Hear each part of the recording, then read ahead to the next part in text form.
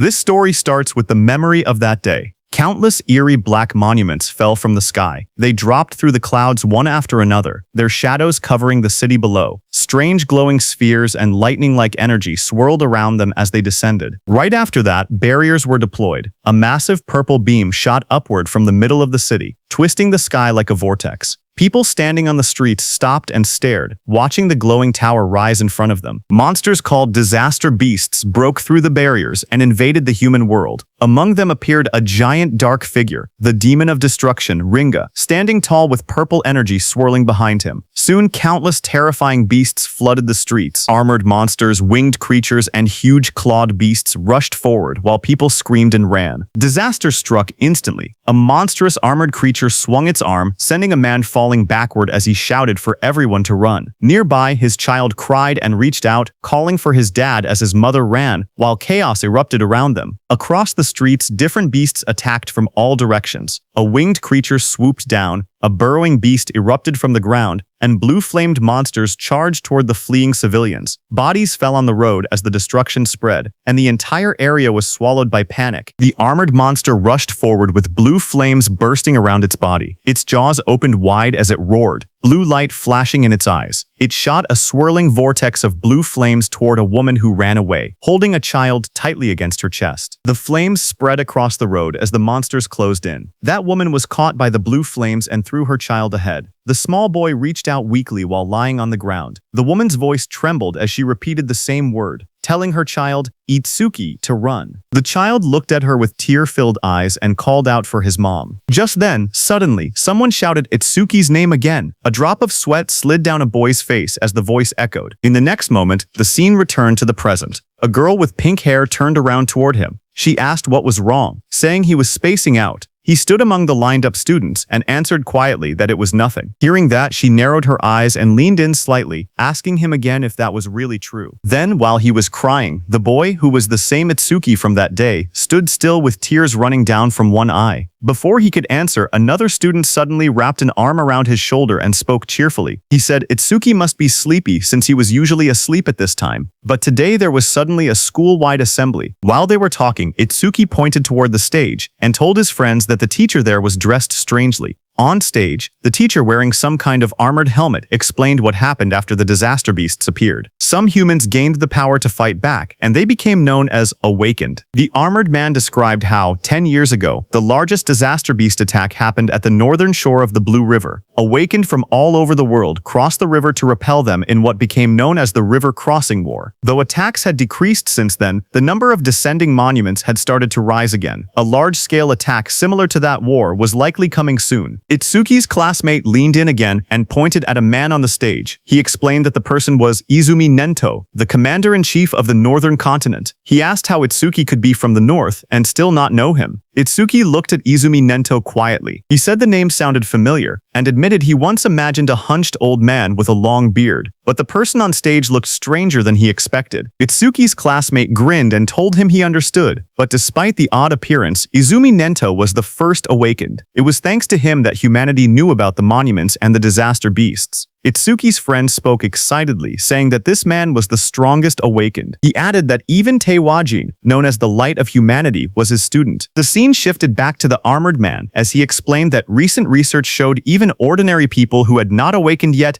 had a chance of gaining power by touching a monument. Izumi Nento stood on the stage, his long cloak spreading like black flames. He told the students he had come to let them try to awaken. He urged them to devote themselves to the fight against the disaster beasts. Just as he said that, a glowing blue blade slashed across the stage as the monument burst open. Light shot outward, scattering fragments, while a guard in sunglasses stood nearby watching. Seeing this, the students reacted with loud excitement. One of them shouted in shock as a monument rose from the ground, wondering if it was magic. Another yelled that this was not the time to be surprised. They clenched their fists, saying it felt like a dream, praying to become awakened. In the crowd, Itsuki's friend grabbed his arm in excitement. He told Itsuki that they finally had a chance to become awakened. His eyes shined as he said the word finally. Saying that, he started walking toward the stage. Seeing this, Itsuki's friend grabbed his shoulder, shouting that he shouldn't be left behind. The pink-haired girl called out to them, telling Itsuki to get back in line properly. But Itsuki walked past her, and a red glow flashed across his eyes. The girl looked at him in shock as the light streaked through the air. A close-up showed Itsuki's expression changing. His eyes shined red with excitement as he said that the day had finally come. On stage, a student touched the large black monument, but nothing happened. A guard immediately called out that it was no good and told the next person to step forward. The students watching reacted nervously. One boy pointed out that the previous student had broken the school's athletic record in his first year. He said that if even someone like that couldn't awaken, then there was no way he could. The girl beside him replied that athletic ability probably wasn't related and that it was too early to give up. More students reached out to touch the monument one after another. The guard repeated the same word, next, as the line kept moving forward. The students crowded together anxiously. One boy with white hair nervously pointed out that not a single person had awakened yet. Others muttered in worry. A girl with short brown hair said she thought it would be easy. The boy beside her trembled, wondering if their entire school would be wiped out. The guard called out the next name loudly, Oishi Hikaru. Nearby, a group of students whispered their concerns. One girl said she didn't want him to awaken. Another explained that he was already a habitual bully, and if he gained powers, they would be in trouble. A boy suddenly pointed toward the monument and shouted that something was happening. Lightning erupted violently from the monument, blasting outward. Oishi Hikaru's body was lifted off the ground as crackling blue electricity surrounded him. The sudden burst drew everyone's attention. A glowing blue screen appeared beside him, showing his information as he grinned excitedly. He thought to himself that both Izumi Nento and the woman beside him would surely recognize him now. The screen displayed this: Oishi Hikaru, human, level 0, Job Elementalist,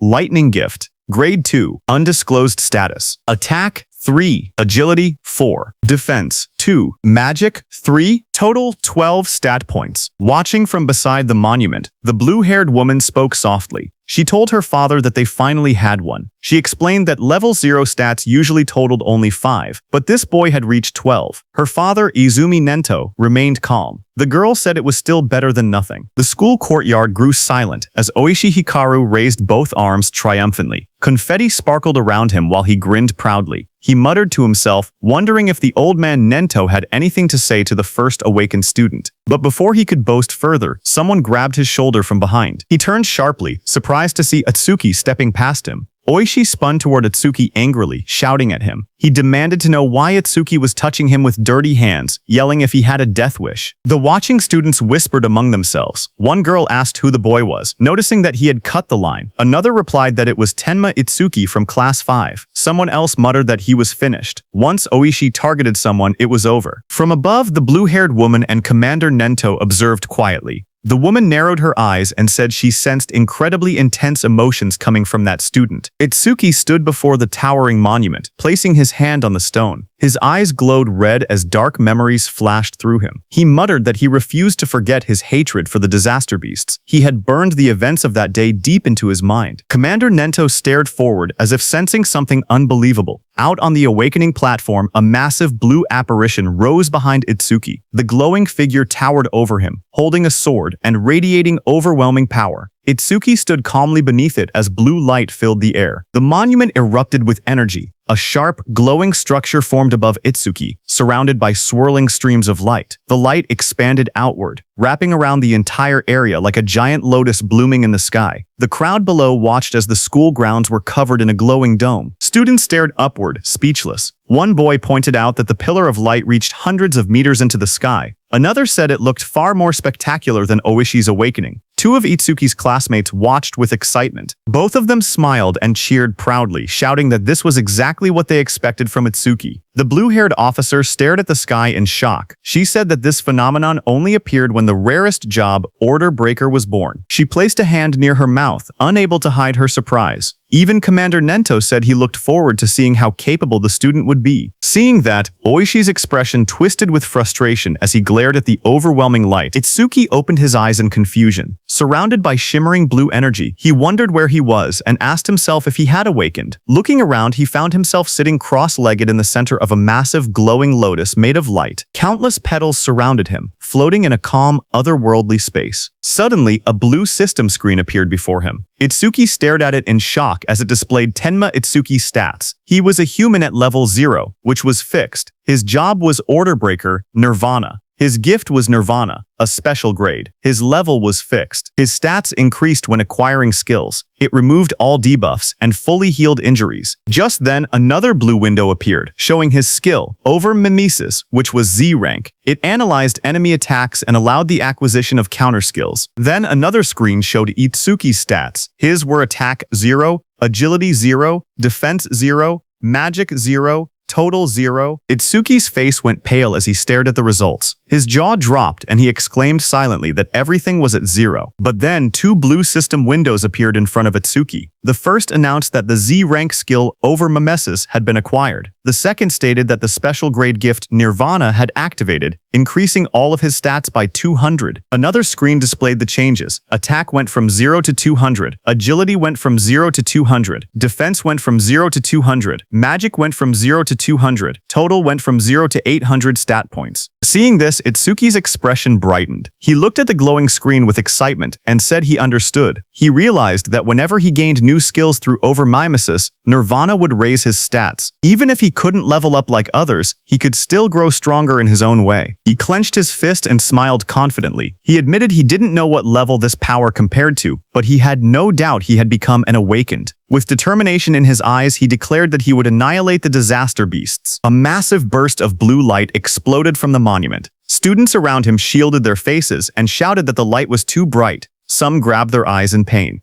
Through the blinding radiance, Itsuki's silhouette stood tall within the monument's glow. Lightning and energy swirled around him in a powerful display. Oishi stared at the scene, trembling with disbelief. His face twisted as he shouted that such a thing was impossible. The blue-haired officer gasped as she looked at the glowing monitor. She covered her mouth in shock and said that these stats were unbelievable for a rookie awakened. Even Commander Nento admitted that it was hard to believe, but stated that Itsuki was undoubtedly among the strongest of all new awakened in history. Outside, Itsuki stepped out of the light, petals of blue energy swirling around him, watching his silhouette shine with power. Just one word left Commander Nento's mouth: the strongest. A system window displayed his public information: Tenma Itsuki Human. Level 0, fixed. Job, Order Breaker. Gift, special grade. Undisclosed. Skill, undisclosed. Status, Attack 200. Agility 200. Defense 200. Magic 200. Total, 800. In the crowd, students and teachers erupted in cheers. They shouted that Tenma's stats had shot up all at once. Someone cried out in disbelief, saying they never imagined their school would have someone this amazing. An older teacher yelled that this feat would go down in school history. But among the cheering crowd, Oishi trembled with rage. Lightning crackled around him as his eyes glowed red. He clenched his teeth and glared at Itsuki, furious that the cheers he believed should have been his, were now stolen away. Oishi's rage exploded as lightning surged across his body. He shouted that a loser like Itsuki should stay a loser. Students around him backed away as sparks crackled through the air, their faces tense with shock. Electricity flooded the entire hall, and Oishi stepped forward with a crazed expression. He declared that he would eliminate Itsuki using his newly acquired skill. Above the crowd, Itsuki stood calmly, staring down from the top of the monument as lightning scattered below him. Itsuki clenched his fist as a blue system window appeared. The screen displayed: C-rank skill, Silver Serpent detected. Over Mimesis activated. Itsuki's eyes sharpened as multiple blue panels began processing. The analysis started at 27%, then climbed quickly, 57%, 69%, and rising, while lightning flickered around him. Itsuki made his move and jumped with lightning speed. The floor cracked under the impact as the lightning slammed down. Students gasped when they looked up and realized something was wrong. One girl asked where Itsuki had gone. Another student said they saw a flash of electricity, and then Itsuki suddenly vanished. Oishi looked around in confusion, wondering where Itsuki was. A glowing blue window reached 88% as Itsuki appeared behind Oishi like a shadow wrapped in lightning. His eyes shone with a blinding horizontal beam. Oishi froze in terror. Sweat poured down his face as he realized Itsuki was behind him. He panicked, unable to move. Itsuki placed a hand on Oishi's shoulder. His voice was cold as he told Oishi to consider himself lucky for being born human. He added that if Oishi were a disaster beast, he would have killed him about 100 times already. Oishi trembled uncontrollably, fear tightening his entire body. Moments later, Itsuki casually stepped forward while Oishi collapsed onto the ground. Another student shouted in shock, asking when Itsuki had moved behind him.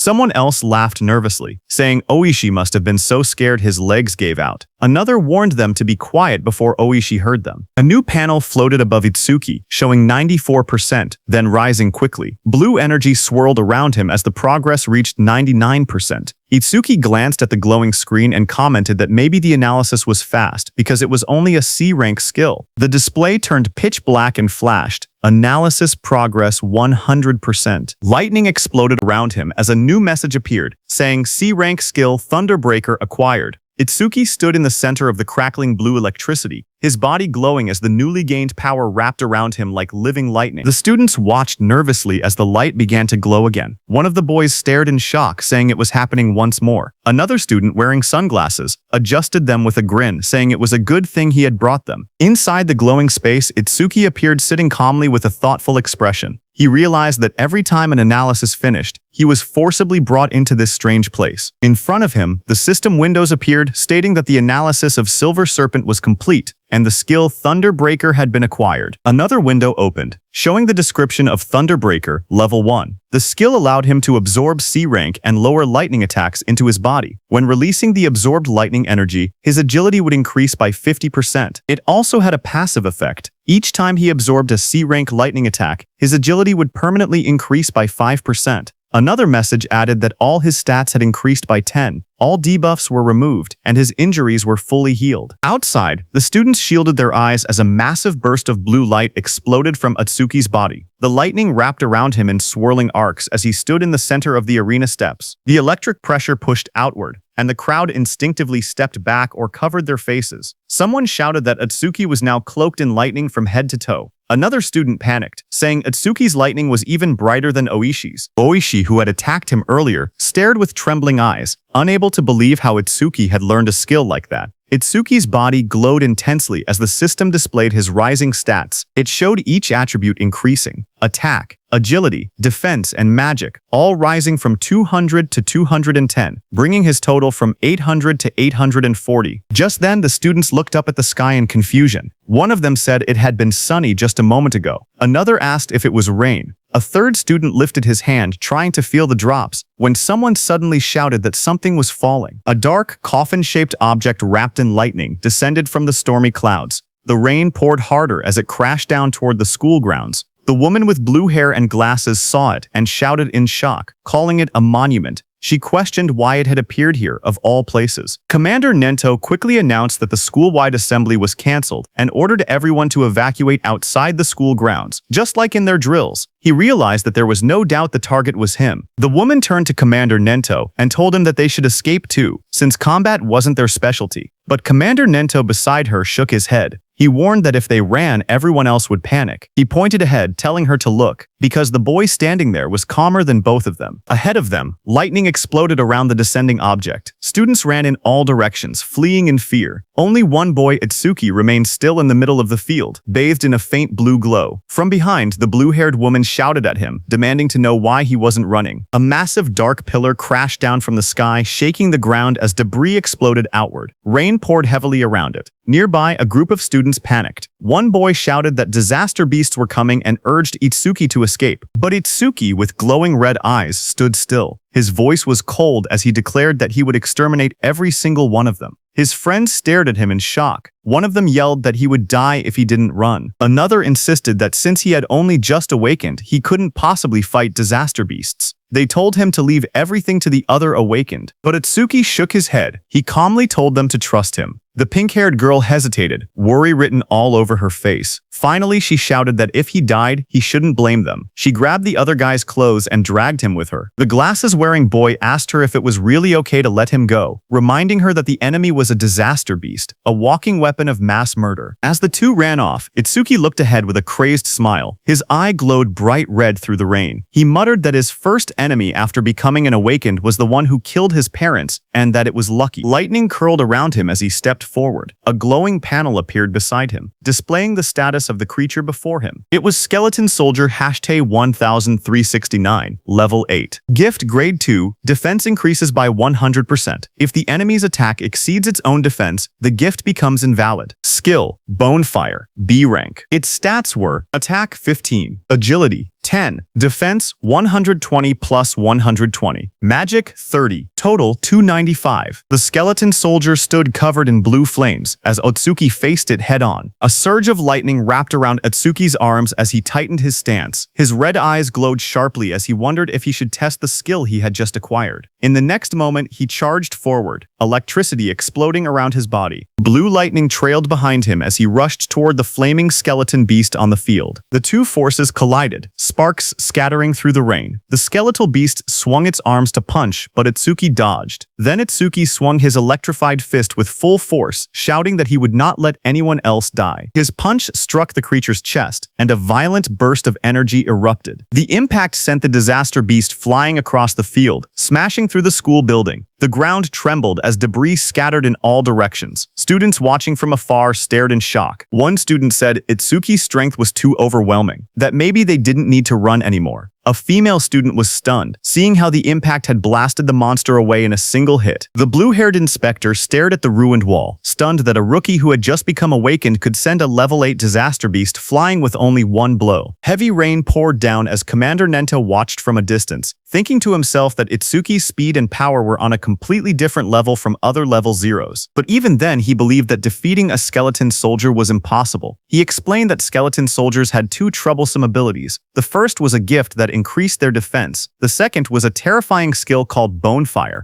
a flame that burned anything it touched into ash. Blue flames erupted violently across the field, spreading like a wave toward Itsuki. The students gasped as the fire surged forward. Itsuki's friends cried out in fear, shouting Itsuki's name. Oishi stepped forward with a crazed smile, yelling that the fool who didn't know his place would just burn to ash. Meanwhile, glowing screens appeared in front of Itsuki. A system message informed him that the enemy was using Bonefire. The analysis began, first at 1%, then rapidly accelerating. As the blue flames engulfed him, more screens appeared, 25%, 39%. 57%. Itsuki stood firmly inside the blazing bonfire, surrounded by data streams. He calmly observed that the analysis speed increased whenever the enemy's skill struck him. The blue-haired instructor watched with widening eyes. She said that even a level 10 awakened wouldn't stand a chance if they took a direct hit. Blue flames continued to swallow the arena as Itsuki stood in the center, half of his body burned away and glowing like a skeleton. The blue-haired instructor's voice echoed through the flames, saying it would be tragic for a genius who had just appeared to be killed by a disaster beast before he could grow. System windows floated around Itsuki, showing 77% and 81%. Itsuki looked at his burning body and muttered that this was what it felt like when the body burned. He added softly that it must have hurt. A memory flickered through the flames. He saw his mother's face, half burned away. He realized that it hurt so much, but even in her last minutes, she smiled so as not to scare Itsuki. Commander Nento peered out with a sharp gaze, wondering if Itsuki hadn't used his full power yet. The blue fire swirled violently as the progress bar climbed. Itsuki's skeletal hand tightened, and he said that once the analysis was complete, the enemy was finished. The system window flashed. Analysis progress, 100%. Outside the flames, the students whispered nervously. One asked if it had been too soon to hope for a rookie who had just become awakened. Another admitted he had been stupid to expect anything. But suddenly, someone pointed forward in shock. He shouted that the blue lotus flower had appeared again. He said Itsuki might show them another miracle. Blue light swirled around Itsuki as he stood inside the burning aura, wondering what kind of skill he would gain this time. The flames around him continued to fade, revealing his burned and cracked body beneath the blue energy. Then a system window appeared, showing that the analysis of Bonefire was complete. It stated that a new skill, Black Wall, had been acquired. More windows followed, explaining the skill. The active effect would create ice on the body by consuming magic power, and could block B rank or lower fire skills. The passive effect increased defense when blocking those skills. Another notification appeared, saying that Black Wall, LV2, had been acquired and that all of his stats had increased by 20. It stated that all debuffs were removed and his injuries were fully healed. A new window showed his updated status. Attack, agility, defense, and magic had all risen from 210 to 230, bringing his total from 840 to 920. Itsuki looked at the glowing screen calmly. He remembered how even his strongest attack earlier couldn't break the skeleton soldier's defense. Now, with this new increase, he believed he should be able to do it. Suddenly, blue lotus petals unfolded around him, blooming like a massive light flower. Itsuki stood at the center, his body surrounded by shining energy. The students watching gasped in shock. One of them cried out in relief, saying Itsuki was alive. Others cheered loudly, convinced that he would succeed. Someone pointed out that a full recovery like this was practically a miracle. The blue-haired instructor stared in shock as she watched the scene unfold. She wondered aloud if Itsuki had a self-healing skill. She had seen him use a lightning element skill earlier, so she couldn't understand how he was recovering. Commander Nento was also shocked. He remembered that order breakers were considered the most mysterious job, but even among them, Itsuki seemed uniquely strange. Meanwhile, Itsuki stood in the center of the glowing lotus petals. His body had recovered completely, not a single injury left. Blue fragments drifted around him as he looked down at his restored form. Itsuki whispered in disbelief, saying it was a perfect recovery. He wondered whether he would heal even if his limbs were cut off, or if his brain was destroyed. He admitted he was curious about the limits of his self-healing. Suddenly, the skeleton soldier roared, its armor burning with blue bone fire. The flames surged violently as the monster charged forward. Itsuki turned calmly, raising his arm as black spikes spread across his skin. The blue flames rushed toward him. His entire body became engulfed in the fire, but he stood unmoving within it. Moments later, his silhouette appeared again through the blaze. Thick layers of black spikes covered him completely, and his red eyes glowed coldly behind the cracked ice armor. Itsuki cracked through the air as he shot upward. The explosion of blue flames shook the area when he crashed down. Itsuki's armored body glowed with electricity as he readied another strike. The skeletal beast struck, but Itsuki moved again, instantly appearing behind the beast, faster than anyone could follow. Itsuki then raised his arm, and it turned into a massive black spike sword, lightning running through it. Itsuki moved with lightning speed, and with a single slash cut the skeletal beast in two with that sword. The students watching from afar were stunned. One of them said that Itsuki moved behind the disaster beast in an instant, as if he had teleported. Another said that only awakened people could track movements like that. Oishi was also stunned, saying she couldn't see Itsuki's movements at all. She compared it to what she had seen before. The blue-haired instructor questioned if someone like Itsuki could really be a rookie. On the other hand, as the dust settled, Itsuki stood alone. As the black spikes on his body disappeared, he kicked and destroyed the skeleton beast's head. He was stunned to realize that it not only generated solid armor to protect his body, but could also shape that armor into any kind of weapon he wanted. A divine skill that combined both offense and defense. Suddenly, someone shouted his name. Itsuki turned his head in surprise as his friend rushed toward him and wrapped him tightly in a relieved hug, saying he was glad Itsuki had won because he had been worried the entire time. Itsuki stayed still for a moment before asking about Saya. His friend pulled back and admitted that Saya had been watching earlier with a face that looked like she might cry, but now she was nowhere to be seen. Itsuki looked toward the crowd, wondering why she didn't come. He scanned the students in the distance, confusion growing. He quietly wondered if she might be angry. Not far away, the blue-haired instructor watched the aftermath of the fight. She spoke seriously, noting that for a boy to defeat a skeleton soldier, something even a level 10 awakened would struggle against, was unbelievable. Commander Nento called the blue-haired instructor Choha and told her to stay and assist with the cleanup. He also told her to deliver his message to the principal that he would be taking Itsuki with him. On the other hand, Itsuki's friend patted Itsuki's hand, saying there was no way Saya would be angry after he won. He guessed that Saya was probably scared of falling behind Itsuki, so she might have gone to touch the monument instead. Itsuki lowered his gaze slightly and murmured that he hoped that was the case. Just then, a voice called out to him, asking if he was Tenma Itsuki. Itsuki turned and noticed someone approaching. Commander Nento, wearing a long cape, stood before him. Itsuki looked up at him in silence. People watching from a distance began whispering among themselves. They saw that Izumi Nento, a famous figure, was talking directly to Itsuki.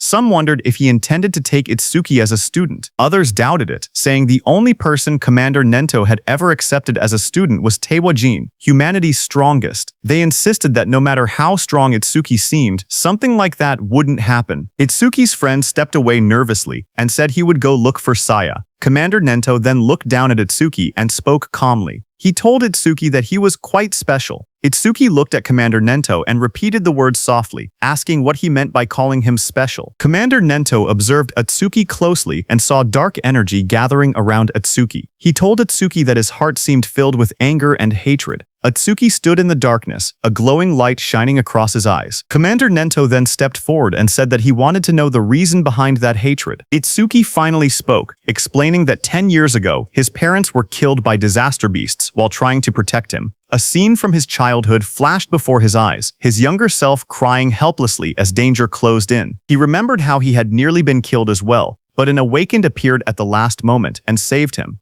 The powerful figure struck the beast right in front of the frightened Itsuki. Itsuki told Commander Nento that, right before his eyes, he had watched his mother die. A glowing blue flame slowly consumed his mother's body. Even as half her face vanished into bone and ash, she smiled gently at Itsuki and told him that he must walk the rest of the path on his own. Young Itsuki stared at her with trembling eyes, unable to understand. His voice cracked as he cried out for his mother. Anger raged inside him as he looked at the beast. Words echoed in his mind, reminding him that both his mother and father had died because of beings like this. Tears streamed down his face as he shouted in denial. Before him, a towering, monstrous figure rose from the darkness, an enormous being surrounded by raging purple flames. Its shadow loomed over Itsuki as he realized the horrifying truth. The creature before him was the root of all evil. Shaking with rage, Itsuki glared upward. His eyes burned red as hatred filled his heart. On that day, he swore a vow. He would kill that demon and every last creature of its kind. In the present, Itsuki clenched his jaw, a tear slipping down his cheek as he shouted that he would kill all of its kind. Commander Nento looked at him and commented that even with a heart consumed by hatred, Itsuki still shed tears. Itsuki raised a hand to his face and explained calmly. Ever since he witnessed the tragedy of his mother's death, his left eye had stopped producing tears, but his right eye had begun crying on its own. Thanks to that, he said, he never forgot his hatred for the disaster beasts. Commander Nento then asked if Itsuki would become his student. He promised to get him into the Salvation League and help him gain the immense power needed to take revenge on the disaster beasts. Itsuki repeated the words quietly, asking what the Salvation League was. Commander Nento then explained. He told Itsuki that to counter disaster beasts more efficiently and scientifically, the governments of the 5 continents had gathered strong awakened from around the world and created an official organization. The members of this organization were called saviors. He continued, saying that saviors were provided with resources such as dedicated training grounds and powerful weapons. They were also guaranteed high compensation. Even trainee saviors received 10,000 gold per month. Itsuki listened in surprise, realizing that 10,000 gold was enough to buy a car. Commander Nento then warned that such generous treatment was not given for free. Saviors were expected to constantly fight disaster beasts on the front lines and protect people's safety. Itsuki stood shirtless, his expression calm as he spoke. He said that he did not care about high pay or special resources. What mattered most to him was something else. Determination filled his eyes. His gaze sharpened as he clenched his fist. He declared that what mattered most was fighting disaster beasts on the front lines. With unwavering resolve, he announced that he wanted to become a savior as well. Commander Nento then explained the process.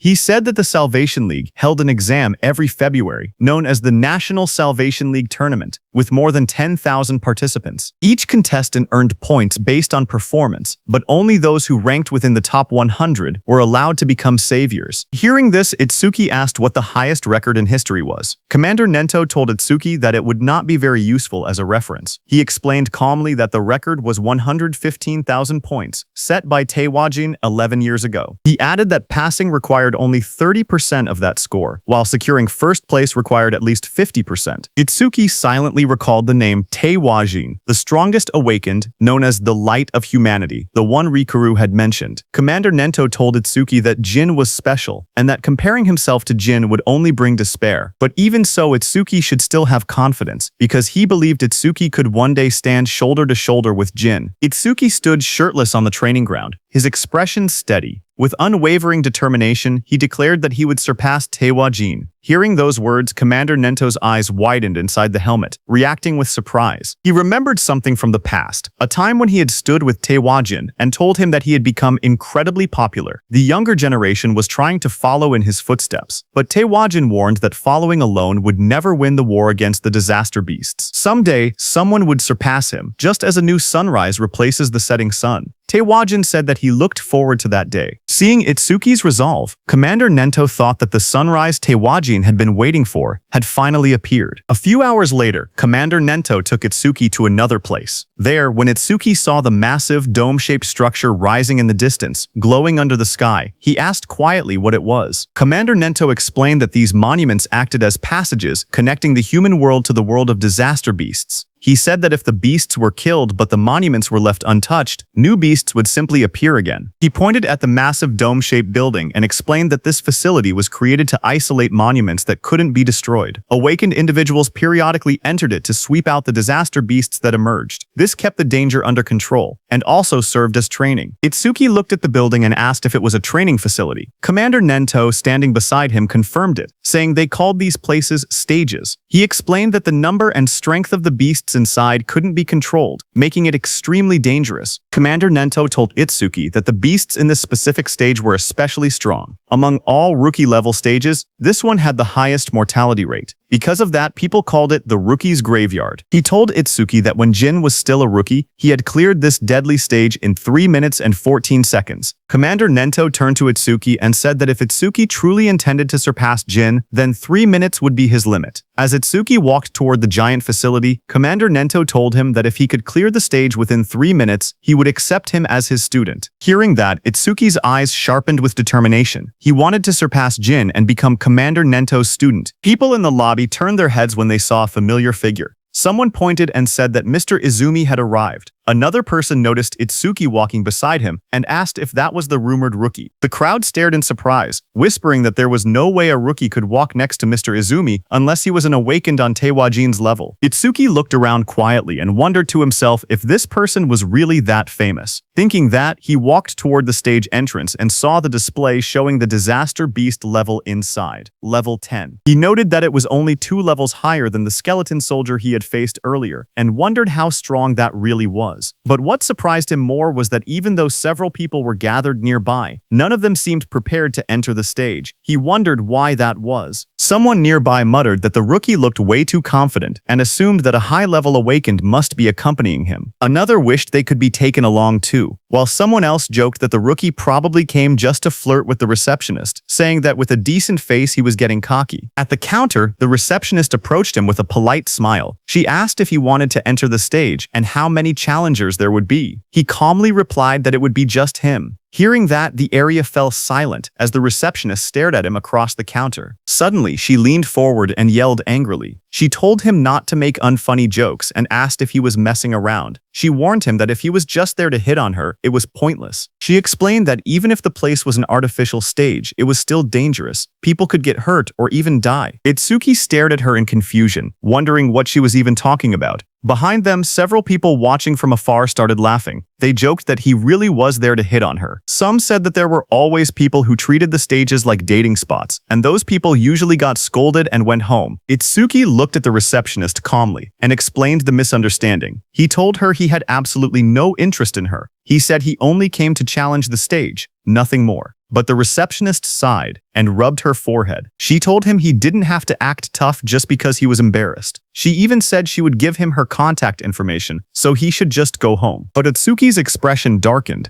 A shadow fell over his face. He told her not to make him repeat himself. He didn't care about her contact information at all. He only wanted her to let him enter the stage. Hearing that, the receptionist reluctantly agreed and told him not to blame her if he died. She held out a metal bracelet with a nervous expression, clearly shaken. Seeing that, Itsuki muttered that she should have just given permission from the beginning instead of making him repeat himself. The people watching from behind whispered among themselves. One man called Itsuki an idiot, saying he could have gotten her contact information but chose to act tough instead. Another pointed out that a level 0 rookie challenging a level 10 stage was basically suicide. They guessed he would run out in less than a minute. Someone else noticed how confident he looked and wondered if he might succeed since he also had a special grade gift. But another person reminded everyone that for awakened people, gifts were just bonuses. The most important thing was level. No matter how special the gift was, it meant nothing if the level was low. On the other hand, standing in front of the gate, Itsuki checked his bracelet. He said that his personal information was registered on it, so scanning it would let him enter. A glowing screen appeared above his hand, confirming, "Entry by awakened Tenma Itsuki has been approved." Itsuki stretched his hands forward and took a breath. He reminded himself that the promise was within 3 minutes. Then he said it was time to begin. A bright digital timer appeared, showing 0001 in green numbers. And just as the gate opened, Itsuki moved with explosive speed. Red energy surrounded his body as he dashed forward, his eyes glowing sharply. He looked around and noticed the vast area. He thought that the interior space was much bigger than he expected. As he ran across the grassy field toward a tall black tower, he told himself that it was his first time entering a stage, even if it was an artificial one. Suddenly, Itsuki noticed a creature rush in and said that it was coming. That creature jumped toward him. It was a wooden monster from the Kodama tribe. A blue window appeared beside it showing its information. Kodama #137 from Kodama tribe, level 4. Gift, none. Attack, 49. Agility, 48. Defense, 53. Magic, 24. Total, 174. Seeing it coming, black spikes formed on Itsuki's hand. In the next moment, he slashed downward with overwhelming force. A sharp strike of energy cut through the target as he launched his attack. Itsuki stood calmly with the massive black spike axe hand. He smiled and remarked that an axe was always the best tool for trees. He then asked the remaining monsters how it felt to see their comrade cut in half. Dozens of Kodama creatures rushed at him. He stood tall and called them rotten trees. Outside, Choha spoke to her father, Commander Nento. She asked why. Out of so many rookie stages, he had made the newcomer enter this one specifically. Commander Nento answered that Itsuki claimed he would surpass Jin, so he simply brought him to the same stage Jin first challenged. Hearing that, Choha frowned and said that surpassing Jin was impossible unless someone stepped outside the bounds of humanity. Hearing that, Commander Nento asked Choha if she believed Jin had already transcended humanity. Choha recalled the time she met Jin for the first time. She had once thought Jin was kind and approachable. Then she saw Jin instantly kill a level 97 disaster beast. She recalled that Jin's eyes during that fight were different. She remembered those eyes clearly, cold, solitary, and transcendent. She felt that they didn't seem human at all. She described Jin's gaze, saying his eyes were like the eyes of a god. Hearing that, Commander Nento told Choha that Itsuki also had potential comparable to Jin, but at the moment he was nothing more than an unpolished gemstone. He added that if Jin could be compared to a godlike existence who saved people, then Itsuki was the opposite, a demon consumed by hatred. Meanwhile, on the battlefield, Itsuki stood among the fallen wooden beasts. He stated that overmimesis wouldn't even activate against disaster beasts of this level. Just then, a dark silhouette appeared behind him, its eyes glowing red. His own eye glowed the same way as the shadow towered over him. In the next moment, his body moved at extreme speed, cutting through the enemies with a sharp motion. Itsuki stood before the fallen creature and looked down calmly. He asked if that was the end. He examined the broken body and wondered if level 10 disaster beasts were only this strong.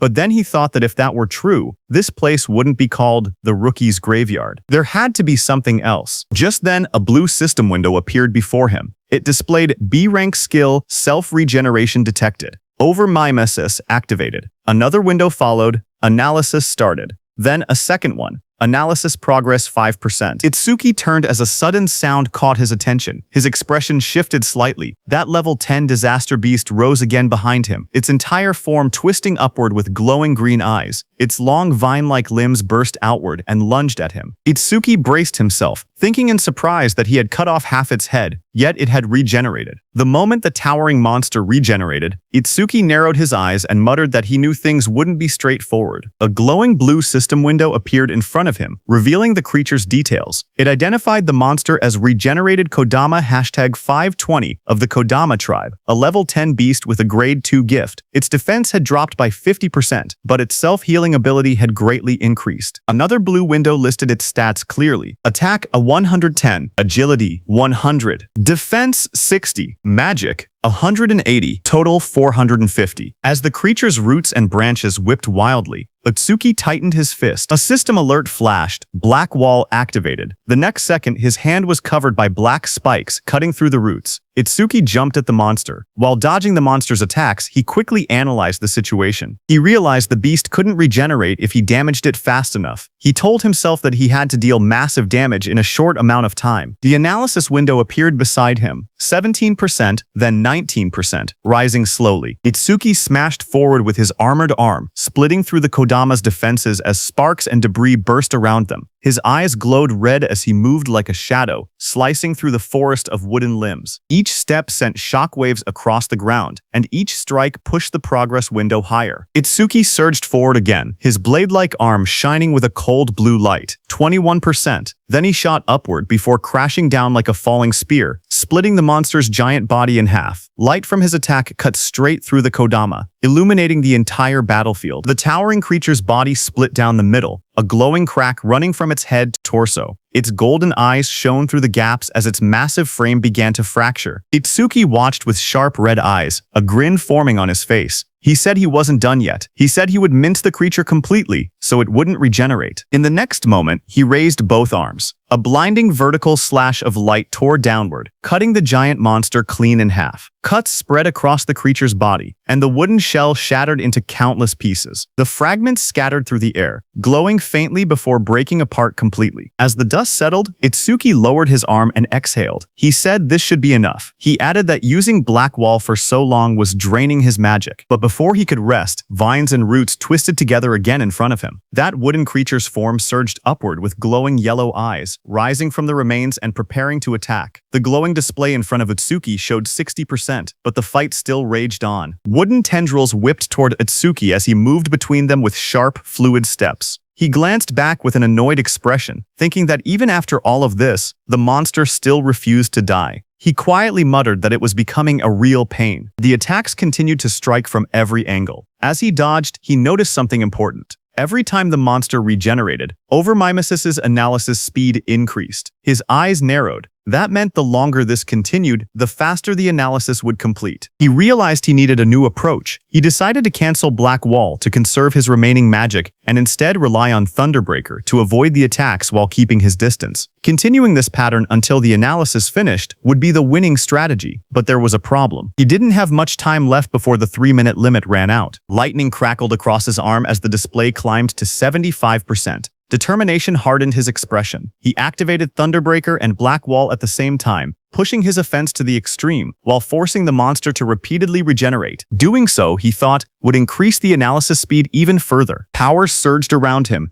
arcs of lightning dancing across his arm as he charged forward with a cold, focused expression. The creature's wooden body split down the middle, its golden eyes glowing through the cracks. Electric sparks flashed violently as he fought. If Overmimesis failed when his magic hit 0, he knew he would die right there. The percentage rose to 80%, then 85%, as he forced his body forward through the storm of wooden strikes. He told himself that if he died now, then everything he'd done would amount to nothing. Lightning gathered in his arm as he unleashed another powerful strike. But right before hitting the monster's head, his magic power hit 0. Finally, his body staggered. Blood dripped from his mouth. He lowered his head and quietly muttered, "Damn it."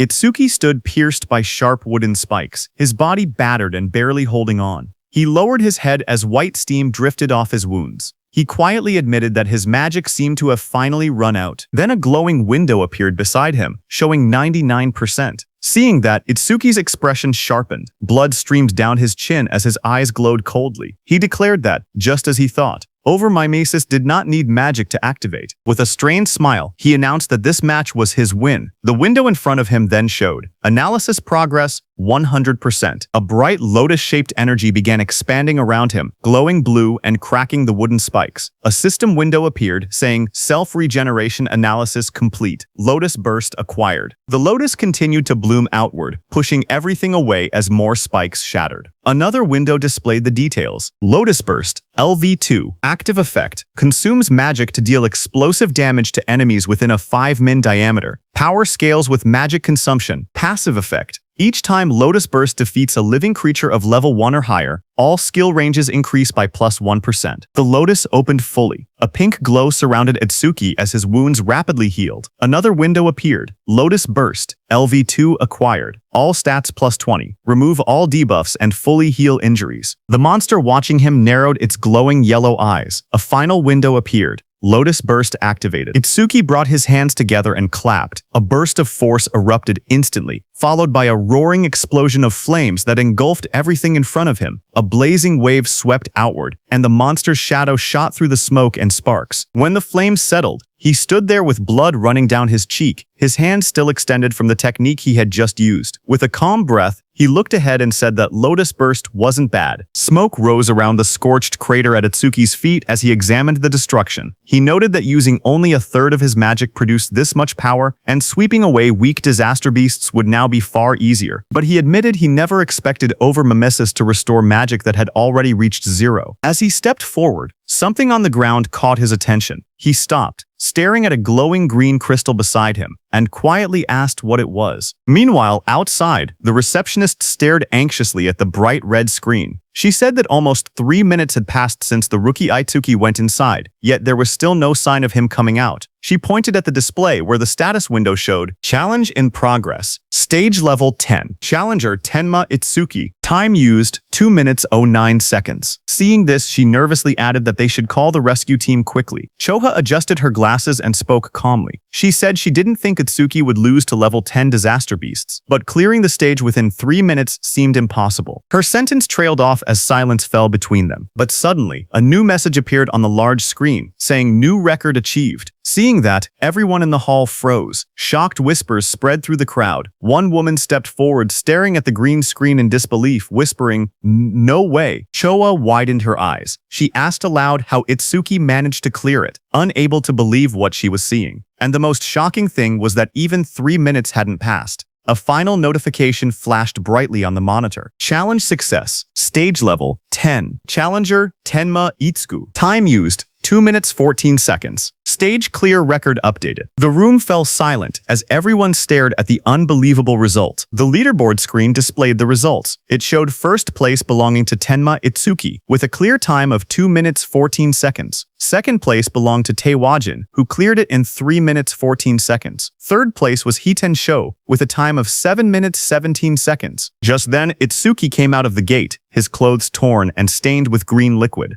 Around him, people reacted in shock. One person exclaimed that Itsuki had really survived, asking whether the green liquid on him was disaster beast blood. Another shouted that Itsuki was a full minute faster than Taewajin. Someone else pointed out that the beasts inside were level 10 disaster beasts and couldn't understand how a level 0 rookie managed it. Another voice added that there was no way a level 0 rookie should have survived. As Itsuki stepped forward, someone began to speak, saying Mr. Izumi was coming. Izumi Nento turned toward Itsuki, who asked him if he could now officially receive Commander Nento's guidance. Itsuki looked at him with a faint smile and addressed him as teacher. Commander Nento responded with pride, saying that Itsuki had done well, just as he expected from his student. Standing nearby, Choha watched quietly. She wondered if her father was happy, saying she hadn't seen this expression from him in a long time. In the crowd, people continued whispering. One person shouted in disbelief that Itsuki was actually Izumi Nento's student. Another said it was no wonder he could break Taewajin's record. But someone else added that even if he truly was Izumi's student, as long as his level didn't increase, there would be no room for growth. Just then, the receptionist came forward nervously with a decorated box in her hands. She explained that it was a gift for breaking the record and asked Itsuki to accept it. Her expression softened as she apologized for the rude things she had said earlier. Itsuki looked surprised as he received the box, asking if he truly got something for his achievement. He said that it was fine, because a level 0 rookie challenging a stage like that really did seem reckless. He added that he was a complete stranger to them, and it wouldn't have mattered to anyone if he had died. But since she tried to stop him, it proved she was worried. Hearing that, the receptionist blushed deeply. She stuttered as she insisted it wasn't like that. Itsuki simply thanked her, which only made her blush even harder. Not far away, Choha called out, telling Itsuki that she was leaving and not to lag behind. She tightened her glasses, annoyed, and warned him not to get cocky just because he had become her father's student.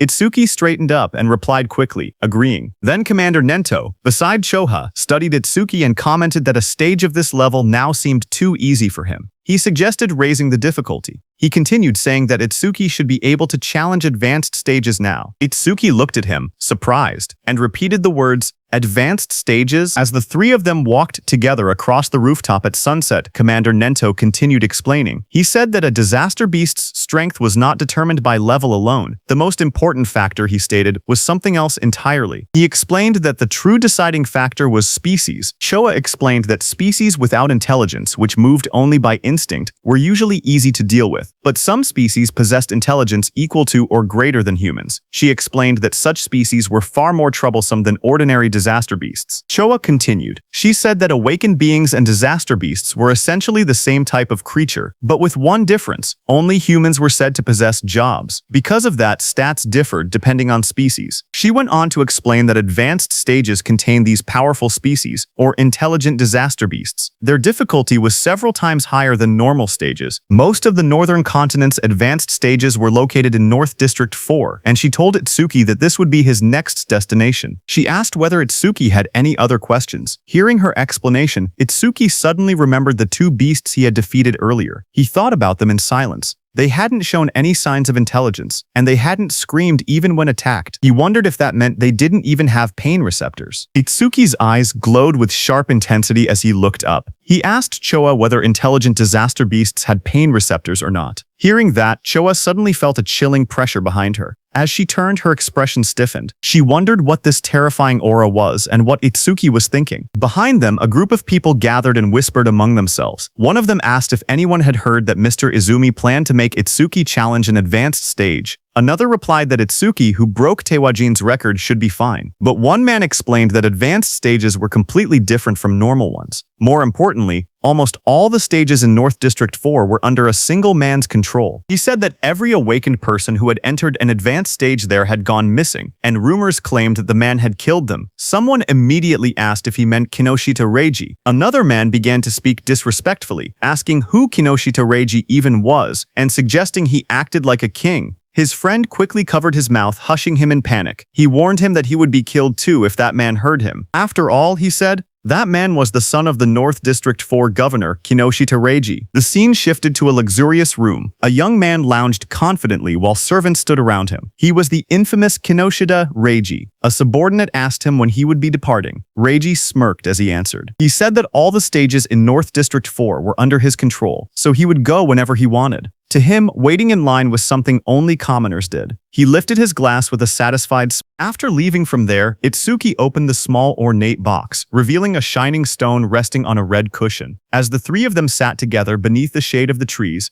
Itsuki looked at the stone and muttered that it was from that time.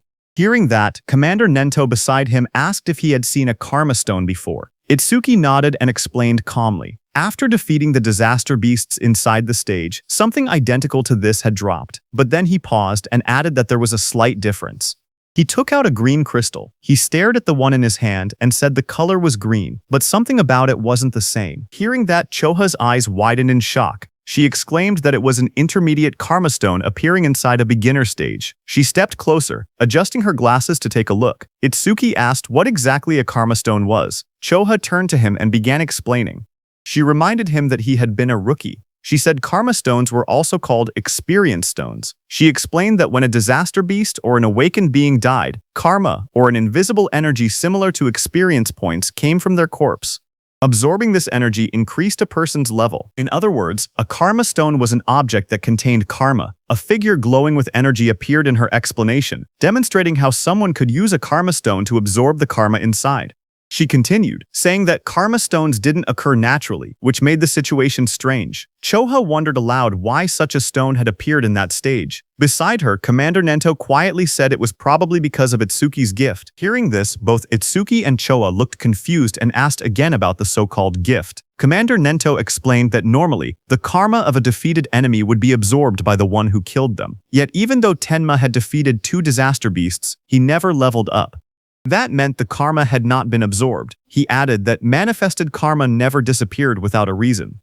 He continued, saying that if his speculation was correct, the karma of the disaster beast that attacked the school had been absorbed by the awakened individuals present, meaning the people standing there. He explained further that a stage was an enclosed space. Because Tenma was unable to absorb the generated karma and there was no other recipient inside, the leftover karma clumped together and formed a karma stone. Hearing this, Choha looked startled. She asked how Itsuki's stats increased if he truly could not level up. Hearing that, Commander Nento suddenly stood up and reminded Choha that an awakened person's gift was top secret and could not be disclosed. Startled, she apologized immediately. Commander Nento then turned back to Itsuki. He told him that he could choose whether to keep the Karma Stone or sell it. He added that he would be leaving soon for a Commander-in-Chief meeting of the 5 continents, and that during his absence, Choha would look after him. Before departing, he said there were several things he wanted him to remember. Commander Nento spoke calmly as he listed out the rules. He told Itsuki to keep their relationship confidential, then added the second rule, never disclose his gift to others. The third rule followed. Itsuki had to clear at least 6 advanced stages before the teacher returned. A fourth instruction echoed after that. He told Itsuki to do what he believed was right without hesitation, promising that no matter what happened, he would be behind him. Hearing this, Itsuki smiled with determination and answered, "Yes, teacher." At the same time, at North District 4, Flaming Rock Execution Ground, groups of students argued with suited guards blocking an entrance. One of them shouted that they had arrived first and demanded to be let in. The guards refused. They said the stage had been reserved by the Kinoshita family's son, telling everyone to go home. The students grew angry. One yelled that having money didn't give someone the right to do whatever he wanted. Another pointed out that the privileged boy wasn't even there yet and insisted they should be allowed in first. Their frustration rose. One threatened to report the situation to the Awakened Guild, saying he didn't care who the rich kid was. But before he could finish, a dark figure with glowing red eyes appeared behind them, cutting off their complaints. In the next moment, a powerful attack blasted forward. The students were thrown aside as a muscular fighter struck with overwhelming force, scattering them in an instant. Another student rushed forward, attacking the muscular man. A sharp white arc cut through the air as it struck with full power, but the attack landed directly on the muscular man's body and bounced back, sending shockwaves bursting outward. The impact echoed loudly across the ground. The blonde student watching from behind stared in horror. He muttered in disbelief that his B-rank skill, Earth Spine, had not worked at all. The muscular man turned, his face shifting into a terrifying form with glowing red eyes and metallic markings. He shouted that the attack didn't hurt or even itch. The blonde student trembled. He thought to himself that Earth Spine was a technique meant to pierce anything. He wondered if the man in front of him was actually a monster. Before the student could react, the monstrous man lunged forward and grabbed him, his red aura flaring violently as he towered over the frightened student. The muscular man smacked the blonde student's head. The blonde student slammed down violently. Blood burst from his mouth as his eyes rolled back, his body twisting from the impact. Around him, the spectators reacted in shock. They whispered that a level 7 and a level 8 student had been killed instantly without being able to defend themselves. They said the big guy was far too strong. Someone identified him as Oga Takaru, one of Kinoshita Reiji's 4 pillars and a level 12 gold elementalist. Hearing that, the crowd understood why things had turned out this way. Oga held one of the defeated students by the neck and warned everyone. He said he would not forgive anyone who tried to enter the stage without Reiji's permission. If anyone resisted, he would treat them the same way he treated the 2 lying on the ground. The other students watched nervously as Takeru lifted the struggling blonde student off the floor. The blue-haired student remained unconscious beside him. Oga shouted that nobody should think about helping them. The group of bodyguards in suits stood nearby laughing. One of them told Oga not to go too far because the trash was watching. Another warned that if he kept beating weak students, the teacher would hear about it. Their laughter echoed through the area. Oga only scoffed. He tossed the blonde student aside with a flick of his arm, showing no concern at all. The injured blonde student collapsed forward, but before he could hit the ground, Itsuki caught him. Blood dripped from the student's nose as his body went limp in Itsuki's hands. Around them, the other students whispered in shock. One of them asked who the newcomer was and wondered why he didn't listen when they told him not to interfere. Another panicked voice said that a level 0 person was definitely going to die. Someone else stared at Choha and muttered that the beauty beside him looked familiar. Not far away, Oga glared at Itsuki. He shouted that nobody was allowed to pass without Reiji's permission. He warned that if Itsuki didn't want to end up like the unconscious student, he should just go home quietly. Hearing that, Itsuki lowered his head slightly. He calmly said that he understood. He wouldn't be able to enter the stage unless he defeated this man. Beside him, Choha raised her hand, saying she would contact the North District 4 administrator because this kind of behavior couldn't be allowed. But Itsuki stopped her. His eyes glowed bright blue as he said it wasn't necessary. He repeated what his teacher had told him, that he should do what he believed was right without hesitation. He then turned to Choha again and spoke plainly. He said he would leave the treatment of the injured students to her. Then he turned to Oga. As Atsuki stepped forward, a thought appeared in Oga's mind as he stared at him. He wondered who this man was. A status window floated beside Atsuki, showing his information. Tenma Tsuki Human. Level 0, Fixed. Job. Order Breaker. Gift, Special Grade. Skill, Undisclosed. Status, undisclosed. Seeing this, even though Itsuki was level 0, he stood firmly without any fear. Oga wondered if Itsuki had a rare job that allowed him to stay calm like this. Oga suddenly felt something strange. Even with his higher level, he felt pressured. He told himself that rare job or not, he was 12 levels ahead. The stat difference shouldn't be something Itsuki could bridge. Another window appeared beside Oga, showing his status. Oga Takeru, Human, Level 12, Job, Elementalist. Gift, Grade 2. After metallization, defense plus 50% in stationary state. Skill, metallization, C rank. Status, attack 110, agility 100, defense 250, magic 145, total 605. As Oga stared, his expression changed. His eyes widened, and in the reflection of his pupil, he suddenly saw Itsuki rushing toward him at incredible speed. In the next moment, Itsuki's fist collided with Oga's body with overwhelming force, sending a shock through the frame as the impact landed cleanly. The crowd watched in shock as two students stared ahead, sweat running down their faces. One of them exclaimed that the speed was unreal, and wondered if Itsuki was really level 0. The other admitted that even though he was level 8, he wasn't sure he could keep up with that kind of movement. But as the dust settled, it was revealed that Itsuki's fist had struck Oga's metal head, sending steam rising from the impact. Oga had blocked the blow with his metallization skill, his face hidden behind the shining metal layer. Seeing this, Itsuki pulled back slightly, his eyes narrowing as he realized the strike had been stopped. Oga then raised both hands, his arms transforming completely into polished metal. He looked down at Itsuki and commented calmly that the speed was good.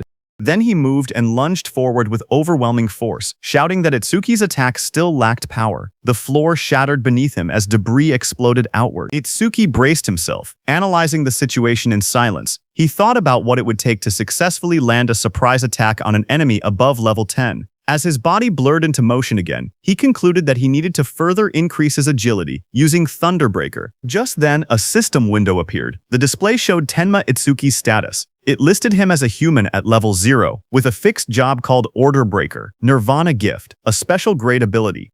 His Nirvana skills were shown: Over Mimesis, Z rank, Thunderbreaker, LV1, Black Wall, LV2, and Lotus Burst, LV2. All of his stats, attack, agility, defense, and magic were listed as 250, totaling 1,000. Then another screen appeared. It detected a C-rank skill, Metallization. At the same moment, Over Mimesis activated and began analysis. The progress bar rose to 1%. Itsuki crouched on the ground, watching his opponent. He wondered if the threat level was high enough for Over Mimesis to activate. He decided he needed to get serious. A new screen showed the analysis increasing to 5%.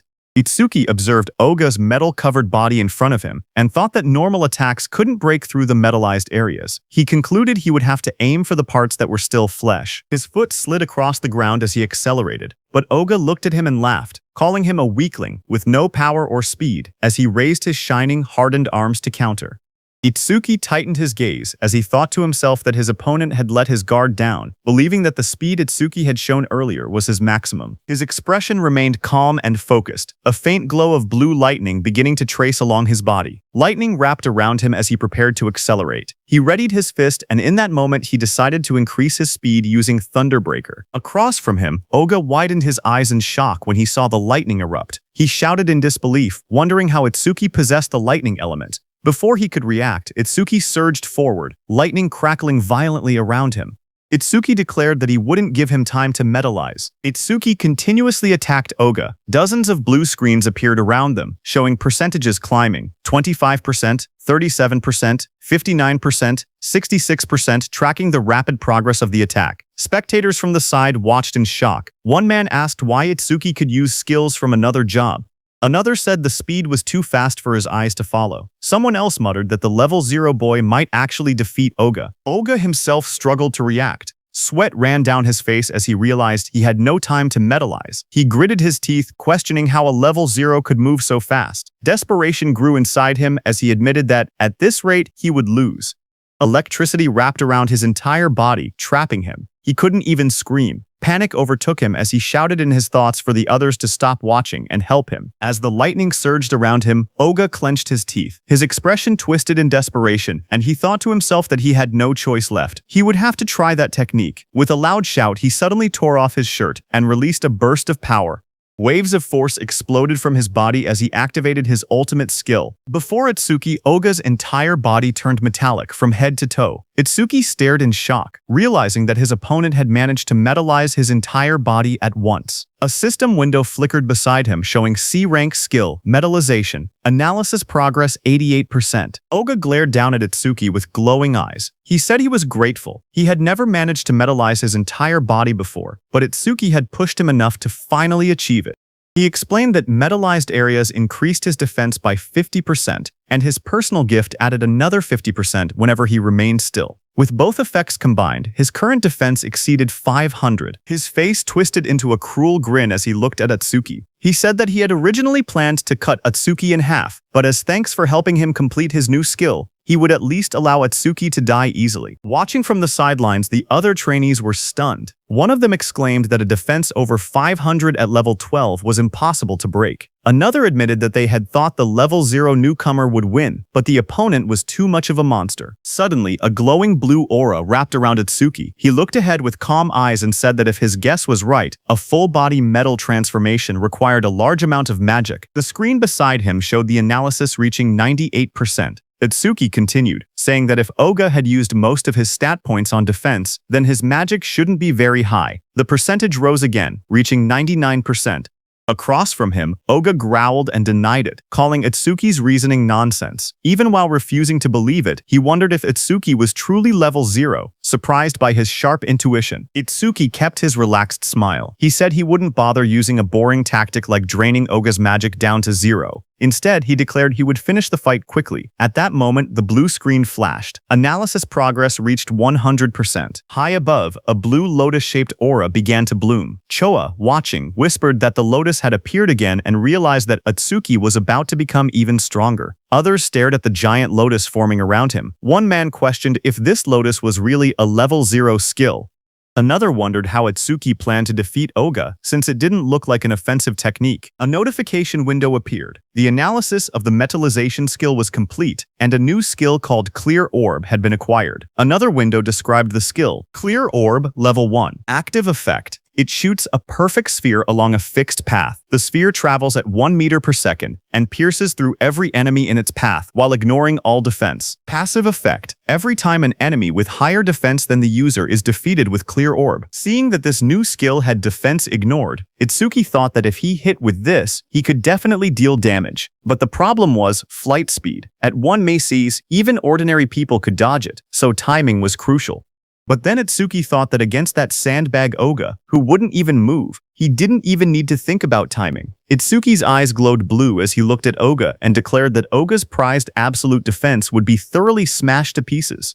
Just then, a system window appeared, saying, Clear Orb LV1 acquired. All stats plus 10. Remove all debuffs and fully heal injuries. Status. Attack went from 250 to 260. Agility from 250 to 260. Defense from 250 to 260. Magic from 250 to 260. Total from 1000 to 1040. The blue lotus petals opened as Itsuki stood in the middle, pointing his finger at Oga. Right above his finger, a small lotus flower appeared. As the lotus spun and bloomed, Itsuki told Oga to now try to dodge this. A system window displayed that Clear Orb has been activated. The students stared at the glowing sphere and whispered among themselves. One of them said he had never seen that skill before. Another explained that this must be the Order Breaker, the job known as the most mysterious among the four. Someone questioned whether a skill released by a level 0 could break through the defense of a level 12 specialist. Another pointed out the confident look on Itsuki's face, saying that the technique must be incredible. A glowing lotus-like shape opened, revealing a small black orb. The orb floated forward, shining as colors scattered around it. The onlookers watched silently as the orb drifted through the air. Some students stared in confusion. One boy complained, saying it was just a tiny ball. Another asked if they were being serious and called it disappointing. Oga glared at the orb. He mocked the attack, saying that such a small sphere couldn't make him move or cancel his gift, calling it naive. He stepped forward confidently. He asked if this was Itsuki's trump card. Then, the orb continued floating toward him. With a mocking glare, Oga shouted that Itsuki was going to die pathetically. For a moment, he remained certain of his victory, until his expression suddenly shifted. His eyes widened as the orb began to sink into the side of his metal-coated body. A faint crack appeared where it touched him. A heartbeat later, a violent burst of blood exploded from the wound. Oga screamed in agony as the clear orb tore through his arm, ripping it apart in a single clean line. He collapsed to the ground, clutching the bleeding stump, shouting desperately about his arm. Itsuki walked toward him calmly. He told Oga that he had warned him to dodge. Itsuki said that because Oga was human, he had only aimed for the arm. If he had been a disaster beast, the attack would have been aimed at the neck. Itsuki then looked at Oga's men standing frozen nearby. He ordered them to stop staring and take Oga to a hospital, asking if they couldn't hear him. When no one moved, he turned back with cold eyes and repeated sharply that he was telling them to get lost. Immediately, Oga was carried away by the guards, blood covering his back and dripping onto their suits. One guard looked shaken while another wiped sweat from his face. In the distance, the crowd began cheering. Showa smiled proudly as the students around her celebrated. Someone shouted that Itsuki won. Another yelled, "Well done," and others said it served Oga right. Immediately, two students rushed up to Itsuki. One asked if he wanted to team up with them, saying 3 people could clear the mission quickly. The other quickly insisted he should join their team instead, explaining that with only 2 members, he would get more experience points.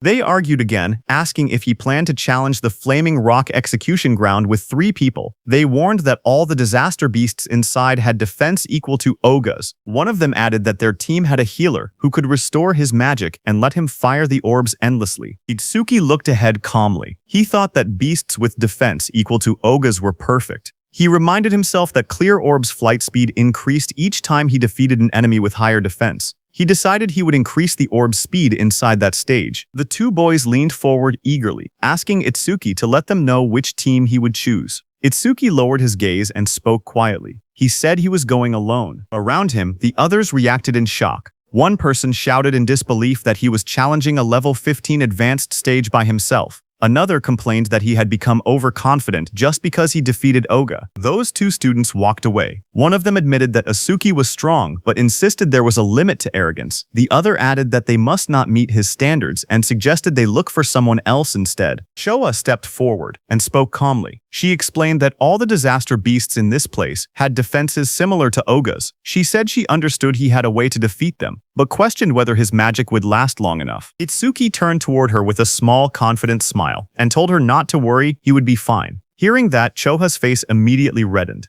She replied sharply that she wasn't worried. She said she only asked because her father would blame her if he died. Then she turned away, saying she would go treat the injured and that he could do as he pleased. Before she left, she adjusted her glasses and added one more warning. She explained that the Stone Tribe had no intelligence, but they moved in groups. She told him to be careful about his magic consumption. Itsuki stepped toward the glowing entrance device and raised his hand. A soft beep echoed through the air as the system confirmed him. A notification projected beside the door, stating that entry for the awakened Tenma Itsuki had been approved. Once inside, Itsuki looked ahead with sharp eyes. He muttered that there were more enemies than he had expected. Right in front of him, countless stone beasts filled the rocky canyon, their bodies made of thick boulders and glowing yellow eyes. The ground cracked under their weight as they charged. Itsuki watched them and noted that the disaster beasts in this advanced stage had levels and stats far higher than before. A blue system window appeared in front of him, showing the information of a stone statue from the Stone Tribe, level 9, with its gift converting all magic power into defense. As one of the stone beasts rushed toward him, Itsuki held out his glowing purple orb. He spoke calmly, saying he would test whether these enemies met the clear orb's passive conditions. The purple aura around the orb burst outward as he activated it. The clear orb shone brightly, its power swirling in layers of violet and blue light. The stone beast charged forward, its massive body bursting through the dust as Itsuki raised his hand. The purple orb floated above his palm, swirling with bright light as he aimed it at the incoming monster. The orb shot out instantly, tearing straight through the beast's rocky body. A large hole opened behind it, and Itsuki stepped through the fading purple glow as the system window appeared. The screen displayed the message, "Stone Statue, Level 9, defeated." Another line followed, "Clear orb, flight speed increased by 100%. Itsuki watched the notification and nodded. He thought to himself that it was exactly as he expected. More stone beasts roared as they appeared in front of him, their yellow eyes shining from within the broken cliffside. Itsuki stood calmly among them, the purple light reflecting across his silhouette. Lightning began crackling around Itsuki's body, and his eyes glowed red. He looked ahead and said that these slow beasts with poor evasion were perfect prey for the clear orb. System windows continued to appear one after another. Stone Statue Level 9 defeated. Clear orb flight speed increased by 100%. Stone Statue Level 8 defeated. Clear orb flight speed increased by 100%. Pieces of broken stone scattered across the ground as the notifications filled the air. The glowing status window floated above Itsuki, showing magic a 110/260 remaining. He stood on top of a mountain of shattered stone beasts. Looking down at the battlefield, he calmly calculated the situation. Using the clear orb once consumed 50 magic points, which meant he only had 2 uses left.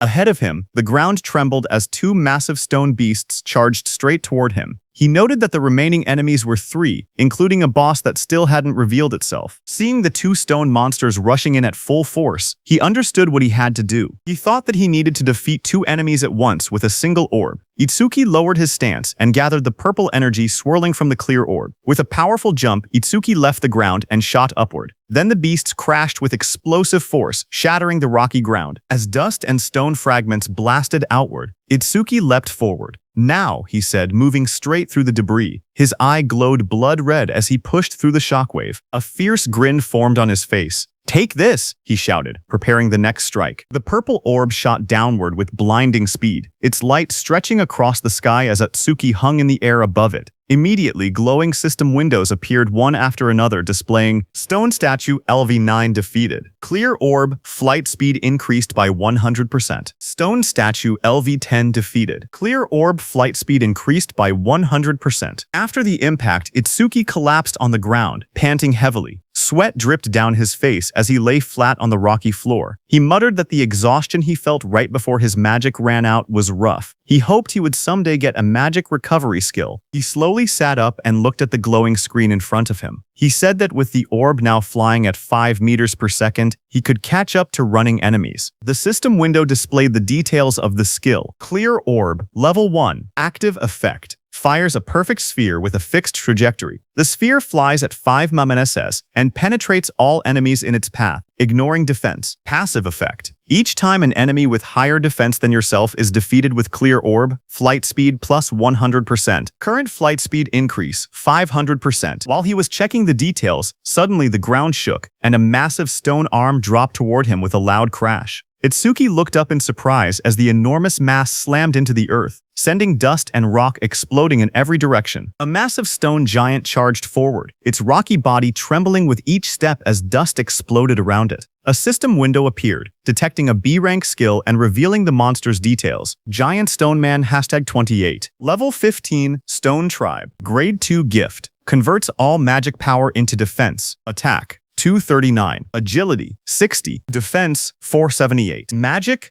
0. Total 777. Itsuki looked up at the towering creature and gasped that it was huge. Lightning wrapped around his body as another window announced, Thunderbreaker activated. Agility plus 50%. Crackling with blue electricity, he sprinted toward the giant. As he dashed below the monster's massive frame, he wondered if he could defeat it with a single clear orb hit. He looked up at the stone giant's head and thought that maybe aiming for the head would work. Lightning trailed behind him as he climbed the monster's rocky body. He spotted a moment of opportunity and shot a clear orb at the monster's head. However, Itsuki soon realized something troubling. He told himself the orb was too small, and even if it penetrated, it wouldn't deal much damage. The massive stone giant swung its enormous arm, and the impact sent wind blasting through the air. Itsuki leaped upward, light and energy swirling around him as he tried to avoid the attack. His eyes widened when he realized he was stuck in the air. He clenched his teeth and thought that this was bad. He couldn't dodge while mid-air. A system window appeared as dark spikes wrapped around his arm. Black wall activated just as the giant's blow landed. Itsuki smashed into the rocks with a violent explosion, kicking up dust and debris across the rocky ground. When the dust settled, Itsuki was wedged into a stone wall, breathing heavily. He muttered that this big guy was tougher than he expected. Another system window flickered in front of him. A B-rank skill, Gigantification, was detected. Over-mimesis activated and began progressing at 1%. Seeing that, Itsuki looked up with a confident grin. Realizing the monster grew huge because of a skill, he said this would be easy. With one hand, he grabbed onto the giant's stone body and prepared for his next move. Meanwhile, outside, one of Kinoshita Reiji's men got the news of what had happened to Oga and froze in shock. Sweat rolled down his face as he shouted, "What?" Behind him, Kinoshita Reiji, dressed in a golden vest, sat calmly. He narrowed his eyes and warned his man not to make noise in front of him. The suit-wearing man bowed his head and apologized, saying it was just so unexpected. Kinoshita asked him what had happened. The man reported urgently that someone had defeated Oga and forced their way into the stage. Hearing that, Kinoshita clenched his teeth and broke the wine glass in his hand. He questioned what Oga was even doing. He reminded himself that Oga always bragged that no one below level 30 could break through his defense. He wondered if a level 30 or higher awakened had shown up, but his man quickly explained that with the recent surge in descending monuments, all awakened above level 30 were busy dealing with them and shouldn't have time to come here.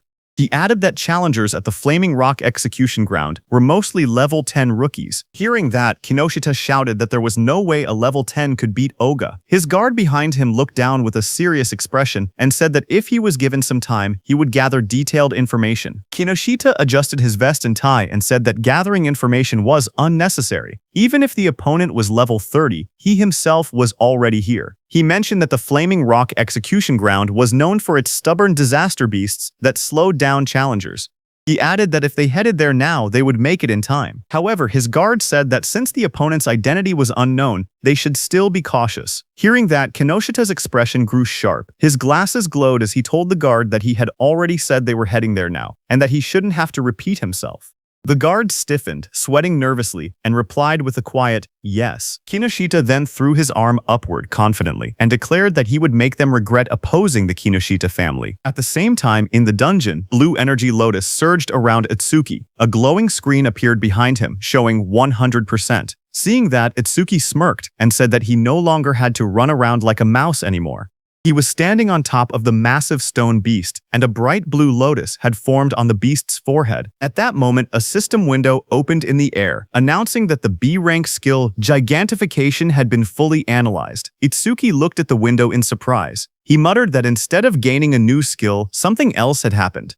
He realized that Clear Orb had leveled up to level 2, and he checked for new effects. Another set of windows appeared, explaining the changes. Clear Orb, level 2, now fires a perfect sphere at 5 meters per second, piercing all enemies while ignoring defense.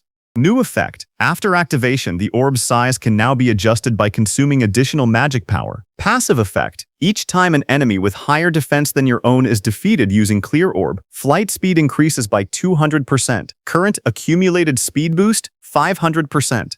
Itsuki stared at the window, shocked that the passive effect had risen from 100% to 200%. More importantly, he was excited that he could now control the size of the orb with magic. Power surged around him as the blue energy lotus opened. Itsuki said he wanted to try the new ability immediately, and glowing energy surrounded his body. Another window appeared, confirming the upgrade. Clear Orb level 2 acquired. All stats plus 20. All debuffs removed. Injuries fully healed. A second window showed his new status. Attack went from 260 to 280, agility from 260 to 280, defense from 260 to 280, magic from 260 to 280, and total stats from 1040 to 1120. Itsuki then jumped above the massive stone beast, and a massive dark glowing flower appeared beside him, pulsing with power. He thought to himself that it was consuming all his magic to create the maximum orb it could produce right now. The stone beast glared up at him with bright yellow eyes as cracks of energy spread across its body. Itsuki shouted, telling the stone beast to take the biggest clear orb. The giant flower opened like petals and released a powerful clear orb. The massive orb shot downward and struck the stone beast, blasting through its body as Itsuki unleashed the attack with full force. After landing the blow, Itsuki lowered his hand and smiled. He joked to himself, asking if he had pushed it a bit too far. A small window beside him showed that his magic had dropped to 0 out of 280. As the stone man was destroyed, a system window appeared, announcing that the giant stone man, level 15, had been defeated, and the clear orb's flight speed had increased by 200%. Amid the collapsing stone debris, Itsuki looked at the destruction around him.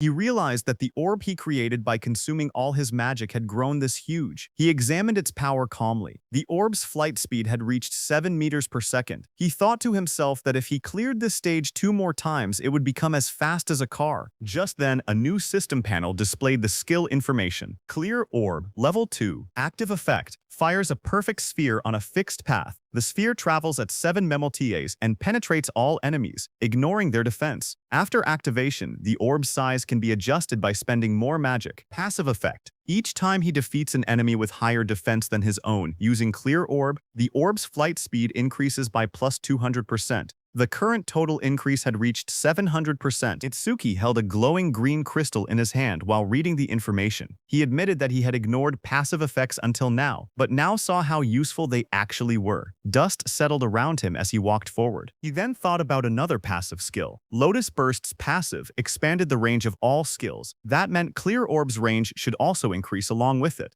He then checked Lotus Burst's passive effect. Each time Lotus Burst defeats a living creature of level 1 or higher, the range of all skills increases by plus 1%. Seeing this, Itsuki smiled slightly as he looked at the system panel floating beside him. Itsuki imagined and thought to himself that if he kept increasing Lotus Burst's passive effect, he could eventually defeat disaster beasts from thousands or even tens of thousands of meters away. Then, outside, a bright green display screen lit up. It showed the result of the challenge. The challenge was successful. The stage level was 15. The challenger was Tenma Itsuki. The time used was 3 minutes and 1 second. The stage clear record was updated. Seeing that, the crowded group reacted immediately. One man shouted in disbelief, saying that 3 minutes and 1 second was impossible. Another said that even a 5-person party needed more than 10 minutes. Someone else wondered if Itsuki had defeated all the disaster beasts in a single hit.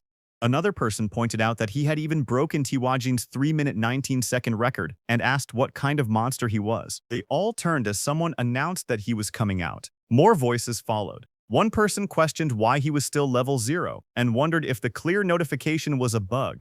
They looked at him and said he wasn't even injured, only a little dirty, so they didn't believe he had cleared it at all. Choha, in armor, stepped forward with a smile as a green butterfly flew around her. She was happy that he had cleared the stage unscathed again, and he had broken Jin's record again. She admitted that he always managed to surprise her. Shoha then adjusted her glasses and, with a restrained tone, admitted that the challenge had ended unexpectedly quickly. Itsuki answered casually. He said the disaster beasts inside were weak against defense, so he had taken them down easily. The glowing butterfly hovered in front of Itsuki. He looked at it with surprise and asked what it was. Cho explained calmly. She said that her job was a Shikigami user, and the glowing butterfly was her Shikigami. Itsuki watched the butterfly flutter near his hand. He softly repeated its name, Tamacho, and admitted that this was his first time seeing a Shikigami. To him, it looked beautiful. Curious, he asked Choha what kinds of awakened jobs existed. His question startled her, and she asked why he didn't know something so basic. She then began explaining. Jobs, she said, were divided into 4 major types. According to her, he should have already encountered 3 of them by now. She raised her hand and continued her explanation. The first type she mentioned was Elementalist. Elementalists controlled 7 elements: fire, water, wood, metal, earth, wind, and lightning. She said elementalists had the largest population among awakened jobs and also possessed the highest minimum combat capability. She then explained that his classmate, who used electricity attacks, and also the Oga muscular, iron-skinned man from earlier, belonged to that same type. She then introduced the second type, Shikigami user. She explained that Shikigami users could summon Shikigami that obeyed only their master. A blue system window appeared beside the butterfly, displaying that it was Tamachu B rank, level 15. ITS skill is undisclosed. Stata is undisclosed. Shoha continued explaining that a Shikigami stayed with its master from birth. Then another system window appeared showing her own status. Izumi Choha, human, level 6. Job B, Shikigami user. Gift, grade 2, undisclosed. Sekigami, undisclosed. Status, undisclosed. After explaining everything, she asked him if he had any questions so far. Itsuki looked at her Shikigami and then asked why her own level was lower than her Shikigami's level. He wondered aloud if she was really a veteran awakened. His words hit Choha like arrows. She wondered to herself if Itsuki had no concept of sugarcoating things. Choha touched her forehead with a tired expression and explained that Shikigami also absorbed experience and leveled up. Because of that, they were basically always at a higher level than their master. Hearing that, Itsuki's expression darkened. Half of his face sank into shadow, and his eyes glowed coldly. He stated that in that case, when fighting a Shikigami user, it was faster to target the person themselves. Seeing that, Shoha's eyes widened. She noticed the negative aura seeping out of him again and wondered what was going on with him. Itsuki then looked at her calmly and asked what else there was, pointing out that she had only introduced 2 types so far. Choha straightened herself and explained that the third job was currently the most mysterious one, with the least information known about it. She pointed at Itsuki and told him that his job was Order Breaker. Itsuki listened quietly as she continued explaining. She said the reason this job was mysterious was because every Order Breaker possessed different abilities, like the Blue Lotus Flower ability he had shown earlier. She then explained that there were Order Breakers who could change the size of their bodies at will, others who could create infinite clones, and even some who could stretch their bodies freely like rubber. Next, she compared Order Breakers to regular awakened jobs.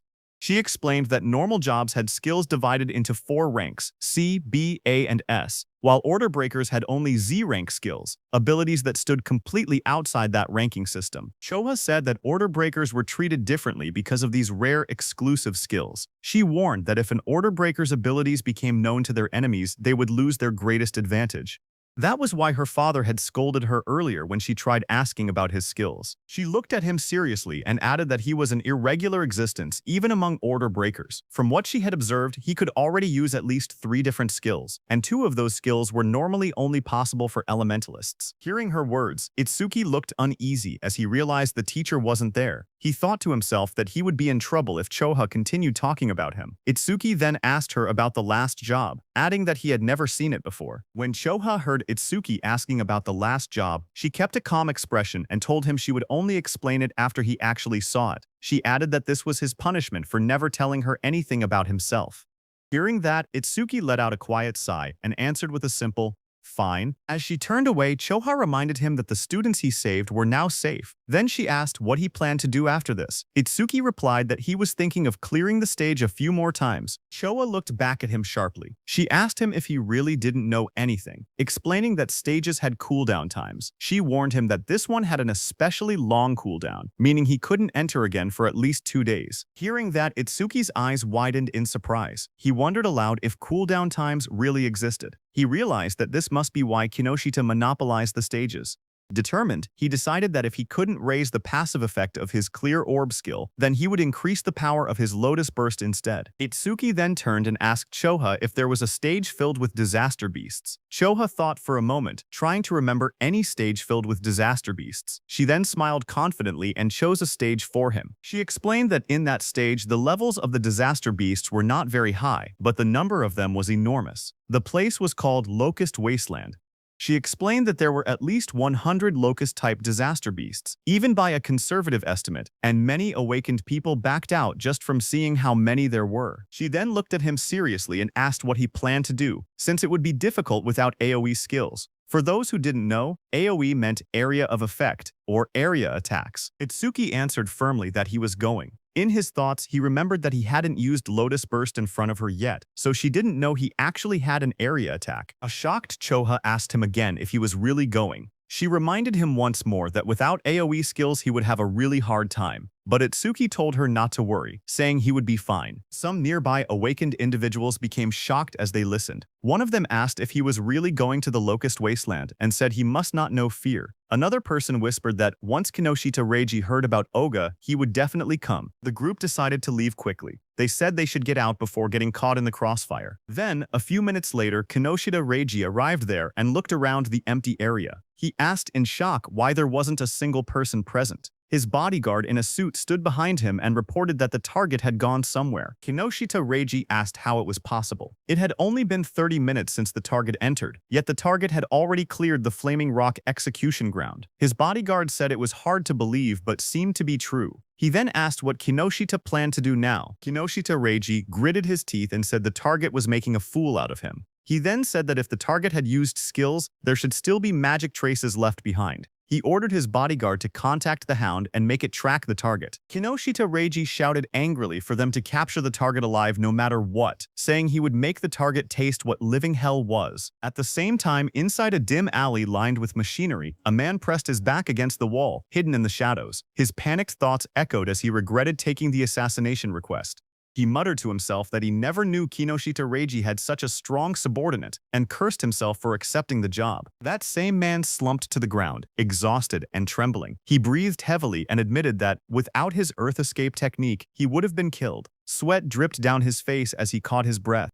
He slowly peeked around a corner, whispering that he should be safe now that he had gotten this far. His eyes widened with fear as he carefully watched his surroundings. Suddenly, a massive beast lunged toward him with its jaws wide open. The monster's sharp teeth and glowing red eyes filled his vision as it attacked. Before he could react, the creature pinned him to the ground. He choked as its fangs pressed against him. A voice spoke nearby, calm but cold. The speaker approached and looked down at the scene. He ordered the beast, called Death, to loosen its grip, saying the man seemed to have something to say. The giant wolf-like creature eased up slightly as the man lay helpless beneath it. The wounded man lay on the ground with blood on his face. With fear in his trembling voice, he asked how they had managed to find him. In front of him, the long-haired man in the coat explained calmly. He said that their beast, Death, had a sharp sense of smell. The creature could sense the scent of death coming from people like him. That man was the hound Kinoshita Reiji had been talking about. His name was Charles. He stepped forward, tipping his hat as he walked. He said that Death could smell the death they were giving off. Filled with terror, the injured man begged for his life. He cried and pleaded for them not to kill him. Charles looked down at him with a cold smile. He said that the request was difficult because Mr. Kinoshita would get angry. He added that Death had not eaten human flesh in a long time. Then Charles' eyes glowed red. He gave a sharp command, telling Death that it was mealtime. The massive black wolf lunged forward with its jaws wide open, fangs bared as it roared fiercely. A moment later, it ate the man. The wolf stood beside the long-haired man in a trench coat. The man looked at it calmly and said that it had finally leveled up. A glowing blue panel appeared, showing the creature's details. Death Hound, B rank, level 16. Skill, Death Smell, C rank. Detects all magic traces in an area and identifies the magic source. Second skill, Respawn Desire, B rank. After the Shikigami dies, its respawn time is greatly reduced. Status, Attack 250, Agility 250, Defense 150, Magic 150. Just then, the man's phone began vibrating. He glanced at the screen and answered the call. He told the person on the other side that he had finished things there. As he listened, his expression changed. He asked if Oga had been badly injured. He wondered aloud if someone had struck that stubborn Oga's weak point. Finally, he replied that he understood and said he was on his way. He ended the call and turned back toward the wolf. With a small gesture, he told it that a new prey had appeared and ordered it to move. Sometime later, in a bright golden field labeled as the Locust Wasteland, a dome-shaped building stood in the distance. Itsuki and Choha approached it along a narrow dirt path. Itsuki looked at the structure and asked softly, "Here?" He stared across the endless wheat fields and wondered aloud if there were really that many locusts in a place that looked so quiet and peaceful. Walking beside him, Choha explained calmly. She said that disaster beasts always chose environments that suited them when invading this world. Because of that, predicting the type of beast based on the surrounding terrain was an important skill for awakened individuals. Hearing that, Itsuki nodded. As they moved closer, he noticed there wasn't even a reception desk. Choha touched her forehead and explained that the danger level of this stage was extremely high, so high that it had already reached the point of a dismantlement resolution. Confused, Itsuki compared it to the Flaming Rock execution ground, noting that this stage was actually below level 13. He asked why such a drastic decision was made. Choha replied that in normal stages, people could still escape if they couldn't win. But here, the disaster beasts were unnaturally aggressive and appeared in overwhelming numbers. As they studied the stage's environment, Choha explained the danger. She said that if an awakened person let their guard down even a little, they would quickly be surrounded by countless locusts. She continued, saying that anyone caught like that would be devoured completely, down to the marrow of their bones. Hearing all of this, Itsuki only smirked. He said that it was perfect if there were really so many disaster beasts here. His excitement made Choa stare at him in disbelief. She asked if he was in a rush to die. He calmly replied that he wasn't desperate enough to die by being eaten by bugs. Moments later, he stepped toward the entrance of the glowing stage gate. Choa watched him, noting from his attitude that he seemed confident enough. She reminded herself that he had entered this stage by his own choice, and she had already given him all the advice she could. With a quiet sigh, she accepted the situation. If something happened inside, it would be entirely his own responsibility. But Choha suddenly froze as worry washed over her face. She wondered what she should do. She realized she had forgotten to tell Itsuki an important detail. Locusts inside the stage would continue spawning endlessly unless the boss was defeated. Panic rose as she decided she had to enter the stage and warn him herself. But suddenly, she heard some noise from behind. Just as she turned, her expression stiffened. Someone had appeared behind her. She saw a tall man wearing a hat, with glowing red eyes, standing beside a giant hound. The man looked at her and spoke with a cold smile, saying he was looking for someone. On the other hand, inside the stage, Itsuki stepped across a ruined field. Dirt and trampled crops surrounded him. He looked around and muttered that it was a mess. Then he clapped his hands together lightly and smiled with confidence. He called out to the unseen swarm, telling the pests to wake up. He had come to exterminate them. A lone scarecrow stood in the middle of the dry, cracked wasteland as countless small insects flew around it. Itsuki looked at the scene and noted that the enemy's individual levels were surprisingly low. He said that since they met the requirements for Lotus Burst, there would be no problem. Information windows appeared one after another. Evil Locust, Shaft 22301. Insect Tribe Level 1, Gift None, Status Undisclosed. There were also some Level 2 Evil Locusts mixed in. Itsuki stared at the dark sky as an enormous swarm of locusts covered everything. He commented on the incredible number of enemies, but instead of being worried, he said that this worked in his favor. Flames rose around him as he formed a glowing lotus of light in his hands. He explained that the more the locusts clustered together, the less effort he needed. Once they entered the range of Lotus Burst, he said he would crush them all at once. The ground shook as a vortex of locusts formed around him. When the moment was right, he shouted a single command. Now, a bright red explosion ignited in the air as the system message appeared, stating that Lotus Burst had been activated. Then there was a huge explosion. Right after the blast, notifications flashed one after another.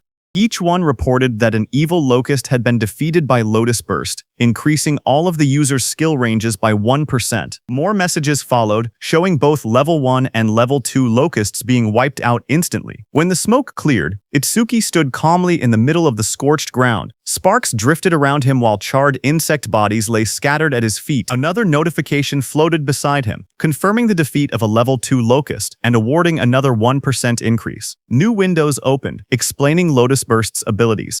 The active effect consumed magic to deal explosive damage within a 10.5-meter range, its power proportional to how much magic was spent. The passive effect stated that every time Lotus Burst killed a living creature of level 1 or higher, all skill ranges increased by 1%. Itsuki glanced at the numbers and made a small comment.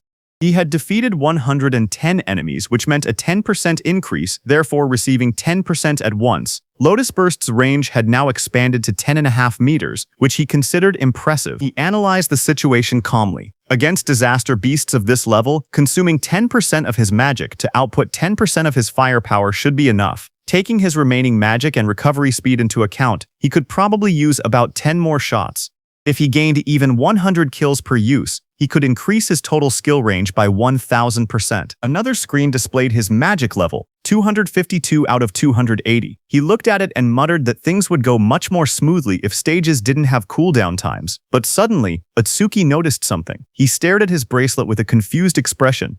He noticed that the usual challenge success notification was missing. He muttered that something felt odd. As he frowned, a thought crossed his mind, and he wondered if the reason was something unexpected. Just then, a system window suddenly appeared. It reported that a C-rank skill called Mother's Will had been detected. It also stated that over-mimesis was activated, and that the analysis progress was at 1%. Itsuki looked up sharply. He realized that one locust had survived. Dust and broken ground swirled around him as more locusts flew through the air. He turned, watching the locust swarm gather again. He questioned whether Mother's Will was the boss monster's skill. At that moment, several locusts lunged at him. He jumped back and blocked the attacks with the crystal armor covering his arms. He admitted to himself that he had let his guard down. He had truly believed there was no boss monster in this area. He narrowed his eyes, thinking aloud, He said it was good that he could still expand his skill range by using Lotus Burst again, but he also stated the bigger problem. He had no idea where the boss actually was. The glowing lotus-shaped energy expanded from Itsuki's hands as he activated his skill. His expression hardened with resolve. He declared that he would defeat all the small enemies first and force the hidden boss to reveal itself. A bright explosion erupted around him. The ground shook as countless evil locusts were blown apart by the blast. System notifications appeared one after another.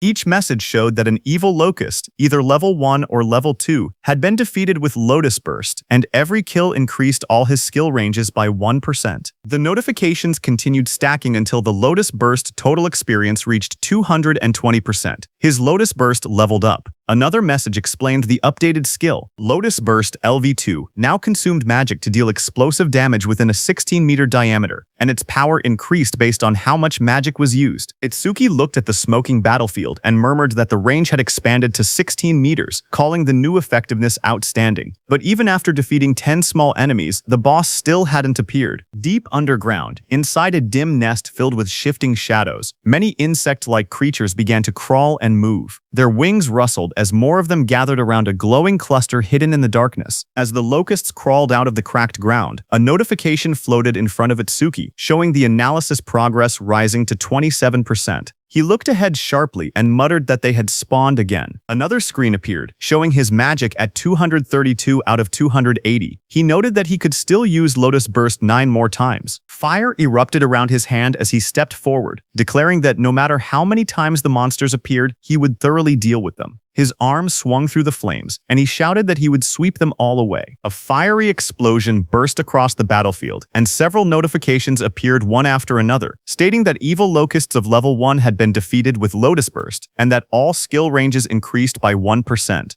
More screens stacked up endlessly, showing the same message again and again. A blinding explosion tore through the ground as Lotus Burst activated again, scattering debris in every direction. Bright light flashed across the stage, and the blue notification window appeared with the same message, Lotus Burst. Another massive blast followed right after, engulfing the area in a wave of yellow flames and flying rubble. The screen repeated the skill name, Lotus Burst. A new system panel displayed the updated description of the skill. It stated that Lotus Burst LV2 consumed magic to deal explosive damage within a 54.5-meter diameter. Its power tied directly to magic consumption. Below it, another panel explained the passive effect.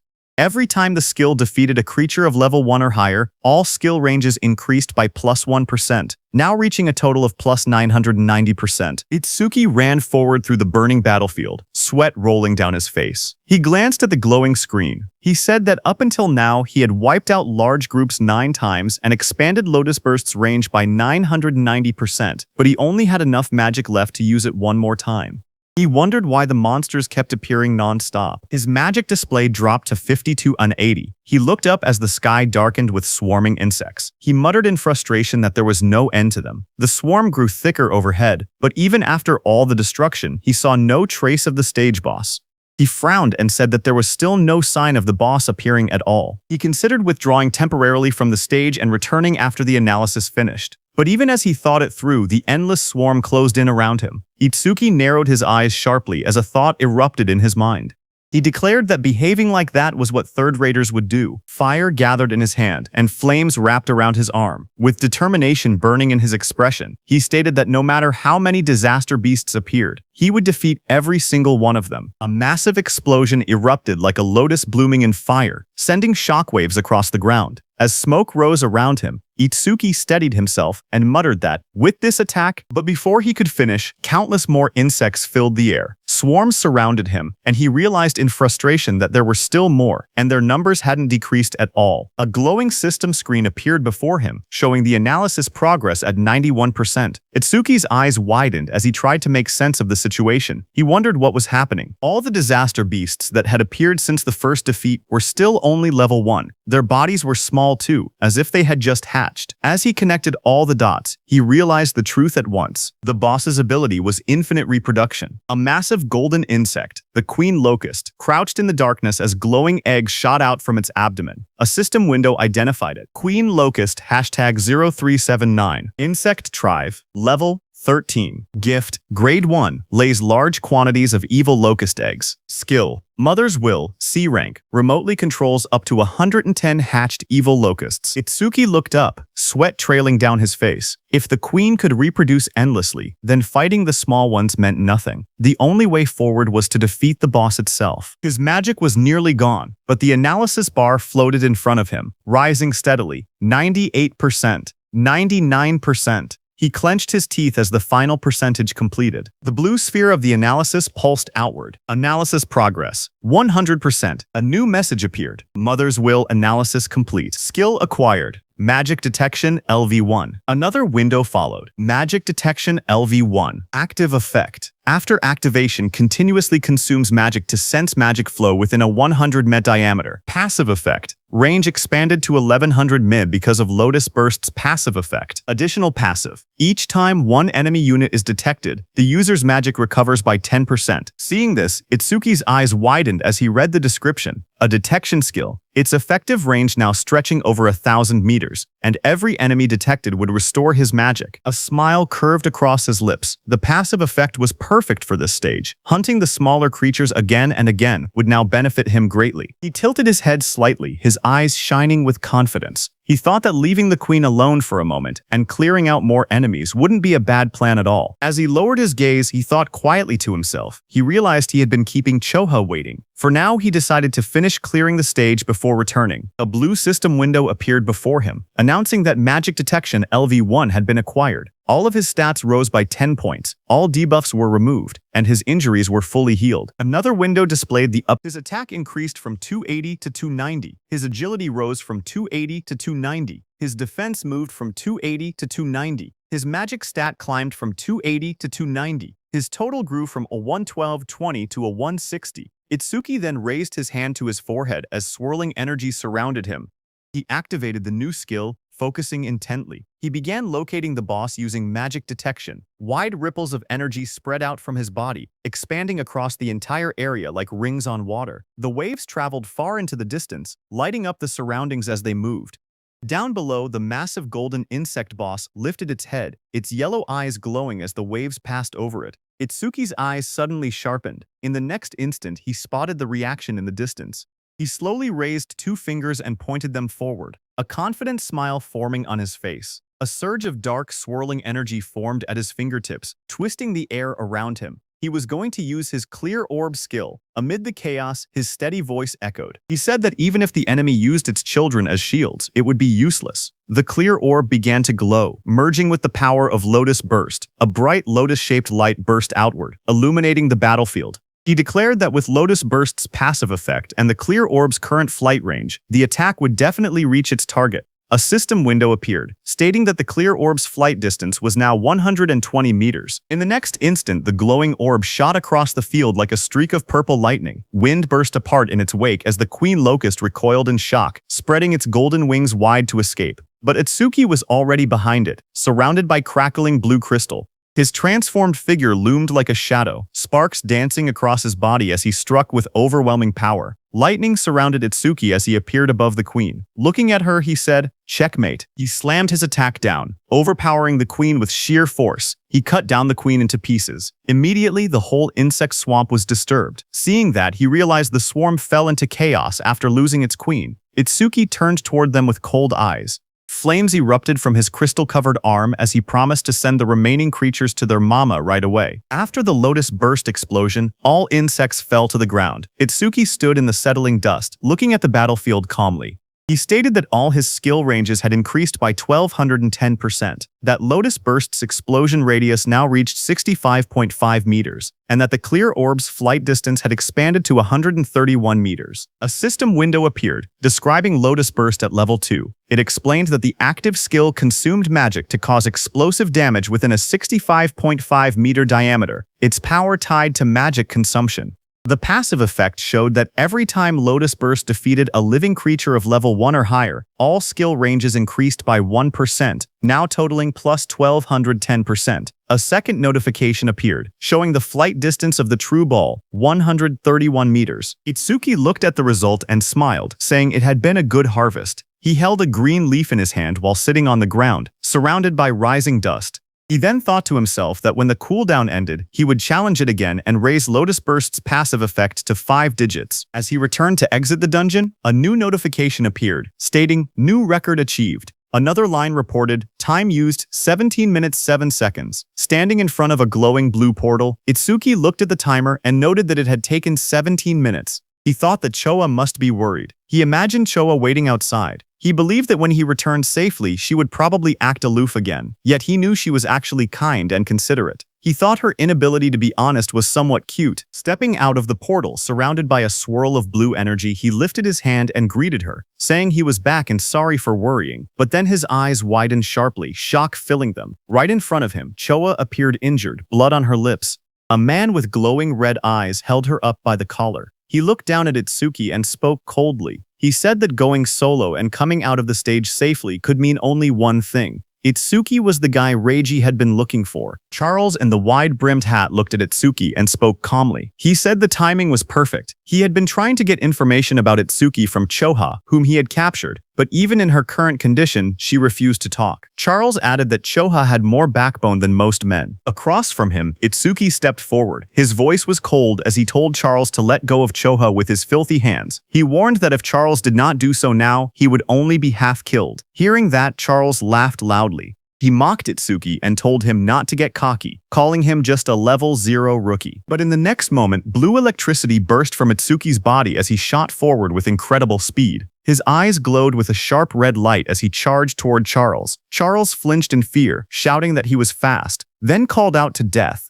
Before Itsuki's blow could land, Death, a giant black beast, suddenly leapt between them. Itsuki's lightning-covered punch slammed into Death instead, sending sparks and force blasting outward as Death roared. Just as Death appeared in front of Itsuki, a glowing system window appeared, announcing that a B-rank Shikigami called the Death Hound had been detected. Another window followed, showing that overmimesis had activated, with analysis beginning at 1%.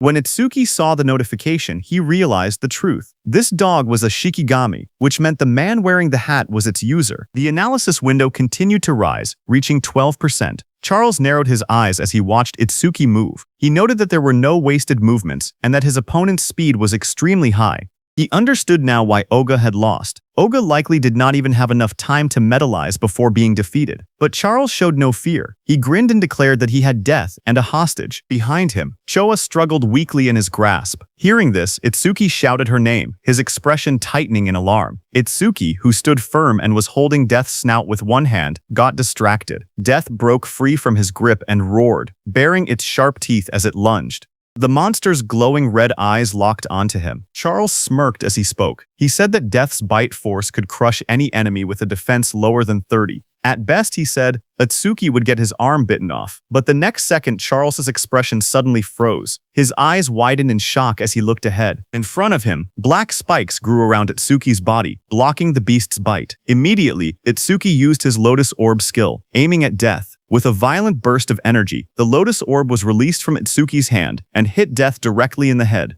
It tore through Death's skull, ripping out its core and ending its life instantly. A blue window appeared, showing the analysis progress climbing. The number reached 77%. Itsuki stood calmly over the defeated hound. He explained that without a Shikigami user was basically defenseless. Charles stared at him in disbelief. He wondered if Itsuki did not know that as a rookie, the Shikigami could respawn. On top of that, because of the B-rank skill Respawn Desire, Death's respawn time was greatly reduced. The next second, Death respawned and attacked Itsuki from behind. Charles warned Itsuki that staying careless like that would make him Death's prey. The beast charged, jaws wide open, but suddenly, waves of magical detection spread out as Itsuki activated his skill, Magic Detection. Itsuki sensed Death's attack and moved with lightning speed to counter it. He thought to himself that keeping Magic Detection active ever since he acquired it had been the right choice. The analysis progress climbed. 89%, 90%, 91%. Itsuki glanced at Charles, who was watching while holding Choha, and noted that the analysis would finish soon. He thought that if the Blue Lotus appeared from over mimesis, Charles might become wary. The progress bar reached 95%. Seeing Itsuki move and kick Death without even looking back, Charles started sweating. He realized the truth. This opponent had more power and more speed than Death and even possessed detection skills. He panicked, realizing he could not launch a surprise attack at all in this situation. Charles pulled Choha in front of him and tightened his grip around her neck. His voice trembled with panic as he warned that if Itsuki resisted any further, Choha's life would end. Itsuki watched quietly. He wanted to finish his analysis without revealing the Blue Lotus, but the situation made it difficult. Just then, a bright system window appeared before him, showing the message, "Analysis progress 100%. Another screen followed. Death Eater analysis complete. Shikigami Eater has been acquired. It explained the active effect. By directly touching a Shikigami, he could take ownership of the opponent's Shikigami. Itsuki looked at the result and realized he could even control whether the Blue Lotus appeared, because the analysis had completed without revealing it. More system messages appeared. Shikigami Eater, LV2, acquired. All stats increased by 20. Then a system notice explained that because Over-Mimesis had activated incompletely, debuff removal and full recovery had failed. Itsuki's updated status flashed. Attack, agility, defense, and magic increased from 290 to 310, and his total stat points increased from 1060 to 1240. Seeing the notification, Itsuki thought to himself that skipping the Blue Lotus came with a price since it lost its recovery ability, but he had already fully recovered once during the last stage. Because of that, he could still fight at almost full strength even without recovering now. Just then, Death charged forward with its jaws wide open, roaring as it rushed toward Itsuki. In that moment, Itsuki realized something important. He understood that this new skill allowed him to steal other people's Shikigami. He looked down at the glowing energy gathering in his hands, calm despite the danger. He thought to himself that if that was the case, then he already knew what he should do. Blue energy burst around him as he raised his hand. With sharp determination, he placed his hand on top of Death's head, deciding that he would take Charles's dog. Blue flower petals erupted like a storm. Death's body was wrapped in swirling petals of energy as the power pulled it away. The next second, Itsuki stepped forward with overwhelming speed and kicked Death, sending it blasting across the field. Death went flying and fell behind Charles. Seeing that, Charles panicked. He stared at the scene and cursed angrily, calling Death a useless mutt. He shouted in frustration, demanding to know what he had fed it all that experience for. Charles tightened his grip on the injured Choha and shouted in rage. He warned that if Itsuki resisted any further, he would snap her neck. Choha, battered and barely conscious, forced her eyes open. With a trembling voice, she told Itsuki not to worry about her. Across from them, Itsuki slowly raised both his hands in surrender. He called out, telling Charles not to touch her. Seeing that, Charles smirked coldly. He said that if Itsuki had been obedient from the beginning, Choha wouldn't have had to suffer like this. Itsuki glared at Charles and asked why he was being targeted, saying he didn't remember doing anything to earn such a grudge. Hearing that, Charles sneered, accusing him of still trying to probe for information. He then explained that it didn't matter because Itsuki would meet him soon anyway. He told Itsuki that Kinoshita Reiji was furious that Itsuki had entered a North District 4 stage without permission. He introduced himself, saying he was Charles the Hound, sent under Reiji's orders to capture him. Hearing that name again, Itsuki muttered that he needed to meet Kinoshita directly and talk things out. Charles grinned and said that Itsuki would meet him soon, but only in a battered body. He then announced that Death would bite off his legs next and warned that if Itsuki wanted Choha to stay alive, he was forbidden from using that strange ice again. Charles pointed at Itsuki and gave the command, telling Death to bite off both of Itsuki's legs. Hearing that, Itsuki narrowed his eyes. Instead of fear, a cold determination filled them. He told Death to prove it was worthy of being his Shikigami. In the next instant, Death turned and lunged. Not at Itsuki but at Charles, sinking its teeth into its former master. Taking advantage of the moment, Itsuki moved at lightning speed, appearing behind Choha. Blue sparks burst around him as he caught her gently in his arms, pulling her away from danger. Charles screamed as he stared in shock. Sweat ran down his face as he shouted, asking why Death was attacking him, its own master. Shikigami Death stood beside Itsuki with glowing red eyes. Death growled quietly as Itsuki praised it, telling it that it did well. Itsuki then held the injured Choha in his arms. Blue energy surrounded him as he spoke coldly. He said he would return the pain Choha suffered 10 times. No, 100 times over. He warned that Charles would regret laying hands on them, crying and wailing. Hearing that, Charles fell back terrified. He begged for a chance to speak, claiming he had only followed Reiji's orders. His voice shook as he suggested they team up instead. He said he would lure out Reiji for him. Itsuki's eyes glowed red. He looked down at him and said that it was a good proposal. Seeing this, Charles's expression changed. A sharp grin spread across his face as he muttered that he had found an opening. He threw a blade toward Itsuki and shouted for him to die. The attack flashed forward with blinding light, but Itsuki was calm and easily dodged the blade. His eyes narrowed as he watched the attack pass by. He muttered that he alone was more than enough to kill Kinoshita Reiji. Beside him stood Death, its eyes glowing red, ready. Itsuki ordered Death to make Charles suffer the same treatment Choha had endured. Death's jaws opened wide, revealing sharp fangs as it prepared to strike. Seeing that, Charles froze in terror. Sweat dripped down his face as he begged for mercy. He insisted that his hand had slipped earlier and that he would apologize. Trembling, he pleaded for one more chance. But Itsuki didn't falter. Holding Choha in his arms, he stared coldly and told Charles that it was mealtime. Death, with glowing red eyes, rushed forward, its fangs bared as it charged at the man. Charles panicked as he stumbled back. Tears streamed down his face as he shouted, asking if Death had forgotten who its master was. He reminded Death how much he had fed it. His voice shook as he tried to speak again, but Death opened its jaws wide, revealing rows of sharp teeth as it lunged at him. Death finished off Charles. A short distance away, Itsuki stood while carrying the injured Choha in his arms. He had sensed someone watching them. Itsuki told the hidden person that he had been watching them ever since Itsuki left the stage. Itsuki then turned and asked how long the hidden person planned to stay hidden, telling him to show himself. Hearing his words, nearby tall grass rustled as someone began to move, stepping out into the light. It was a hooded blonde young man who stepped out from the tall grass, scratching the back of his head with an awkward smile. He said softly that they had caught him. Itsuki held the injured Choha in his arms as a dark aura spread behind him. His eyes glowed as he asked the blonde man if he was working with Charles from earlier. Startled, the blonde man waved his hands frantically and shouted that he wasn't an enemy. He begged them to listen. Itsuki glanced at him coldly and said fine. He didn't have time to deal with him. Behind them, Death continued eating Charles it had taken down.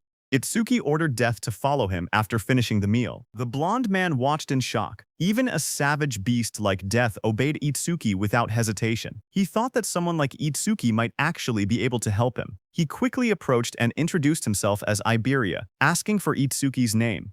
Excited, he said the fight earlier was amazing, even though there were some terrifying moments. He added that Itsuki must be the mysterious man who defeated Oga Takeru. Itsuki answered calmly. His name was Tenma Itsuki, while continuing to hold the unconscious Choha in his arms. Iberia nervously followed beside Itsuki. He smiled awkwardly and asked if Itsuki could lend him a hand. He said he would pay him, or he could give him karma stones, or even a weapon. Itsuki stayed silent, walking forward with the injured Choha. Iberia watched him leave, sweat forming on his face. He wondered why Itsuki wasn't responding. His father had once told him that anyone would happily help if given enough compensation. Now he questioned if that had been a lie. A memory surfaced, his father hammering steel in front of a blazing forge. His father explained that compensation required creativity, just like how a cup of water was more valuable than treasure in the desert. His father said that for someone seeking revenge, one must offer a blade. For someone injured, offer medicine. He said that was enough compensation for them. Back in the present, understanding flashed across Iberia's face. He clenched his fist with excitement and said he finally understood. Iberia called out from behind, reminding Itsuki that he had come on foot.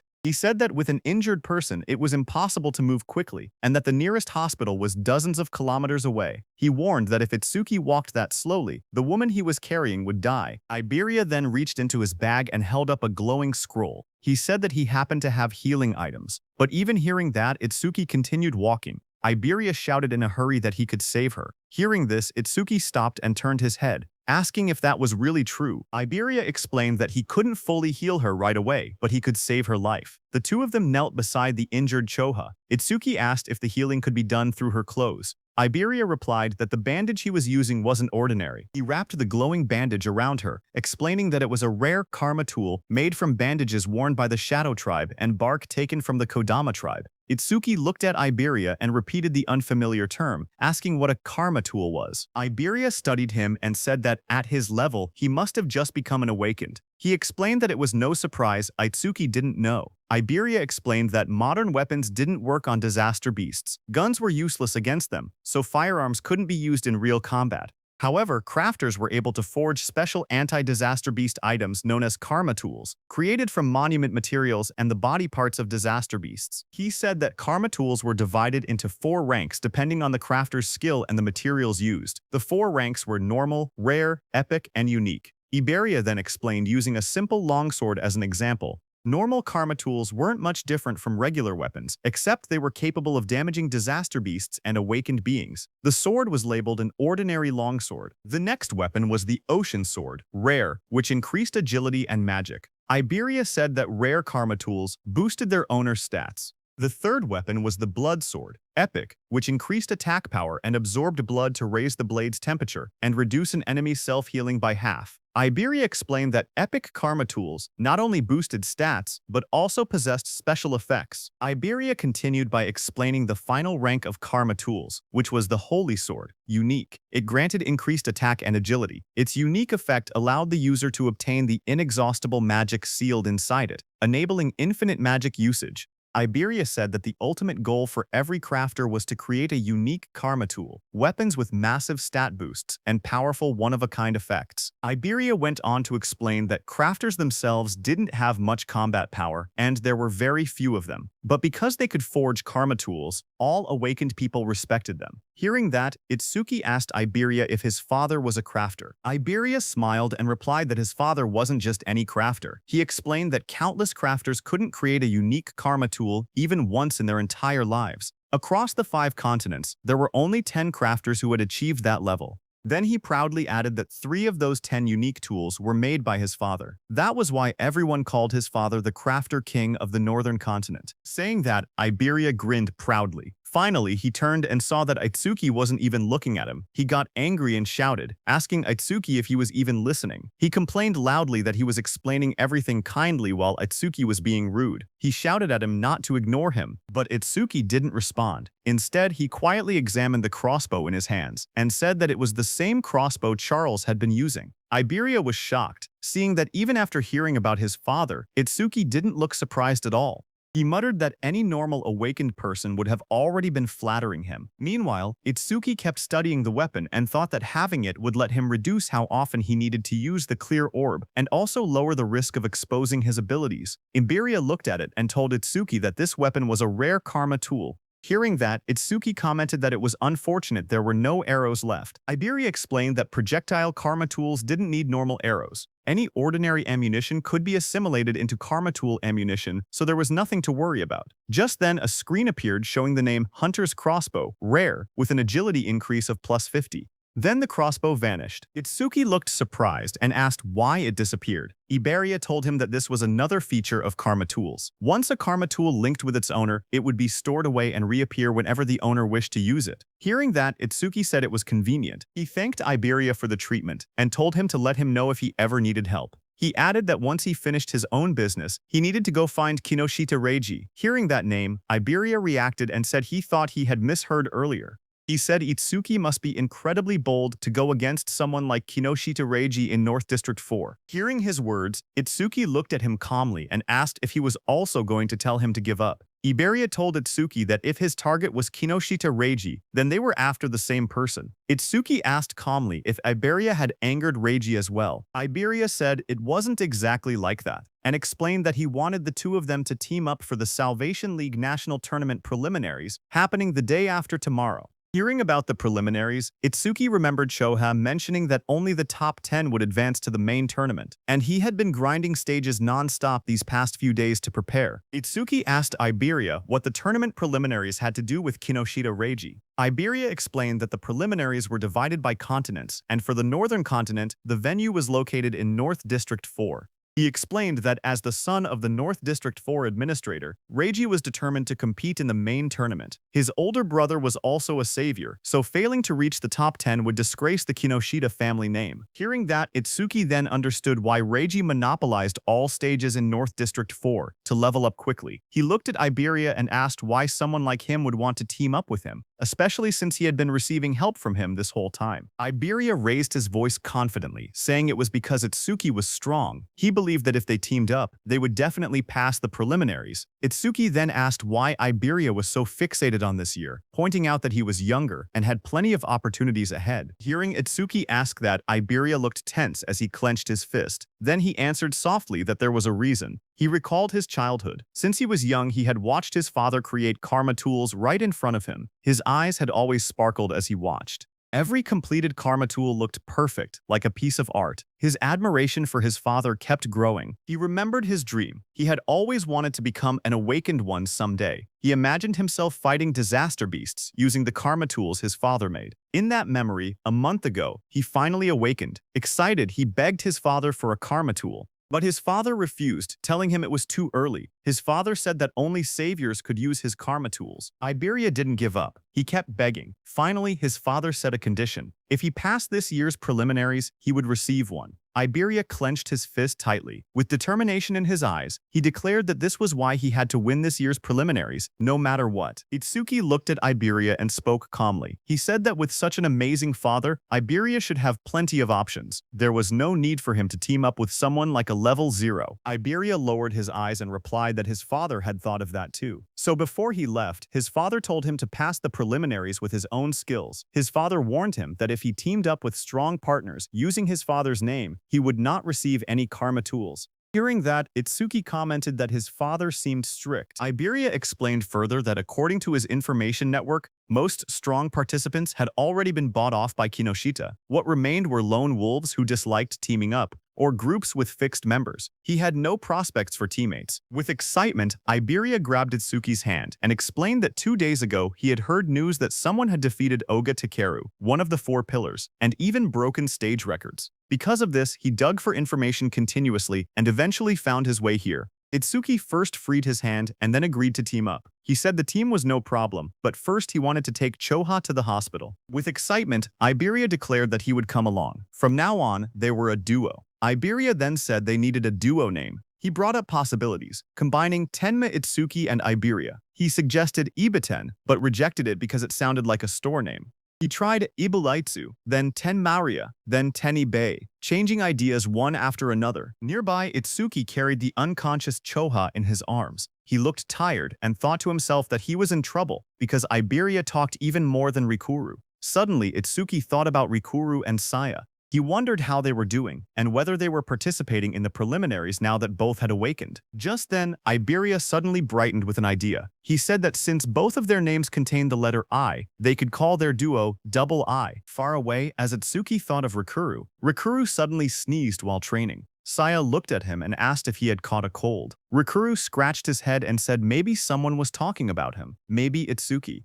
Saya lowered her gaze and quietly asked how long it had been since the attack incident. She said she never expected them to be apart for so long, and wondered if Itsuki was doing well. Rikeru looked at her strangely. He said that if she was that worried, she should have gone to see Itsuki after the disaster beasts were defeated. Saya blushed deeply and bowed her head in embarrassment. A moment later, she thrust her hands forward and released a burst of water, sending Rikeru flying back as he shouted in surprise. Rikeru shouted that attacking suddenly was unfair, but Saya quickly replied that fair or not, it was sparring practice, and he was the one who left an opening. Just then, their teacher appeared behind them. Both students straightened up in shock. Rikuru called out, "Sensei," while the teacher scolded them, reminding them that the national tournament preliminaries would start the day after tomorrow. He asked if this was really the time to fool around. Saya's eyes lit up. She said she was excited to finally fight other awakened people, because sparring only with Rikuru had become boring.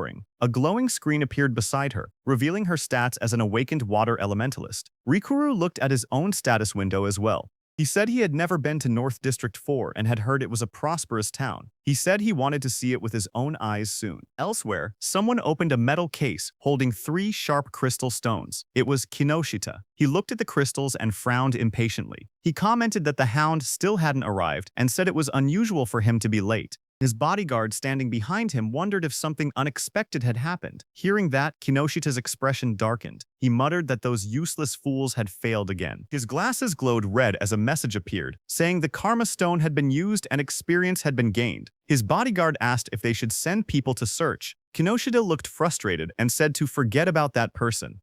The national tournament preliminaries were the top priority now. He muttered that if he failed, his father would lock him in the confinement room again. Then he asked about the matter he had assigned his bodyguard. His bodyguard reported the results. Out of the 3,113 participants in the northern continent, he had persuaded 87 to cooperate. All of them were level 5 or above, just as ordered.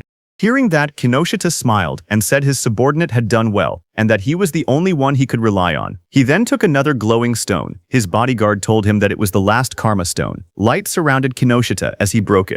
The experience was absorbed, and his level went up. Power surged around Kinoshita as lightning burst from his body. He said it was enough, and that he would use this strength to crush the commoners. A status screen appeared, showing Kinoshita Reiji, level 12, job, Lightning Elementalist, gift grade 2, attack 135, defense 130, agility 168, magic 170, total points 603. A bright blue teleportation column formed outside the hospital as Itsuki stood calmly in the center of it. He lowered his head and spoke softly, saying he was sorry to his teacher. He explained that he had let Choha end up in such a condition. His teacher came out of the teleportation portal and asked what he wanted to do. He said he could dispose of Kinoshita if Itsuki wished. Itsuki looked up and answered firmly, telling his teacher to leave Kinoshita to him. His teacher agreed. He told Itsuki to explain the details of what happened later. Nearby, Iberia watched in amazement. He realized that the Northern Continent Commander-in-Chief had been Itsuki's teacher. Iberia understood why Itsuki wasn't surprised, even after hearing who Iberia's father was. Iberia thought that Izumi Nento was truly a mysterious person.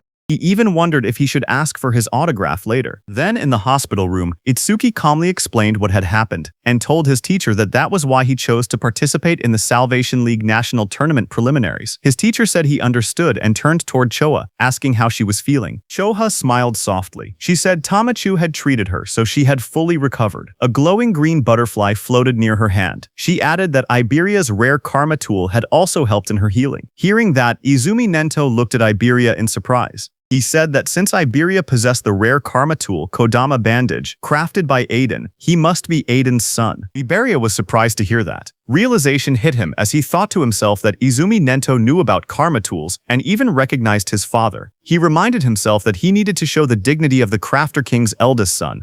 He pointed proudly at himself and shouted with confidence that he was Aiden's father. Hearing that, everyone stared at him in silence. Then Itsuki told him that he had gotten it backwards. Hearing that, Iberia lowered his head, hiding his red face behind his hand. In a shaky voice, he apologized and admitted that Aiden was his father. Commander Nento cleared his throat and tried to shift the atmosphere. He said he was grateful that Iberia had saved his daughter. He added that once the preliminaries ended, he wanted to visit Aiden together with Tenma.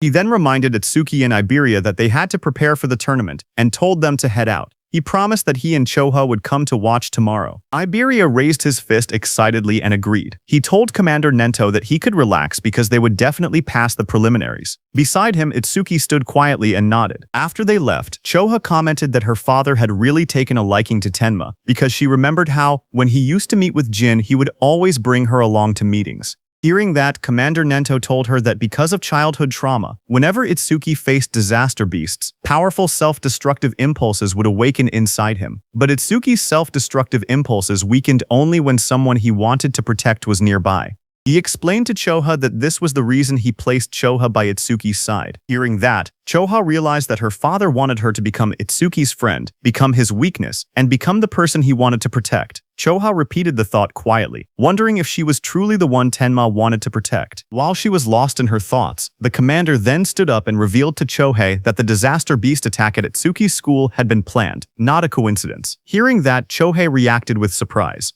Commander Nento added that more traitors were joining the disaster beasts, and that similar attacks on commanders-in-chief had happened across other continents as well. The commander turned toward a large window, his silhouette dark against the night. He said that for now humanity's future was pitch black. Then he added softly that Itsuki would surely be the one to illuminate it. His voice rang out that Itsuki would become a light of hope. Then, at the national tournament preliminary venue in North District 4, the massive circular arena sat in the middle of the wasteland. Inside, a crowd gathered. Itsuki looked around and remarked that there were more people than expected. Iberia explained that once news spread that Commander Nento would be watching, many who originally refused suddenly decided to participate. The number of contestants rose from about 3,000 to nearly 5,000. On the side, Reiji glared in frustration. He muttered that Izumi Nento had increased the number of unpredictable variables far more than expected. His subordinate tried to calm him, saying the newcomers were just last-minute riffraff who didn't have time to form teams, so Reiji's side still held the numerical advantage. He told Reiji that he had ordered the recruits to tie red ribbons on their right arms so they could be identified as allies. On the other side of the arena, Rikuru and his group noticed the ribbons. Rikuru asked if red ribbons were trending now and wondered if they should wear them too. Saya beside him commented that since Commander Nento was coming to watch, maybe Itsuki would also appear. Then the host of the national tournament preliminaries, Shinshihara Soryu, stepped forward and addressed the crowd. He told everyone that he would explain the rules before the preliminaries began. He said the preliminary venue was divided into two areas, an external area and an internal area. In the first stage, the participants would start from 4 different directions in the external zone. A large diagram of the arena appeared on the screen, showing the outer ring and the inner circle labeled as the internal area. Soryu continued explaining that the first challenge was a race based on time. Everyone had to reach the internal area as fast as possible. The moment someone entered the inner zone, their rank would automatically be recorded on the bracelet they were wearing. Only the first 50 to arrive would advance to the second stage. Then a hologram of the bracelet lit up, showing how it displayed the rank of the participant. Some competitors reacted immediately. Rikaru raised his arm and commented that the bracelet had a surprising function. Hearing that, Saya beside him thought that eliminating thousands of people in just the first stage was extremely harsh. Next, Soryu explained that each person was allowed to carry up to 2 karma tools. Participants were also free to team up with anyone they wanted and use any method necessary. Results were all that mattered. As the rules were being announced, Iberia nudged Itsuki and pointed ahead excitedly, asking Itsuki to look. He was pointing at the Reiji team in front of him. As the host announced that the first stage would end with rankings and an explanation of the second stage, Iberia pointed at Kinoshita Reiji standing in the middle of a group and told Itsuki that he was Kinoshita. Meanwhile, Kinoshita ordered the people he had recruited to obstruct anyone running ahead of him. Watching from the side, Iberia guessed that the people standing near Kinoshita were the ones he had bought off. He suggested that they should rush into the internal area as soon as possible. His plan was to launch a surprise attack once Kinoshita lowered his guard after entering the interior. But before he could continue explaining, Iberia suddenly froze with a shocked expression. He saw Itsuki walking toward Kinoshita. Shocked, Iberia asked if he had even been listening. One of Kinoshita's men noticed Itsuki approaching. He asked who Itsuki was. Another man warned everyone to be careful because Itsuki didn't have a red ribbon. Just then, from high above, the host raised his voice and declared that the first stage was beginning. The host looked at the students and commented that more and more young people wanted to join the Salvation League, which he found reassuring. But suddenly, a voice told him that having numbers without quality was meaningless. It was a black-haired man. He said that in their time, there had been many participants above level 15. This black-haired man was also an instructor. A blue screen appeared, showing Heitan Akira's information, but most of it was hidden. Instructor Soryu corrected him, saying that only 2 participants had reached that level in Heitan's year. That year, Heitan Akira was at level 18 and along with him was Taewajin at level 21. Remembering the past, Instructor Heitan commented that things were boring now without rookies like Taewa. He said he hoped someone similar existed in the current group, but Instructor Soryu shook his head and replied that geniuses like that did not appear easily. Instructor Heitan stepped forward and asked Commander Nento about a rumor. He said he had heard that a student from the northern continent had defeated a level 8 skeleton soldier right after awakening, and later became Commander Nento's pupil. Instructor Soryu widened his eyes and asked if it was true, calling it ridiculous for someone to defeat level 8 monsters immediately after awakening. Commander Nento, covered in dark flames, answered calmly, saying that the rumor was true. Hearing this, Instructor Heitan asked if that person was in the group they were watching. Instructor Soryu thought that since this was Izumi's second recognized pupil after Taewajin, it meant the student must possess exceptional talent. Examiner Soryu looked at the participants list and wondered who the mysterious participant could be. The tablet displayed the first candidate. It showed Harino Rikaru, a level 10 metal elementalist. Examiner Soryu noted that Rikaru's gift was only an ordinary grade 2, and decided it couldn't be him. Another profile appeared. Kisaragi Saya, a level 11 water elementalist with a grade 1 gift. She specialized in support type abilities, so he assumed she wasn't the one either. The next image revealed Hanyu Kana, a wood elementalist at an unusually high level 16. Seeing this, he guessed she must be the hidden talent, but when he looked at Commander Nento, he didn't say anything.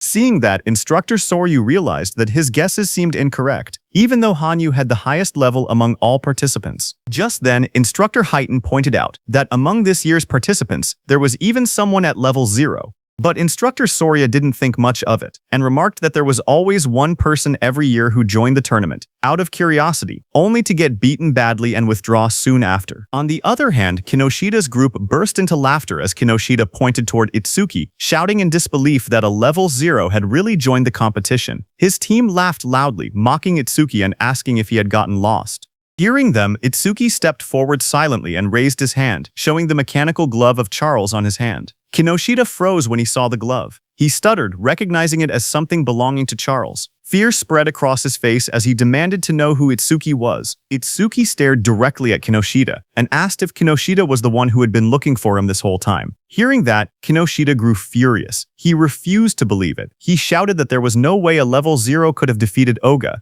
He insisted that Itsuki must have been sent by someone just to shake him up. He then pointed forward and yelled for his group to attack. The men beside him grinned confidently and stepped forward. They said they would handle it and make Itsuki regret provoking them. While Kinoshita's men stayed back to block Itsuki, with a burst of purple lightning, Kinoshita rushed toward the center, saying he didn't have time to deal with trash like Itsuki. As Kinoshita left, his remaining men formed a circle around Itsuki, ready to attack him. From the watchtower, Instructor Heighten watched everything and thought that there were 3 level 6 fighters and 2 level 7 fighters present, so there was no need to wait for the results. He thought that if Itsuki just begged for mercy now, he might survive. On the ground, Iberia also grew nervous and started calculating the situation. He thought he could take down one opponent, but even with Itsuki's strength, fighting 4 enemies at once would be impossible. That meant he had no choice but to use a certain technique. Thinking that, he stepped forward slowly while reaching toward the item at his side. Suddenly, one of Kinoshita's men, a red-haired man, smirked as he looked at Itsuki. He said he had expected a strong opponent to appear, but the first one they encountered was just level 0 trash.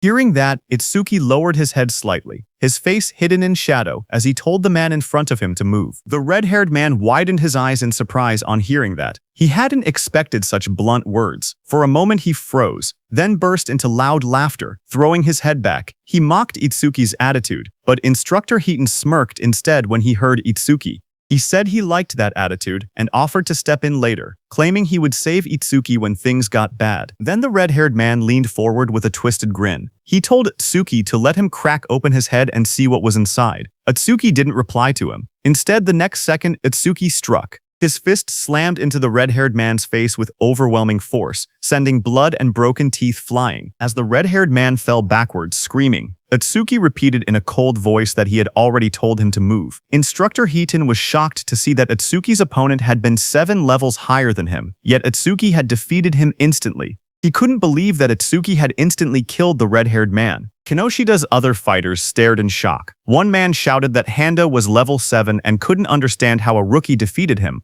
Another tried to calm him, saying the rookie must have caught Handa off guard. Flames swirled violently in the hands of that fighter as he growled that he would burn the rookie to a crisp. A system window appeared beside him, showing that he was using the B-rank skill flamethrower at full output. A massive wave of fire shot out. Iberia, watching, gasped, saying the attack was so fast he couldn't even use his karma tool in time. The flames roared across the arena. One of Kinoshita's fighters commented that the attack was overkill for a level 0, but the fighter who threw the fire said deaths in the preliminaries were common. He added that if the rookie wanted to resent someone, he should resent himself for acting cocky at level 0. But another fighter suddenly pointed forward, shouting that something wasn't right. As the flames cleared, everyone looked toward the center of the blast. Itsuki had created a huge black ice wall. Flames danced around it. One fighter stared at the scene and yelled, asking what this was.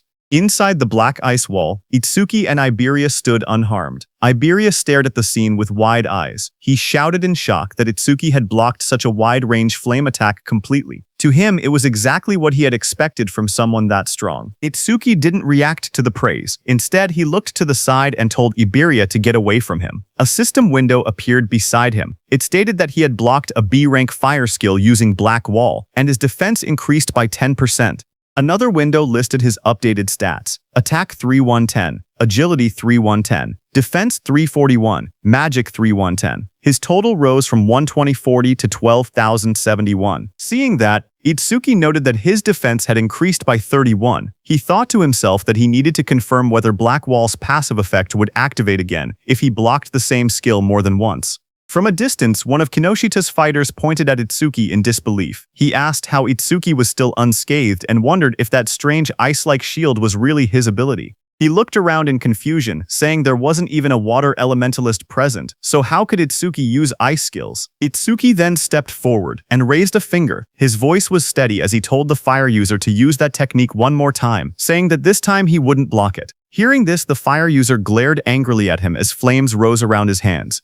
He asked if Itsuki was making fun of him. He shouted that Itsuki shouldn't go back on his word. Itsuki calmly replied that he promised. Hearing that, the fire user gathered even more flames. He yelled that he would finish Itsuki for sure this time, using his strongest technique. A massive fiery blast formed in front of him as he used his B-rank skill flamethrower, Overheat.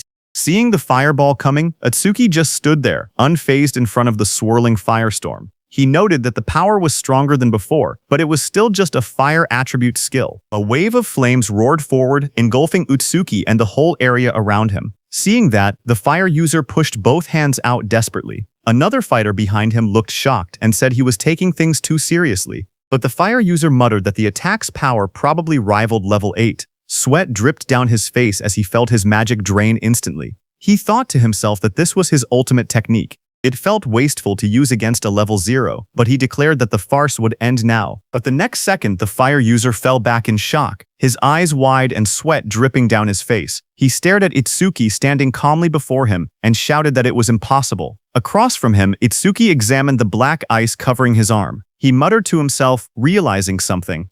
When the same skill came from the same target, Black Wall's passive effect no longer activated a second time. With a quiet nod, he said that he understood. He stepped forward confidently. Cracks of heat and smoke spread across the ground as he declared that the verification was over, and now he would finish this. Seeing this, the fire user trembled. He couldn't believe that his ultimate technique had been defeated so easily. Standing beside him, another fire user clenched his burning fists and insisted that he had already figured out the weakness behind the ice skill. He charged in with blazing attacks. Flames burst around him as he unleashed his B-rank skill Fire Barrage. Fireballs shot toward Itsuki from every direction. Surrounded by heat and swirling flames, he looked unfazed. He asked calmly if they were planning to win just by numbers. His whole body got covered by black ice as a glowing notification appeared, saying Black Wall activated. The explosion of flames erupted across the arena, shaking the ground. The large fire user shouted confidently that even if their opponent had a powerful skill, a level 0's magic capacity was meaningless. He claimed that if they drained all of Itsuki's magic so he couldn't produce water anymore, they would win.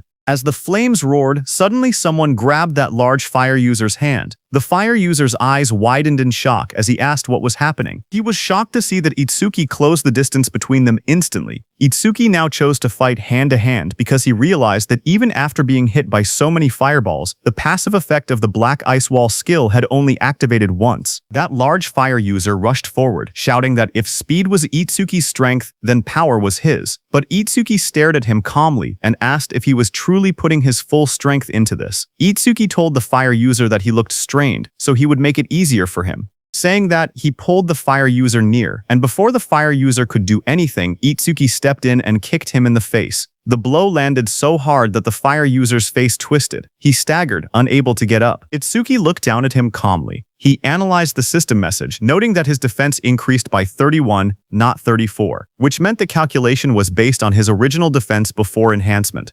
Just then, another window appeared, showing that he had blocked a B-rank fire skill, gaining a 10% defense boost. His total defense now stood at 310, with an additional 62 from Black Wall. Turning away, Itsuki noticed two lightning users standing nearby. He muttered to himself that lightning elementals were perfect targets and decided to increase Thunderbreaker's passive effect next. Seeing Itsuki, those two lightning users panicked. Watching both of their allies fall, they shouted that Itsuki's stats must be fake. One of them cried out that they should run. Itsuki glanced back with cold eyes and asked if they really thought they could escape. The two lightning fighters roared in desperation. Lightning burst around their bodies as they charged at Itsuki, yelling that this wasn't a fire attribute and the same trick wouldn't work.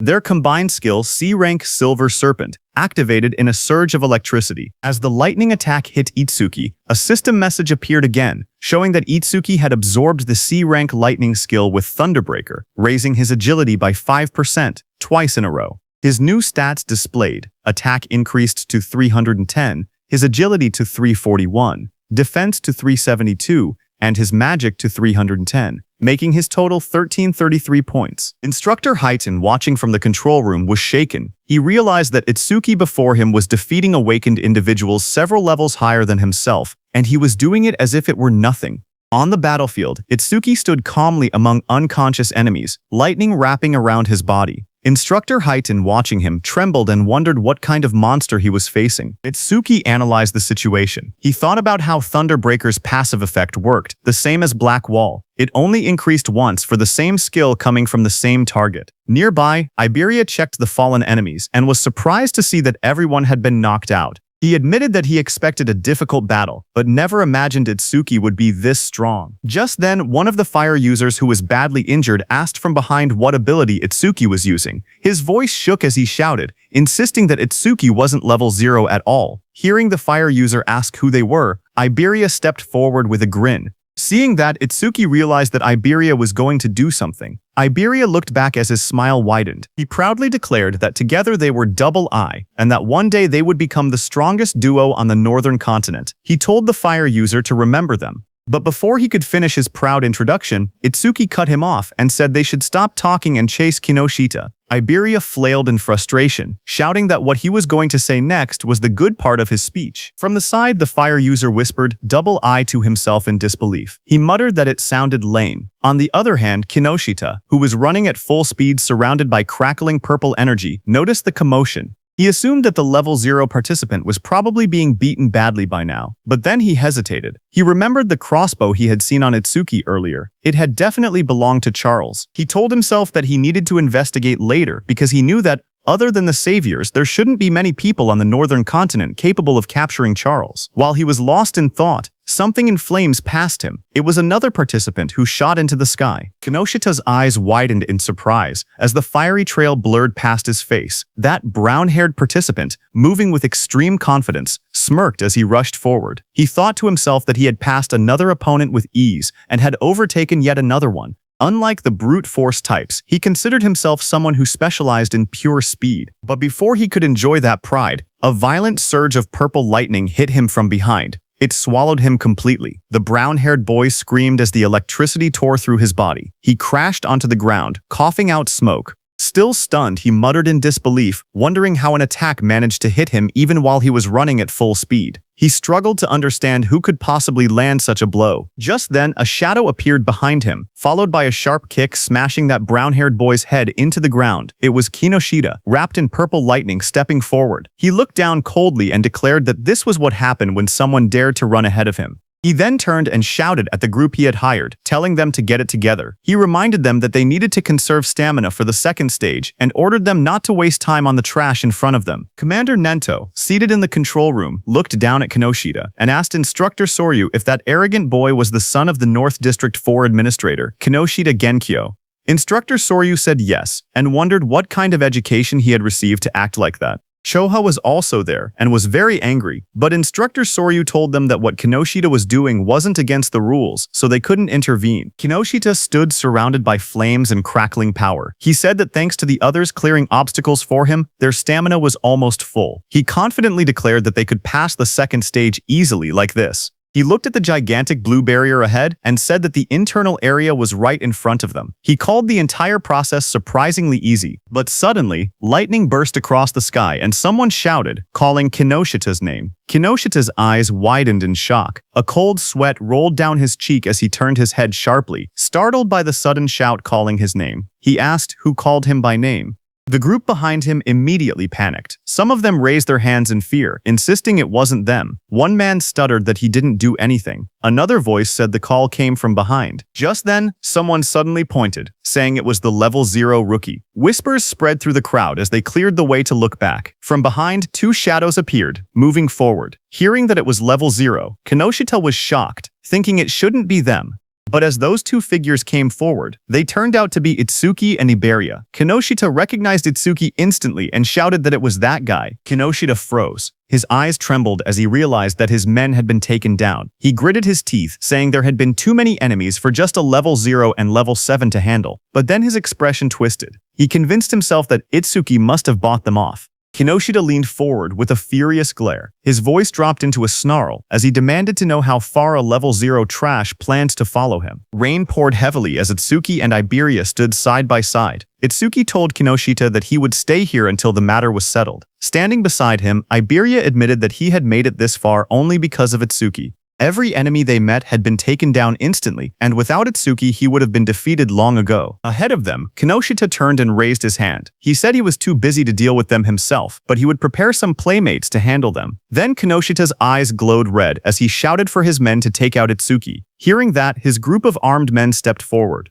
One of them mocked Itsuki, saying he was just a level 0 kid. Another said he had guts for calling Kinoshita by name and promised to drill manners into him. Someone else laughed and said he would show them hell. Iberia stared in shock as he counted their numbers. It was no less than 100 people. Fear tightened his voice as he asked what they should do. Itsuki grabbed him by the hood and pulled his head down, telling him to keep it low. Iberia looked up in surprise and confusion. Blue lightning ripped across that group of men before they could understand anything. Itsuki, using his lightning skill, moved very fast. He reached Kinoshita and grabbed him from behind. Kinoshita's expression froze as the lightning wrapped around his collar. Before anyone could react, Itsuki pulled Kinoshita off his feet and slammed him into the ground with overwhelming force. And before Iberia could understand anything, Itsuki threw him toward the blue barrier. Both Iberia and Kinoshita landed on the ground. Shock filled their faces as they didn't understand what had just happened. In front of Kinoshita, Itsuki stepped forward and said it seemed he hadn't been clear. Then he corrected himself and told Kinoshita and his men that until everything was settled, no one was going anywhere. His cold gaze made everyone freeze where they stood. Inside the internal area, Saya dropped to her knees, breathing heavily. A screen beside her showed her result. Internal area arrival rank, 4th place. She complained that the guys wearing red ribbons had all teamed up and obstructed them again. Beside her, Rikuru lay on the ground, catching his breath. His own screen showed internal area arrival rank, 5th place. He said that if they had acted separately, they might have fallen before reaching the area. Rikuru looked up, shocked, saying he thought they were pretty fast. But now he realized there were people even faster. A huge man holding a large hammer stood nearby. He was Gale, who ranked in 3rd place. He clicked his tongue, annoyed that he only placed 3rd. At his feet, a cat-eared girl stretched lazily. She was Akagami Shion in 2nd place. There was a cat on her back that yawned. Akagami Shion told her she had just eaten and was already hungry again. Then the two looked toward another girl across the room. She was Hanyu Kana in 1st place. She sat calmly on the ground, a cloak draped around her. They whispered that she was already level 16. Looking at all of them, Saya thought about Itsuki. She said he would definitely act alone, and if he was obstructed like they were. But suddenly Rikuru pointed upward, panicked, saying someone was flying toward them. She slowly lifted her head, eyes widening as she looked up at the sky.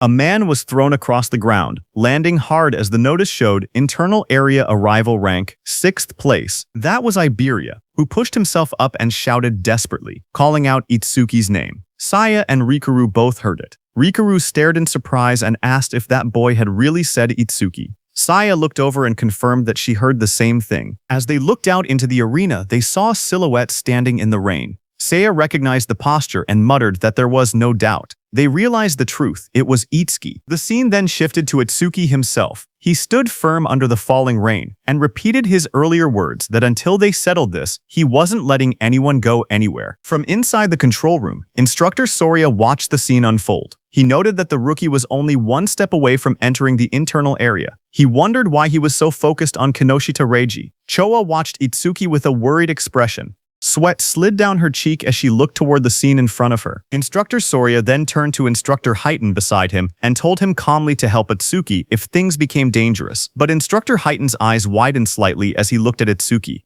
He muttered the name Tenma Itsuki, remembering how just moments earlier Itsuki had moved with incredible speed. He admitted to himself that he wasn't sure he could have done something like that at the same age. Far away, under the rain, Kinoshita was furious. He spoke with frustration, saying that Itsuki kept interfering again and again, so he warned Itsuki to prepare himself. He lifted his gaze, and his voice grew heavier. He said that what was about to begin wasn't just a battle. It was complete subjugation. Across the field, a huge group of fighters stepped forward through the rain. Their eyes glowed red as they surrounded Itsuki. Kinoshita's voice explained what it meant. A 100-on-1 group attack. The moment rain slid down his face, Itsuki's eyes narrowed with cold determination. Passing the preliminaries didn't matter anymore. Right now, his top priority was avenging Choha. Across the field, Kinoshita screamed with bloodshot eyes. He pointed forward and yelled for everyone to kill Itsuki. In an instant, dozens of fighters charged toward him, lightning and flames clashing as the battlefield erupted into chaos. One man, covered in blazing fire, rushed ahead of the others. He shouted that nobody was allowed to get ahead of him and claimed Itsuki's head as his own. Flames wrapped around his arms as he used his C-rank skill, Fire Punch, and lunged straight at Itsuki. But Itsuki didn't move. He simply raised his arm and grabbed the fiery fist with his bare hand. The fire user froze, shocked. In the next second, Itsuki swung his fist and punched him in the face. He slammed him into the ground with overwhelming force, ending the attack in a single motion, the impact cracking the floor around him. The others watching were shocked. One of them shouted in disbelief that their companion had been knocked out with just a single punch. Another quickly tried to calm everyone, saying they had many people on their side, and there was no way they would lose to someone who was still level 0. More voices joined in, urging everyone to attack together. Itsuki stood calmly as they prepared to charge. He muttered the word, "perfect," as a system window appeared in front of him. It stated that he had blocked a C-rank fire skill using Black Wall, and his defense had increased by 10%. Itsuki then raised his clawed arm, flames swirling around him. He declared that he would end this farce quickly. The fiery lotus in his hand glowed brighter as the system announced, "Lotus Burst activated." The flames wrapped around his whole body, spinning wildly, and then Itsuki clapped. A massive explosion erupted. The fire burst outward like a wave, blasting everyone off their feet and sending bodies flying across the arena. The dust settled and everyone stared at the ruined ground. Rikuru trembled as he looked at the destruction. He asked in shock if this overwhelming attack was really Itsuki's skill. Behind him, Saya covered her mouth, unable to speak. Gaku rushed over asking what had just happened. Beside him, Shion calmly stroked her small cat, saying that Mi-chan should be able to swallow an explosion of this size without any problem, speaking as if the blast meant nothing. Not far away, Kana sat silently with her sword, her expression unreadable as sparks drifted through the air. From inside the control room, Instructor Soria stared at the screen in disbelief. He shouted that the explosion had been caused by a level 0. He couldn't understand how someone with such a low rank could use so much power. What shocked him even more was how Itsuki used skills that didn't belong to his job class at all. Instructor Heighton was also shocked. Choha couldn't believe her eyes because she never knew Itsuki had learned an AoE skill. She thought back to the Locust Wasteland incident and finally understood why he had been so confident back then. She looked at him, wondering just how many trump cards he had. On the battlefield, Itsuki stood calmly. His suit was torn, and faint flames glowed around his clawed hand. He thought that 30% of his power would be enough. Since his opponents were human, he reminded himself to hold back and not to kill them. Kinoshita looked at the destruction in front of him. Smoke filled the air as the ground cracked open. Bodies lay scattered across the arena. Itsuki was standing in the middle. He looked straight at Kinoshita and said that he was the only one left. Seeing that, Kinoshita panicked, sweating heavily. He shouted that there had been over 100 people, and they were all taken out instantly. He asked why Itsuki was targeting only him. Itsuki stepped forward through the smoke. He repeated Kinoshita's words and said that it was Kinoshita who had attacked him first and seriously injured his friend. Itsuki said now he would return the pain she had suffered back to him. Enraged, Kinoshita released a surge of purple lightning. He called himself the young master of the prestigious Kinoshita family, saying every stage in the area was under his control.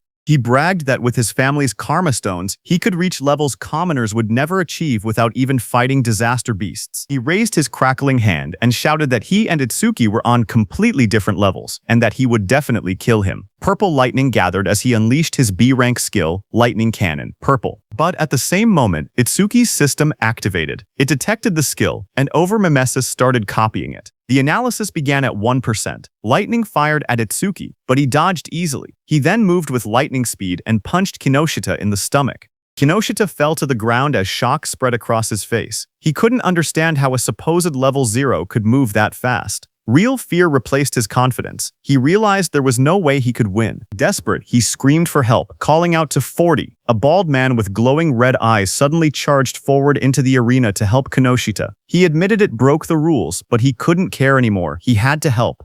Seeing him coming, Kinoshita shouted proudly that 40 was a level 35 awakened and ordered him to tear Itsuki to shreds. Watching from the control room, Commander Nento called out to Haiten. Haiten, who stood in front with a sharp grin, nodded and answered that he understood. Rain poured over the arena as Itsuki's magic detection flared. He sensed something. Someone was rushing toward him at incredible speed. His analysis window appeared again, showing analysis progress 19%. But before Itsuki could do anything, he suddenly realized that it wasn't just one attacker. Multiple people were coming. A figure crashed down from the sky, landing on Kinoshita's bodyguard 40 with heavy force. Dust shot up everywhere as Itsuki stood calmly watching with sharp, focused eyes. His expression didn't change. He simply observed the incoming threat, but then he realized that it was Instructor Haiten, who sat calmly on top of Kinoshita's bodyguard. Without even looking back, he told Itsuki to keep going. Itsuki then turned and stood in front of Kinoshita, surrounded by glowing purple lightning. He stared down at the trembling Kinoshita and said that it looked like his lifeline wouldn't be coming anymore. Seeing Itsuki, Kinoshita panicked. He stuttered and begged for a moment, explaining that his father was the North District 4 administrator and his brother was a member of the Salvation League. Sweat rolled down his face as he warned that touching him would cause trouble. Before he could finish, a scream tore through the air, long and painful. The next moment, Kinoshita lay flat on the cracked ground, unconscious. Rain fell lightly around him. Itsuki walked away slowly, his coat swaying in the wind. He then looked up at the control room and muttered softly that this settled the score for Choha. From the control room, Choha looked toward him while blushing, realizing that he did this for her. Instructor Sorya was surprised to see that Itsuki had really beaten Kinoshita Reiji, but he wondered why Itsuki was suddenly looking their way. Meanwhile, the system window showed Itsuki that his analysis was at 99%. He thought to himself that if he paused it now, he could reset his condition once during the second stage. He stopped the analysis just before completion. Just then, from the internal area, Saya shouted Itsuki's name. Hearing her voice, Itsuki froze for a moment. His eyes widened as he recognized it. He turned slowly toward the sound. He whispered her name, Saya, as he saw her standing in the internal area with Rikuru and Iberia. Saya stood in the rain, holding her arm as the cold wind hit her. She looked up and softly asked Itsuki to hurry inside. She told him he would catch a cold if he stayed out any longer. As Itsuki came inside the internal area, Saya smiled gently and said it had been a while. In front of her stood Itsuki, whose arrival rank in the internal area was 7th place. Just then, suddenly, Rikuru and Iberia rushed toward Itsuki, shouting his name. Rikuru cried that he wanted to see him, calling him a bastard out of frustration and relief. Both of them hugged him tightly, crying that they were glad he was safe. But when both of them saw each other hugging Itsuki, they glared at each other. Rikuru demanded to know who he thought he was, crying on Itsuki like that. Iberia pointed at himself in confusion, asking who he was. With a proud grin, Iberia raised his fist and declared that he was Itsuki's partner. Hearing that, Rikuru shouted angrily at Itsuki, saying he never heard about him teaming up with someone else. He called him a traitor. Saya looked at them with surprise while Itsuki stood quietly beside them. Sorya thought it was rare for Itsuki to make friends. Iberia and Rikuru started arguing. Iberia asked how Itsuki was a traitor and whether Rikuru had been in a duo with him. He demanded to know their duo name. Rikuru yelled back, asking why a duo name even mattered, and saying they weren't kids. He then asked if they themselves had a duo name. Iberia immediately puffed up with confidence and said, "Of course." Hearing that, Rikuru asked him to say it. Itsuki, watching from the side, quietly whispered for Iberia not to say it. But Iberia's eyes shone dramatically as he proudly announced the duo name, Double I. He insisted it took a lot of effort to come up with it.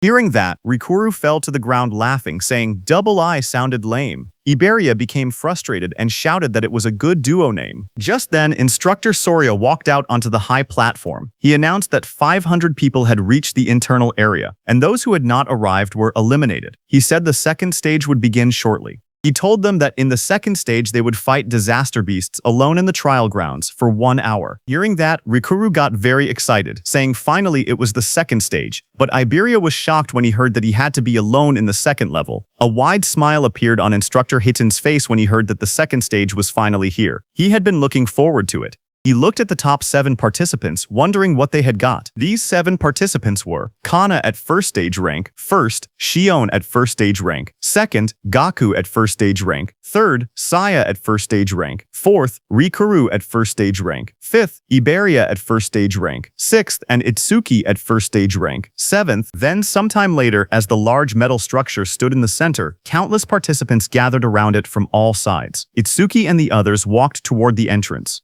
Rikuru looked up and asked if the second stage venue was inside the building. Iberia said that this place felt gloomy and scary. Rikuru asked Itsuki that it had been a while and he was still at level 0. He asked if his level was still fixed at level 0. Itsuki quietly answered yes. He then asked how Itsuki became stronger if his stats never increased.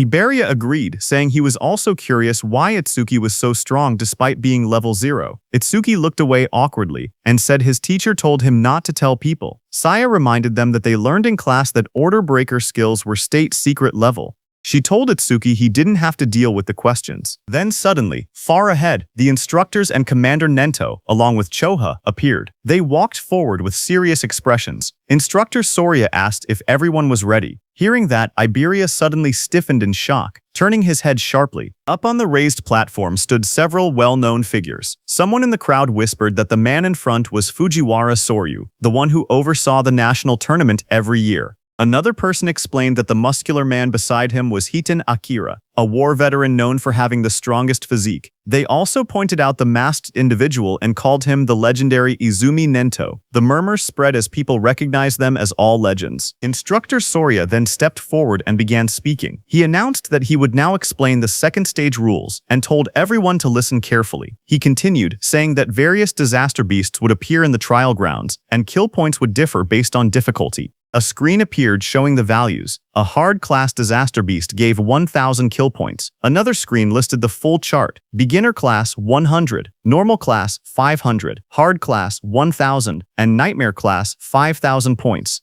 He explained that after defeating each disaster beast, participants would receive a 1-minute break before being forced to advance to the next difficulty. Hearing that, Gaku, holding a long staff, smirked confidently. He declared that he would go straight to Nightmare class. A status window appeared beside him, displaying his information. He was Ui Gaku, human, level 13, Job Elementalist, Earth Gift, grade 2, status undisclosed. Just then, Itsuki stepped forward slowly, his voice low as he said that he had a question. Seeing that, from around him, several contestants whispered among themselves. They pointed at him and mocked him, saying he was only level 0. Some wondered how he even passed the first stage. Others laughed, claiming he must have been carried. They joked that now that he knew the second stage involved individual combat, he was probably scared and thinking about withdrawing. Up on the platform, Instructor Soria looked down and told him not to hesitate. He could ask anything. Itsuki raised his head and asked calmly if Nightmare class was the highest difficulty. His question made several people freeze. Instructor Soria and Instructor Hiton both looked surprised. Hiton even grinned with interest, but in the crowd, the mocking continued. Some said he was acting tough. They whispered that if a level 0 encountered a nightmare-class disaster beast, he wouldn't stand a chance. Others scoffed, saying he couldn't even beat a beginner-class beast. One of them clicked his tongue, calling him trash who only talked big. Instructor Soria then explained further. He said that, theoretically, there was no upper limit to disaster beast difficulty. He told them they would understand once they actually defeated a nightmare-class beast. Hearing this, Itsuki's expression darkened as he repeated that there was no upper limit. Rikoro told Itsuki that thinking about such things was pointless because Nightmare class required at least level 10, and defeating a hard class would already be amazing for them. Instructor Soria continued explaining the rules. He said that points earned in the preliminaries carried over to the main tournament. In other words, today's performance would greatly affect whether they could join the Salvation League in the future. Down below, hearing that the points earned here would also become points in the main tournament, Rikuru got very excited. But Iberia got nervous, thinking he had no choice but to use that thing. Itsuki watched silently. He thought about Taewajen's record of 115,000 points, which included what he earned in the preliminaries. To surpass him, Itsuki believed he needed to take advantage of this opportunity. Soon the order was given. The instructor announced loudly for everyone to enter the trial grounds. The announcement echoed through the dome, declaring that the second stage of the preliminaries had begun. Itsuki stepped into the vast arena and quietly noted that the trial grounds didn't look much different from the regular stages. Just then, from the darkness around him, multiple red eyes appeared, watching him. A moment later, disaster beasts rushed out. A system window showed their details. Beginner class disaster beasts. Mad Dogs of Calamity, level 1. There were 10 of them, and killing them gave 100 kill points. Seeing them, Itsuki tightened his stance, saying he could finally fight disaster beasts. A blue notification flashed around Itsuki showing that Black Wall had been activated. He moved forward, focused, thinking that he couldn't increase his stats with low-level monsters like these, so he needed to finish the battle quickly. Meanwhile, in the control room, Instructor Soria looked at the screen and asked if Instructor Haiten was monitoring Itsuki again. He added that he also wanted to see that Hanyu girls battle. But Instructor Haiten beside him stared at the screen with a grin. He said that Itsuki was more interesting. Suddenly, he pointed at the screen with excitement and shouted for Instructor Soria to see. Instructor Soria beside him looked confused and asked calmly if it was really so surprising every single time. On the battlefield, Itsuki moved like a flash. In just 1 second, he cut through the pack of disaster beasts. The system window appeared, stating that 1 second had passed and 100 points were earned. Back in the control room, Instructor Soria stared at the numbers in shock. He muttered that it normally took several minutes. Instructor Heaton only laughed and reminded him that he had already said this. Itsuki guy was far more interesting. Instructor Soria explained that the Mad Dogs of Calamity came in large numbers but were only level 1. Someone strong enough could instantly kill them if they went all out. But the next opponent was level 8, and instant killing something that strong should be impossible.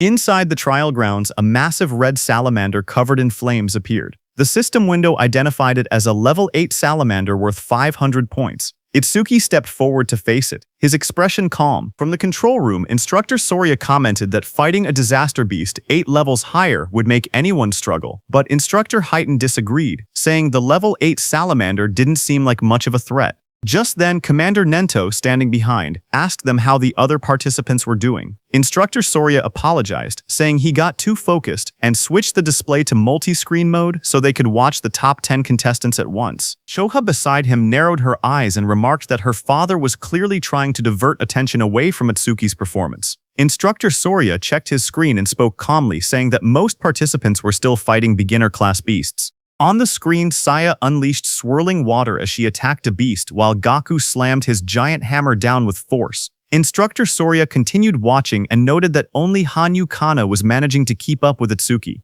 Kana stood in the trial grounds surrounded by disaster beasts, her staff glowing brightly as she fought them back. While they were watching the others, suddenly Choha, watching Itsuki, grew worried. Shock filled her face as she exclaimed that something bad was happening to Itsuki. On the battlefield, Itsuki was swallowed by a massive explosion of flames from the salamander.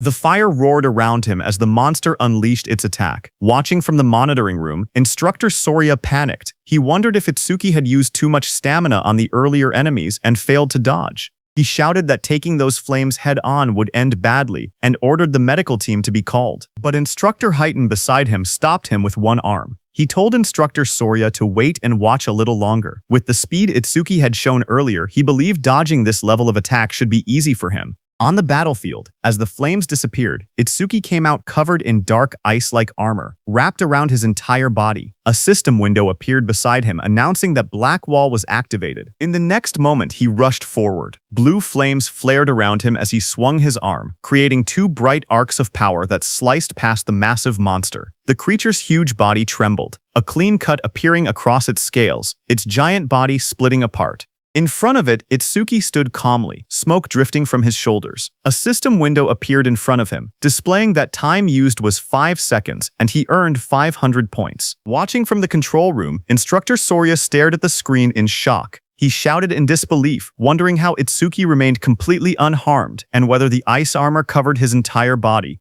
Instructor Hiten beside him narrowed his eyes, questioning why Itsuki chose to take the monster's attack instead of instantly killing it. Just then, another system notification appeared beside Itsuki, showing that he blocked a C-rank fire element skill with Black Wall. His defense increased by 10%. Itsuki looked at the message and thought to himself that he needed to take every chance available to increase his stats. Just then, a blue screen appeared beside Itsuki, showing his updated stats. It stated that his defense had now risen to 484. A full status window opened. It displayed Tenma Itsuki, Human, Level 0, Fixed. Job, Order Breaker, Nirvana Gift, Nirvana Special Grade. Skills: Over Mimesis, Z-Rank, Thunderbreaker Level 1, Black Wall Level 2, Lotus Burst Level 1, Clear Orb Level 1, Magic Detection Level 1, and Shikigami Eater Level 1. His status was Attack 310, Agility 341, Thunderbreaker increased 10%, Defense 434. Black Wall increase 40%. Magic 310.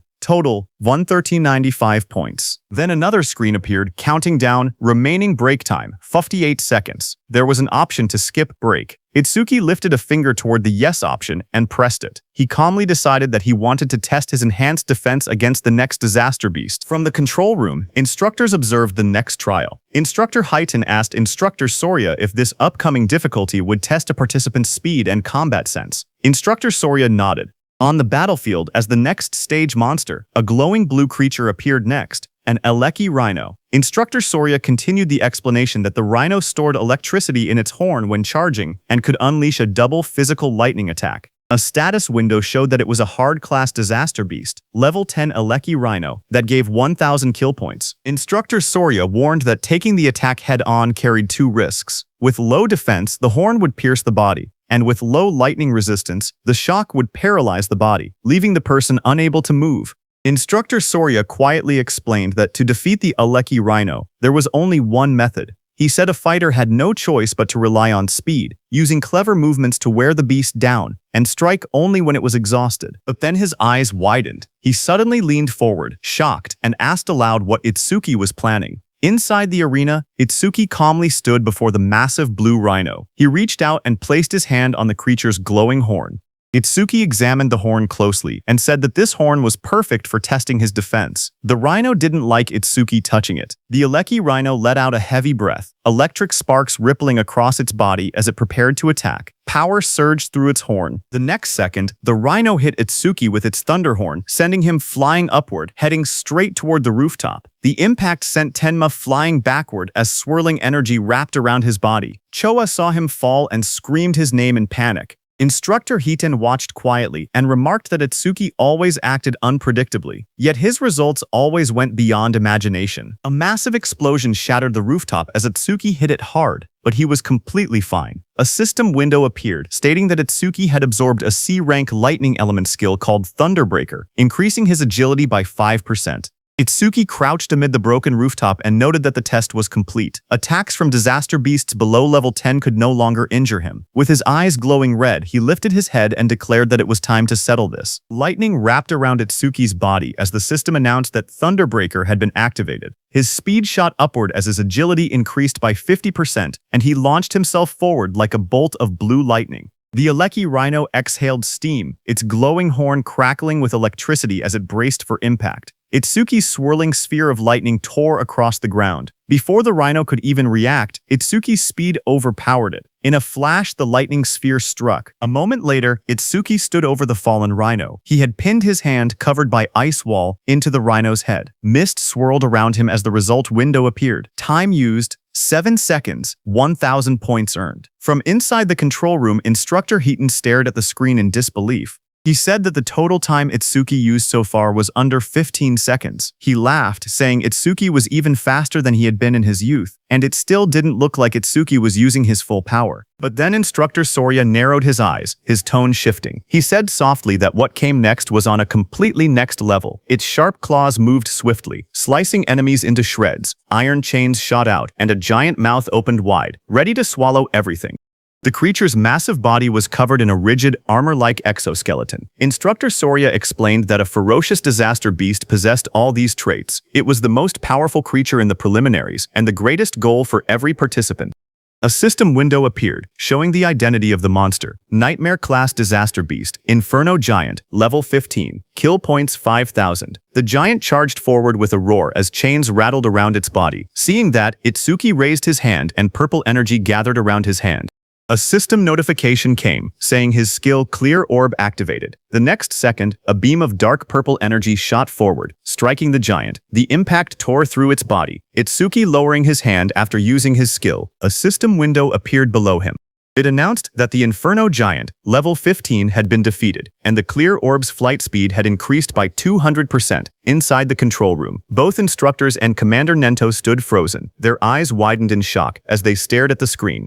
The remains of the Inferno Giant lay on the ground as Itsuki stood beside it. A system window appeared soon, saying that Clear Orb flight speed was 9 meters per second, and its flight speed increase was 900%. On the giant display screen, Itsuki's face appeared, telling the instructors that he would now move on to the next stage. Instructor Soria watched in disbelief that even the Nightmare-class Inferno Giant had been instantly killed. Just then, a new window flashed as Itsuki killed another beast.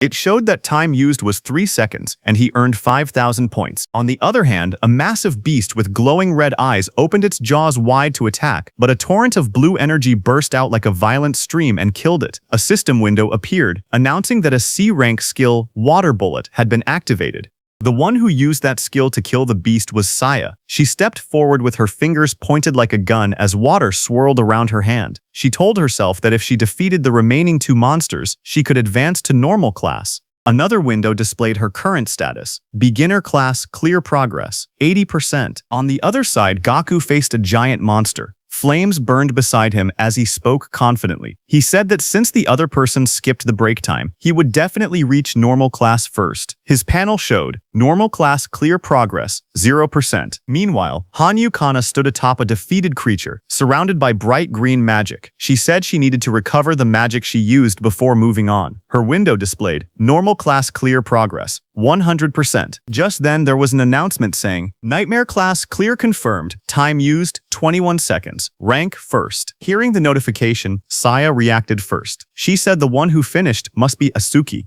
Gaku was shocked, shouting that someone finished faster than him and wondering if it was Hanyu. Hanyu remained silent, only staring calmly ahead. On the other hand, Itsuki stood on the cracked ground and pointed forward. In a calm voice, he told the inspectors to move on. Inside the control room, Instructor Soria stared at the screen in shock. He couldn't believe that the level 15 Inferno Giant had been instant killed. He questioned how something could pierce through its armor and wondered what that black sphere was. Instructor Heighten grinned and told Instructor Soria to raise the difficulty, saying he wanted to see how far Itsuki could go. A new system message appeared showing Nightmare Class Phase 2 starting. Now 2 level 15 Inferno Giants would appear, and they would give 10,000 kill points. Itsuki looked up as the 2 giant monsters appeared. He said he had been expecting something, but the challenge had only increased in number. Both Inferno Giants roared as they charged. Their bodies blurred as they rushed forward. Itsuki watched them calmly. He lifted his hand again and said that while one of them was still roaring, he might as well take care of one first. Purple energy wrapped around his arm as he prepared to attack.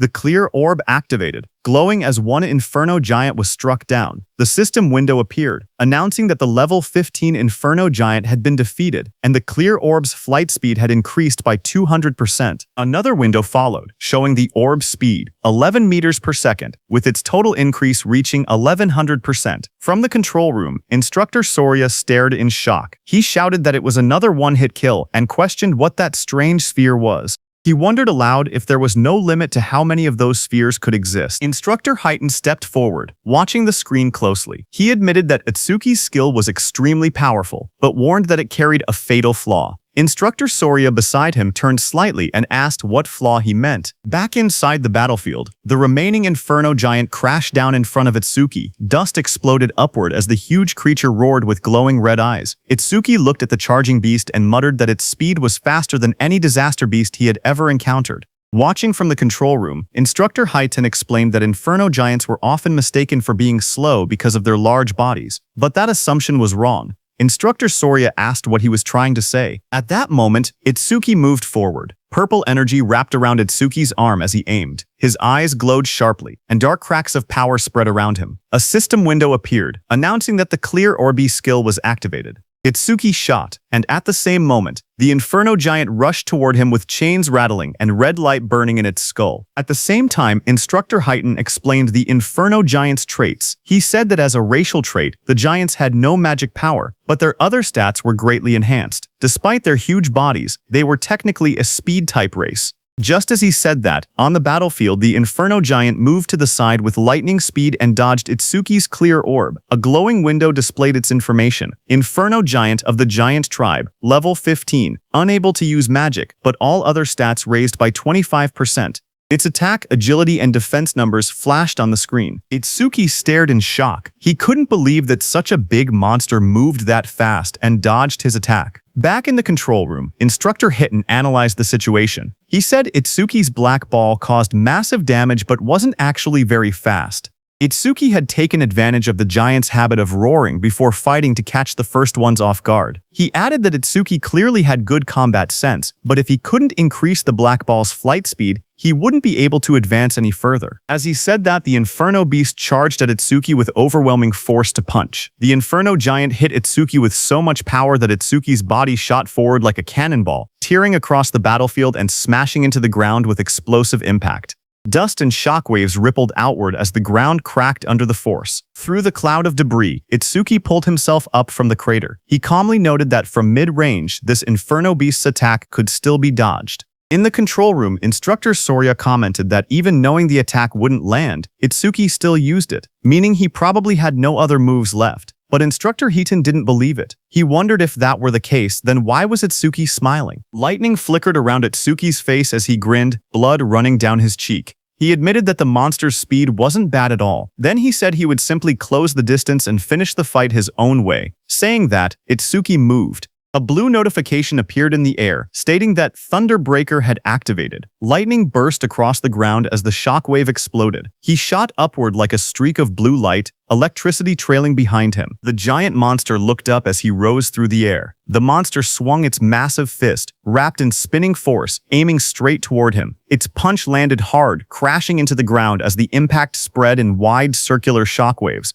From the control room, Choha covered her mouth in shock, her eyes trembling as she watched. Instructor Soria stared at the screen, panic rising in his voice. He said this attack was nothing like the Aleki Rhinos. If Itsuki took a direct hit, even he wouldn't survive unharmed. He ordered the rescue team to be called immediately. But Commander Nento told Instructor Soria to wait. Instructor Soria was shocked to hear that. Instructor Haiten watched the battlefield and spoke calmly. He said the monster's strike had tremendous power, but power meant nothing if the attack didn't land. Down below, the monster raised its massive metal fist, but there was no blood. The monster looked at the crater, its red eyes glowing and its chains rattling. It looked around for Itsuki in confusion. Then a voice called out from behind, telling the monster he was here. The monster turned, its jaw opening wide in surprise. Its glowing eyes widened even more when it realized Itsuki had slipped behind it without it noticing. Before the Inferno monster could react, Itsuki's powerful clear orb tore through its neck, purple energy spraying out violently. High above, Itsuki hovered in the air, lightning and violet aura swirling around him. His expression was fierce and focused as he looked at the monster. The Inferno giant collapsed, its huge frame slamming into the ground. Chains cracked apart, and its body shook violently before falling still. System messages appeared around him, showing Inferno Giant, level 15 defeated. Clear orb flight speed increased by 200%. Itsuki landed lightly amid the dust and smoke, red eyes glowing as he surveyed the fallen foe. More notifications followed, saying, Clear orb flight speed 13 Miesishas, flight speed increased by 1300%. Then another message appeared beside Itsuki, showing time used 12 seconds, 10,000 points earned. Watching from the control room, Choha smiled brightly and shouted that Itsuki did it. Instructor Soria, watching from the side, commented that it was rare to see Choha so fired up. Hearing that, Choha started blushing. She stammered that she was only praying for everyone's safety. She explained that if young people who carried humanity's future died, it would be a huge loss. Their families would be sad. So she simply wanted everyone to survive. She insisted that she didn't think Itsuki defeating the Inferno Giant was cool at all. Even if it wasn't Itsuki, she would have reacted the same way, so they shouldn't get weird ideas. Instructor Soria and Commander Nento stared at her silently, surprised. Instructor Soria muttered that Choha had become quite talkative since the last time he saw her. Instructor Soria then turned to Instructor Haiten and asked how he knew Itsuki would dodge the attack. Instructor Haiten replied that Itsuki's normal speed wasn't much different from the Inferno Giant's, but when electricity ran through his body, his speed increased dramatically. And once his speed reached that level, the Inferno Giant's attacks would never land. Instructor Soria agreed and said that Itsuki had succeeded in defeating 2 of the giants, but there were dangerous moments. With his current points, first place was already guaranteed, so if it were him, he would stop there. But Tenma was aiming higher. He was thinking about surpassing Teiwajin, humanity's strongest. Itsuki raised his hand and got ready, shouting that he couldn't stop even for a second. A system window appeared showing that Nightmare Class, Phase 3 had started, with 3 level 15 Inferno Giants and 15,000 reward kill points. 3 Inferno Giants appeared in front of him as chains rattled around their bodies. Tenma activated his clear orb. A bright purple blast shot upward toward the first giant's head, killing it instantly. Back in the control room, Instructor Heighten smirked proudly. He said that, as expected, Aisuke chose to continue. But suddenly, Instructor Soria turned to Instructor Heighten and asked if he hadn't also gone all the way to Phase 4 in a single attempt. Instructor Heighten replied that he had only gone there once. Hearing that, Instructor Soria said that even with Instructor Heighten's strongest physique, he had only made it to Phase 3. They both turned to the monitor again, wondering how far Aisuke would go. On the battlefield, another giant lunged at Itsuki, but Itsuki darted forward, lightning exploding from his feet. The monster tried to catch Itsuki in its hand, but Itsuki disappeared from there and appeared behind the monster's back. Itsuki's plan was to increase his agility using Thunderbreaker, get behind the monster, and close the distance. He succeeded and shot his clear orb again. The system window flashed as Itsuki finished his second kill. One more level 15 Inferno Giant was defeated, and his clear orb flight speed increased by 200%. A second notification came, showing that clear orb flight speed was now 17 meters per second. Flight speed increase 1700%. After killing the second monster, Itsuki floated in the air, breathing heavily, because now it was the third monster's turn. That third monster was right behind Itsuki. It opened its massive jaws, its rows of blade-like teeth glowing red. The monster swallowed Itsuki completely and closed its mouth shut, its eyes glowing with bloodlust as the sound of cracking bone filled the air. After swallowing Itsuki, the monster stood up, thinking it had won, but Itsuki was still alive inside it. His eyes burned red as he glared at the creature. Flames curled around his arms as he shouted that he would tear it apart from its guts. A system notification, a blast of fiery light erupted inside the monster's jaws as Itsuki's attack struck. The creature let out a distorted roar as flames burst through its mouth. A massive explosion followed. The system window appeared, stating that the Inferno Giant level 15 had been defeated with Lotus Burst, and that all skill ranges had increased by plus 1%, now totaling plus 1110%. Another window showed the results. The time used to kill was 13 seconds, and the kill reward was 15,000 points. Itsuki stood alone on the scorched battlefield, surrounded by smoke and molten ground. Back in the control room, Instructor Soria stared at the screen, shocked. He whispered that this was the same skill that had blown away a huge number of participants in the first stage. On the battlefield, Itsuki exhaled weakly. He said his magic had completely run out. His system window showed that his magic power was 0 out of 310. Itsuki stood over the scorched battlefield, looking at his status window. He muttered that as long as disaster beasts kept spawning, the passive effect of magic detection would continue to replenish his magic. His magic detection was at level 1. Its passive effect was that upon detecting one enemy unit, his magic recovered by 10%. Suddenly, multiple Inferno Giants emerged. Another window displayed, Nightmare Class, Phase 4 starts with 4 level 15 Inferno Giants. Kill points were 20,000 points this time. As the 4 monsters' presence registered, Itsuki's magic recovered up to 124. For every monster, his magic power recovered by 31 points. As 4 enemy units were detected, Itsuki's magic recovered by 40%. Back in the control room, the instructors watched the screen. Instructor Soria stated that Phase 4 had begun, and if Itsuki passed it, he would surpass Instructor Heaton's past record. Instructor Heaton replied with a simple yay and added that aside from humanity's strongest, Tewa, no one had ever cleared Phase 4. He said it would be interesting to see how far Itsuki could go. On the battlefield, Itsuki flashed forward, electricity trailing behind him as a giant lunged. He noted that every time the clear orb's flight speed increased, its accuracy also improved. He realized that if he raised the flight speed a few more times, he wouldn't need to get close to point-blank range anymore. Another giant swung through the storm, purple lightning on Itsuki's hand as he stared ahead and reminded himself that his magic was limited. He couldn't afford to waste even a single clear orb. Itsuki rushed forward through swirling purple energy.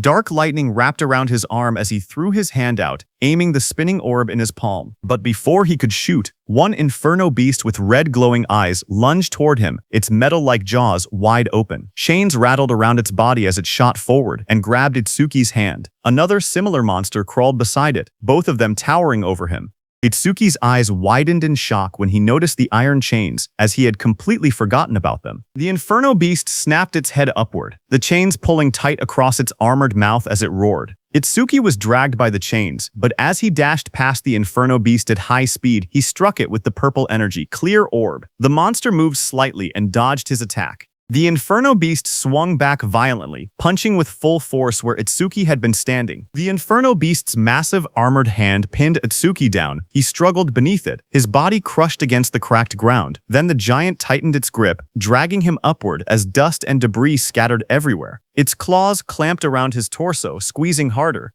Itsuki was in very bad shape, as he couldn't put any strength into that position. A sickening crack echoed as the giant's grip twisted violently. A skeletal image of Itsuki flashed, showing all the bones in his body snapping under pressure. The giant then slammed him brutally into the ground. The impact split the earth, sending shards of stone flying. His body lay inside the crater, blood covering his clothes as smoke rose around him. Both his arms and legs were completely broken. Back in the control room, Instructor Soria panicked and shouted for Instructor Heighten to go help quickly. Instructor Heighten watched the screen with worry. Sweat slid down his face as he stared forward. He murmured that this must be Itsuki's limit. A memory flashed before his eyes. Just like Itsuki, he himself had once collapsed at the same point. Determined, Instructor Heighten turned away from the monitor. He said he was going to help right now, but before he could move, someone called out for him to wait. It was Commander Nento, who looked at the large screen. He said that Itsuki hadn't given up yet. Hearing that, Instructor Soria stepped forward urgently. He told Mr. Izumi that this wasn't the time to talk about such things. Choa agreed, saying that if they didn't act quickly, Itsuki would die. Instructor Hiten beside him also said that Itsuki's situation was desperate, but Commander Nento kept his eyes on the screen. He spoke with certainty, saying he could tell Tenma still had a trump card left. Instructor Soria looked surprised and asked how Commander Nento knew about a trump card. Commander Nento answered quietly, saying it was because of his eyes. The scene shifted to Itsuki's face. His eyes glowed fiercely. Commander Nento said these were not the eyes of someone who had accepted death. Itsuki stood battered and bloody, remembering the looming blue phantom Linga behind him. He thought about how he had exhausted every method to grow strong enough to kill that Linga who had killed his parents. Just then, a system window appeared, showing Overmimesis activated, resuming the analysis. This happened because during the battle with Kinoshita, Overmimesis had activated from Kinoshida's skill, B-rank skill Lightning Cannon, but Itsuki had chosen to stop the analysis at the very last moment. At that time, the system displayed analysis progress at 99% when Itsuki paused it.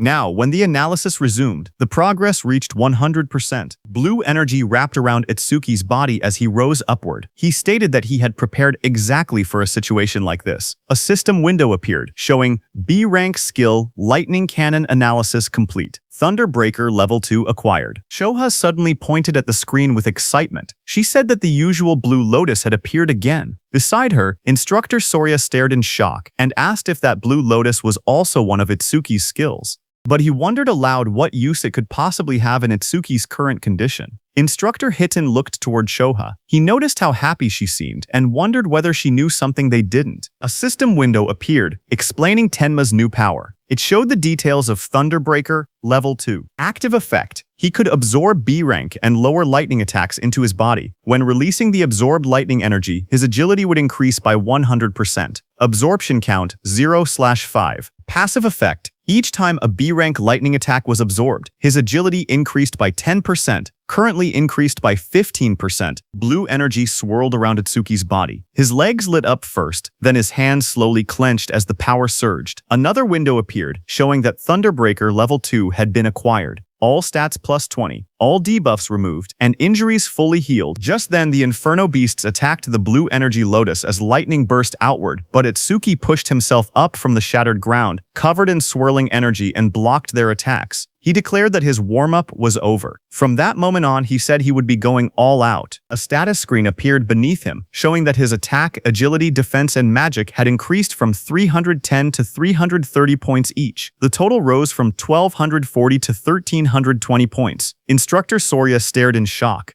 He said that Itsuki had been brutally beaten, yet had recovered completely in just a few seconds. He shouted that the healing was stronger than what a dedicated healer could do. He continued, saying that along with that absurd area attack, he couldn't understand how many abnormal skills Itsuki actually had. On the battlefield, Itsuki moved with lightning speed and attacked the Inferno Beasts with his clear orb before they could even react. a notification appeared. It showed that an Inferno Giant, level 15, had been defeated, and the clear orb's flight speed had increased by 200%. More flashes filled the scene as another giant fell. Again, the display said Inferno Giant, level 15, defeated, and the clear orb flight speed increased by 200%. As all the Inferno beasts fell, another pop-up appeared above the arena. It said that Nightmare Class Phase 4 had been cleared successfully. The time used was 31 seconds, and 20,000 points were earned. Itsuki stood confidently as two large Inferno Giants fell down. He shouted that the current him would not lose, no matter how many Inferno Giants attacked. As time passed, another giant was pierced by Itsuki's purple beam of clear orb. The system message repeated the same result: Inferno Giant, level 15, defeated, with another 200% boost. Another notification followed, showing that the clear orb's flight speed was now 27 ms. Flight speed increased 2700%. Itsuki killed another Inferno beast. The Nightmare Class Phase 5 message appeared. The system stated that Phase 5 had been cleared in 57 seconds, earning 25,000 points. Then another beam of clear orb pierced straight through the back of another giant. The second later, Itsuki's clear orb again pierced straight through another Inferno Giant's body, splitting it from top to bottom as chains shattered around it. A system window appeared, announcing that Nightmare Class Phase 6 had been cleared successfully. The time used was 1 minute and 34 seconds, and 30,000 points were earned. From the control room, the instructors, Commander Nento and Choha, watched the results in shock. Instructor Sorya's eyes went wide and his mouth hung open. The scene shifted to the battlefield, which looked like a distorted landscape filled with countless Inferno Beast corpses stacked across the ground. Instructor Sorya's voice echoed faintly as he asked, "Is this hell?" Itsuki sat in the rubble of corpses, chains wrapped around his arms as enormous clawed limbs loomed over him. Instructor Sorya's shaken voice wondered aloud which one was the real monster, Itsuki or the Inferno Giants. Admitting he was starting to lose track, Itsuki looked upward, panting heavily, blood covering his clothes as he looked at the camera, and asked about the next phase, saying no Inferno Giants were coming out. Instructor Sorya stared forward in shock. He said it was unbelievable, and that he had never thought something like this would happen.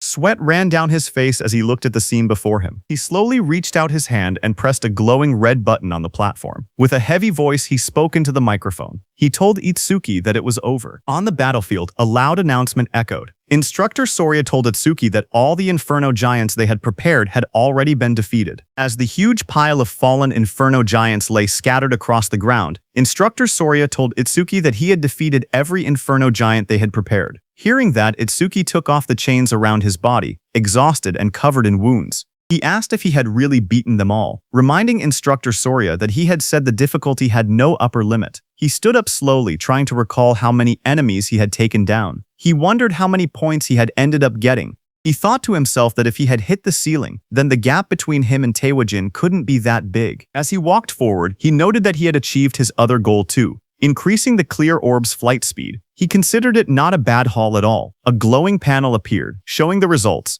It listed that he had defeated 11 level 15 Inferno Giants, and the clear orb's flight speed had increased by 1100%. Another notification appeared, showing the orb now moved at 38 meters per second, faster than an average car. But just as he was about to exit the training ground, a bright blue energy swirled behind him. Itsuki froze in place, staring ahead as the light rose around his body. A sharp glow flashed in Itsuki's eye as he turned his head, his expression tense and alert. But seeing what it was, he exhaled a moment later, realizing there was no threat. He muttered that he had mistaken it for another enemy for a second because he had totally forgotten about it. Behind Itsuki, a huge glowing crystal had formed. He looked at the floating blue crystal beside him, knowing that since he couldn't level up, any experience from the disaster beasts he defeated turned straight into karma stones. The large blue stone hovered in the air, swirling with light. In the control room, the instructors stared in surprise. Instructor Sorya asked why a karma stone was appearing in the trial grounds. Its blue color meant it held at least 10,000 experience points. Commander Nento explained to them that Itsuki couldn't absorb experience points, so everything he earned in the trial automatically became karma stones. Hearing that, Instructor Heaton said that he had thought Itsuki's level being fixed meant he was just faking it. But now he understood Itsuki truly couldn't level up. Instructor Soria asked if this meant that if Tenma ever teamed up with someone and entered a stage, his teammate would get all the dropped experience points. He added that it was a good thing Itsuki had been born human. If he had been born a disaster beast, the thought alone was terrifying. Back inside the trial grounds, Itsuki grabbed the glowing blue karma stone. He held it close, the light reflecting in his eyes as he looked at it calmly. He then placed his hand on the large metal door, saying he had done what he came to do, and that it was time to head out. The heavy door slowly slid open. Outside, Instructor Soria leaned forward in excitement, telling the others that Itsuki had come out. A bright panel appeared above Itsuki as he stepped through the exit. It displayed his results. Tenma Itsuki. Preliminaries, second stage clear. Points earned, 160,600. Time used, 3 minutes 55 seconds. Rank 1. Itsuki walked forward, still covered in blood and dust. Instructor Soria hurried toward him. He said he had witnessed Itsuki's performance with his own eyes and called him pure potential. He told Itsuki to come with him, promising to arrange a mentor worthy of him. Itsuki replied that he appreciated the offer, but he already had a teacher who trained him, so he was fine. Hearing that, Instructor Soria grew frustrated, telling Itsuki he didn't get it. He said, so what if he had a teacher? He insisted that not just anyone was qualified to guide someone as talented as Itsuki. He said Tenma would be better off following someone like him, someone with connections and resources. Itsuki repeated that he was fine. Instructor Hiton, beside Instructor Soria, leaned in and warned him that if he kept pushing, Itsuki would start disliking him, but Instructor Soria refused to back down. He shouted that he couldn't give up so easily and told Instructor Hiton to talk some sense into Itsuki. He asked if he was really okay letting someone waste Itsuki's talent. When Itsuki looked toward Instructor Hiton, he recognized him as the one who had handled Kinoshida's lackeys before. Instructor Hiton waved it off, saying he had only judged someone who broke the rules. He added that there was something else. He then smiled and told Instructor Soria that Itsuki was the disciple of Izumi, so there was no way he wouldn't help him. Hearing that, Instructor Soria froze in shock. He asked Instructor Hiton what he had said, whose disciple was Itsuki. Itsuki thanked Instructor Piton for what he had done in the past. On the other hand, Instructor Soria stiffened as he repeated the words, Itsuki was Commander Izumi Nento's disciple. Commander Nento, standing behind, confirmed it with a confident smile. Hearing that, Instructor Soria muttered that an out-of-spec youngster had appeared, and of course he had turned out to be Izumi's pupil. Itsuki looked at Commander Nento and called him Sensei. Commander Nento stepped forward and praised Itsuki, saying he had watched his performance closely. He asked if he was hurt anywhere, and said he could have Choha heal him if needed. Shoha, standing behind, blushed and told her father that Itsuki had been fired up about challenging Phase 7, so there was no way he could be hurt. Itsuki smiled weakly. He said he wasn't injured, but admitted he was a bit worn out. He added that he would be fine after a short rest. Instructor Soria nodded and said that if Itsuki was Izumi Nento's disciple, it made sense he could perform at this level. He then mentioned that his disciple had wiped out every disaster beast prepared for the second stage. Itsuki then asked if Tewa had made it to Phase 6 as well. Instructor Soria answered that back then, Phase 4 had been the maximum. Later, they expanded it to Phase 6, but even that no longer seemed enough. He suggested they might need to extend it to Phase 8 next time. Commander Nento then told Itsuki to sit back and watch for now, because, for the other participants, the second stage had only just begun. Inside the exam field, the screen showed Rikuru. A notification appeared beside him showing hard class progress at 100%. Rikuru then collapsed to the ground, saying his arms wouldn't lift anymore. He muttered that Nightmare class was beyond him. The screen displayed his result. Horino Rikuru, second stage challenge over. Time used 17 minutes 17 seconds. Points earned 1600. The screen then showed Saya, whose hard class progress was also at 100%. Saya held a massive water sphere overhead, with a beast trapped inside. She said she didn't have any high firepower skills, so she was trying to suffocate the beast by trapping it in water. She admitted it was taking too long, and she was about to run out of magic. She whispered that the next difficulty might be impossible. A notification appeared beside her showing her result. Kisaragi Saya, second stage challenge over. Time used 19 minutes 01 second. Points earned 1600. From the control room, Itsuki watched their results. He said Rikuru and Saya had both capped out at hard class. He thought they would get a bit further. Instructor Heaton told him not to assume everyone was as strong as him. He said most participants couldn't even clear normal class. With how fast Rikuru and Saya defeated the Aleki Rhino, he said both of them were guaranteed to be in the top 10. Itsuki then asked why they hadn't been removed from the field if their runs had already ended.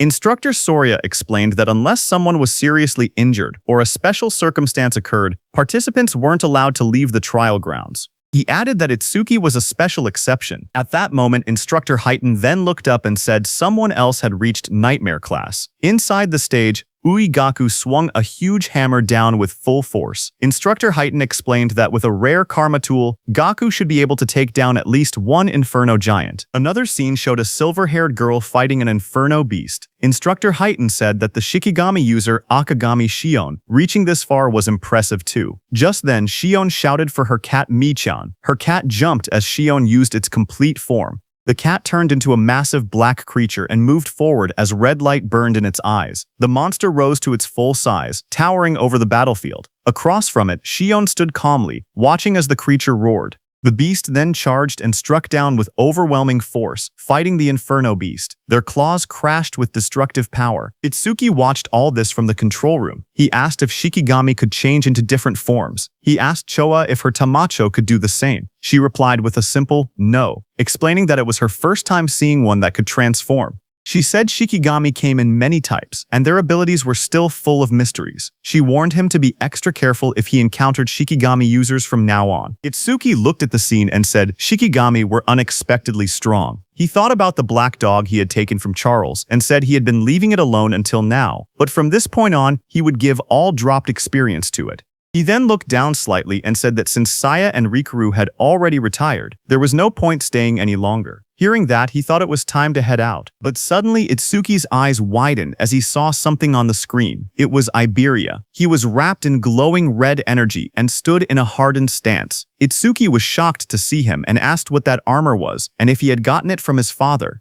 Iberia's whole body became covered by that armor as he looked at the monster in front of him. It was the strongest epic karma tool his dad had made for him. His body then transformed into a fully armored form with sharp red scales and glowing eyes. A screen displayed the item's stats. Dragon Gear Epic. It increased attack and agility by 100. Its epic effect was that for every 1 minute equipped, attack and agility increased by 20. The maximum time was 15 minutes. Iberia knew that his tool had a will of its own and chose its master. He said it took a lot of effort before he finally obtained it. He ran toward the Inferno Beast in front of him, thinking that his armor added 20 attack and agility every minute it was equipped. But if worn longer than 15 minutes, there would be a severe penalty. So he had to finish everything within 15 minutes. Another screen appeared showing current status increase, attack and agility increased by 120. Iberia shot forward at high speed. He thought about the announcement stating the Nightmare class had been cleared, and he believed it was probably Itsuki.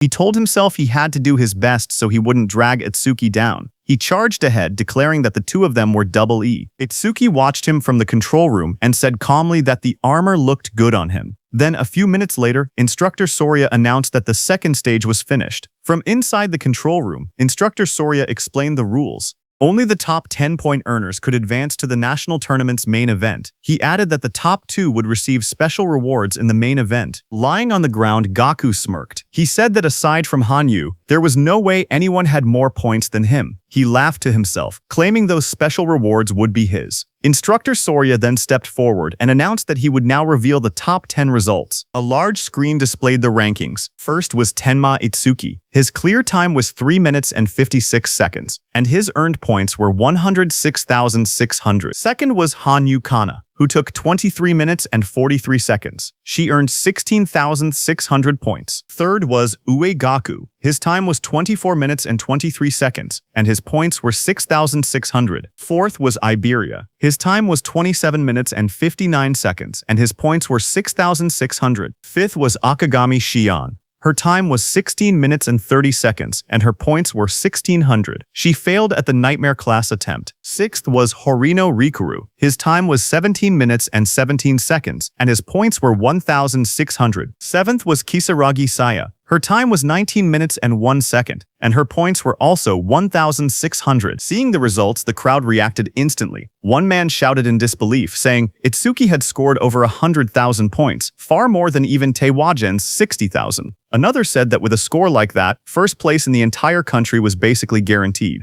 An injured man wondered aloud how many Inferno Giants Itsuki must have killed, since each was only worth 5,000 points. Seeing this, Gaku suddenly sat up, shocked that he had fallen to third place. He asked who Tenma Itsuki even was, saying he had never heard of the name before. Haru looked at her weapon and said she wanted to cross swords with Tenma Itsuki. Saya lowered her gaze. She said she hadn't expected such a huge gap between herself and Itsuki. She wondered if a combat job had ever been right for her in the first place. Instructor Soria then reported that all continental trials had ended and the national rankings were out. He revealed that Itsuki placed first in the entire nation, ahead of second place by a massive 65,000 points. Choha, watching her father, said that she couldn't see her father's face, but she could feel it. Her father was pleased. Commander Nento looked toward the sky and said humanity's new dawn was growing brighter. Meanwhile, on the battlefield, Iberia lay exhausted on the ground. He muttered that over 100,000 points was impressive, but if it was Itsuki, taking first place was expected. He added that he had also done enough not to shame the name of Double E. He was lying next to the defeated giant machine. Itsuki walked up to him and told him he did great, saying Iberia had surprised him. Iberia smiled weakly as he was still dizzy after using that karma tool. The instructors and Commander Nento stood on the platforms watching. Then Instructor Soria announced that the 21st Salvation League National Tournament preliminaries had come to an end. On the battlefield below, Itsuki carried Iberia on his back and walked forward. The view shifted to the South Continent, District 1. A bright city square lay under the sun, with buildings, pools, and statues arranged neatly. At the center, an old man with long white hair and a beard sat quietly, eyes closed. Nearby, soldiers in armor complained. One of them frowned, saying they had been called out at dawn just to watch an old man meditate. Another soldier warned him to watch his mouth. He explained that the old man was the South Continent Commander-in-Chief, someone who could see the future, a prophet. The old man remained still, his hands resting on his stomach. His name was Bulgar, South Continent Commander-in-Chief. One soldier then questioned why. If Bulgar could truly see the future, they always received warnings after the barrier had already been deployed.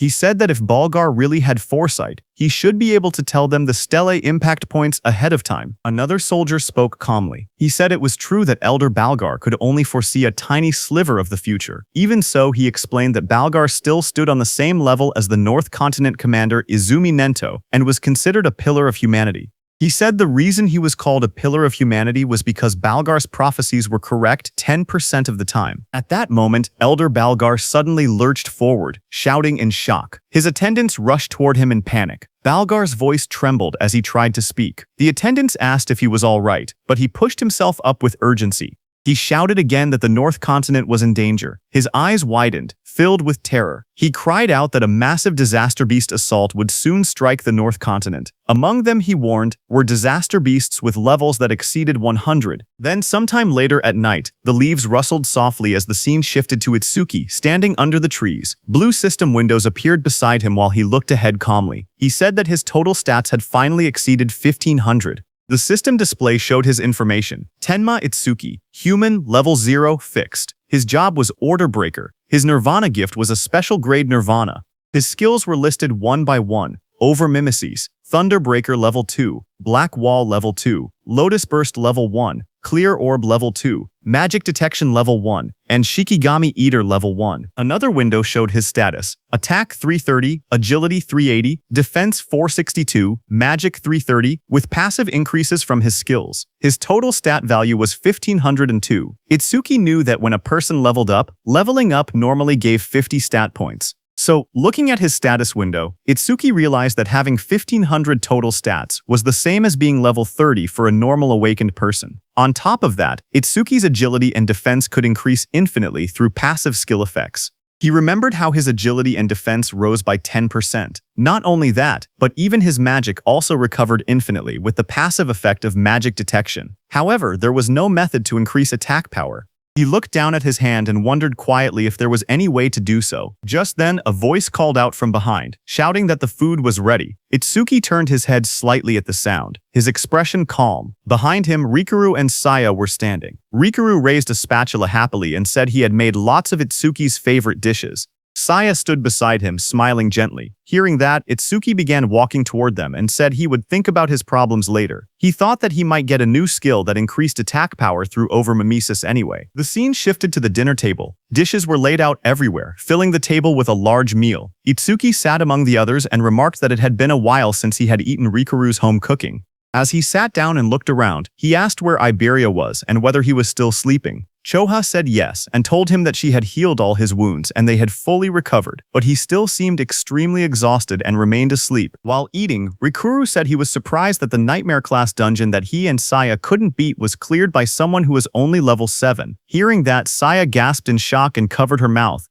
Rikuru looked at her and asked what was wrong, wondering if she was so moved by how delicious his cooking was that she had to cry out. But Saya pointed nervously and stuttered, telling him that something was behind him. Rikuru turned his head slightly and asked what she meant. Behind him, a dark figure with glowing red eyes stood silently. The shadowy figure suddenly spoke in a low voice, saying it wanted food. Seeing that, Rikuru fell back in surprise, shouting as the shadowy figure moved toward the table.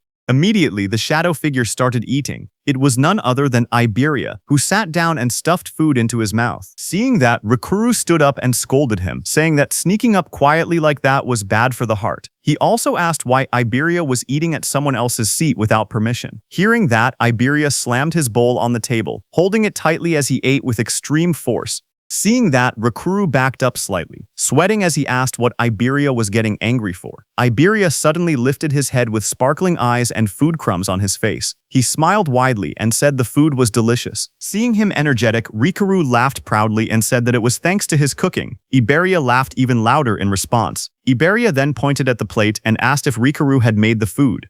He told him that he should quit being an awakened and become a chef instead because he had way more talent for cooking. Hearing that, Saya covered her mouth, trying not to laugh, while Rikuru stood there with an annoyed expression, asking if that was supposed to be a compliment. Across the table, Commander Nento leaned forward with folded hands. He said that since all of them were aiming to become saviors, he had one question for them. Everyone looked at Commander Nento as he asked what they feared the most. Hearing that, everyone paused. Rikuru thought for a moment and said that the thing they feared was probably the opposite of what they looked forward to. He explained his own dream, to become a savior, earn money, and enjoy gourmet food while traveling the world while he was still young.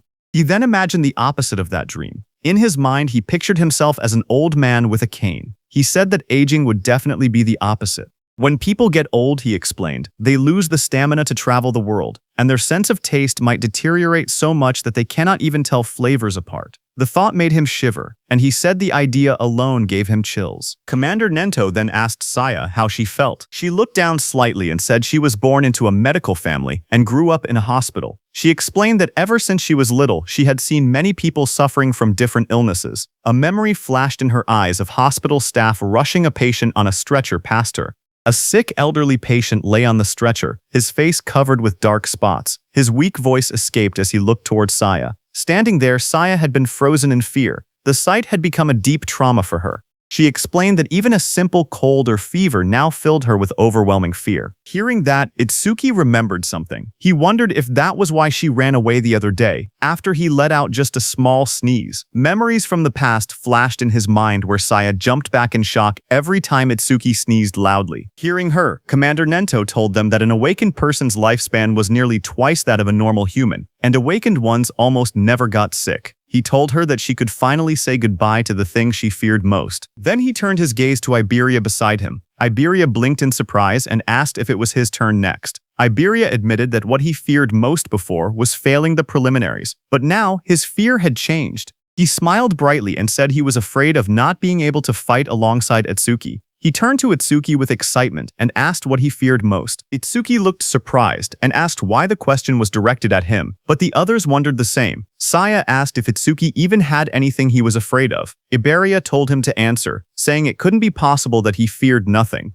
They tried to imagine it, but none of them could guess what Itsuki might fear. Itsuki finally spoke. He said that after his parents died, he didn't know how to keep living. He explained that he had been overwhelmed with anxiety. Iberia stared at him, shocked, whispering his name. A dark scene appeared, showing Itsuki curled up alone. Helplessness, anger, sadness, hunger. He explained that all of those negative emotions had taken over his body. Itsuki remembered the moment everything changed. He had been sitting alone in the dark, tears running down his face, until Saya and Rikuru appeared before him. Rikuru's gentle voice asked why he was crying alone in a place like that. Saya told him the sky was beautiful and that it was a waste to look down. Young Saya leaned forward, asking if he had caught a cold and whether they should take him to the hospital. Rikuru held out a lunchbox with a bright smile, telling him they should eat something delicious so all his worries would blow away. Itsuki looked up, his eyes filled with tears. He said the warmth the two of them gave him pulled him out of that negative world. He continued speaking. He said that after that day he met Sensei, met Choha, and even Iberia. Itsuki looked around the table and said they had become comrades. No, more than that. It felt like his family had grown. A soft smile formed on his face. He said that this sense of security was something he hadn't felt in a long time. Sometimes, he thought, he wished this moment could last forever. Itsuki continued speaking while everyone listened. He said the thing he had feared the most was living alone. Across the table, Saya, Rikuru, and Iberia watched him quietly as he shared his thoughts. Choha observed him with gentle eyes. She noted that the atmosphere around Itsuki felt calm and peaceful, completely different from the unsettling feeling she had sensed before. Suddenly, Iberia rushed forward. He called out Itsuki's name and threw his arms around him, shouting that he would never leave his side, not even a single step. Itsuki stumbled back in surprise, trying to explain that this wasn't what he meant. Commander Nento told them that he had asked earlier to confirm whether they might one day regret choosing their path. When they became saviors and faced true danger, regret would be the most unforgivable thing. He told them to remember that a savior's goal was to reach death without regrets. Everyone stood firmly and answered that they would engrave those words in their hearts. Commander Nento nodded and stood up. He told everyone to hurry and finish eating and then rest. He reminded them that Rikuru and Saya needed to return to North District 6 by tomorrow. The next morning, it was time for Rikuru and Saya to go back. Iberia waved excitedly as he called out to Rikuru, asking him to make home-cooked food again next time. Rikuru shouted back that he would, as long as Iberia didn't cause trouble for Itsuki.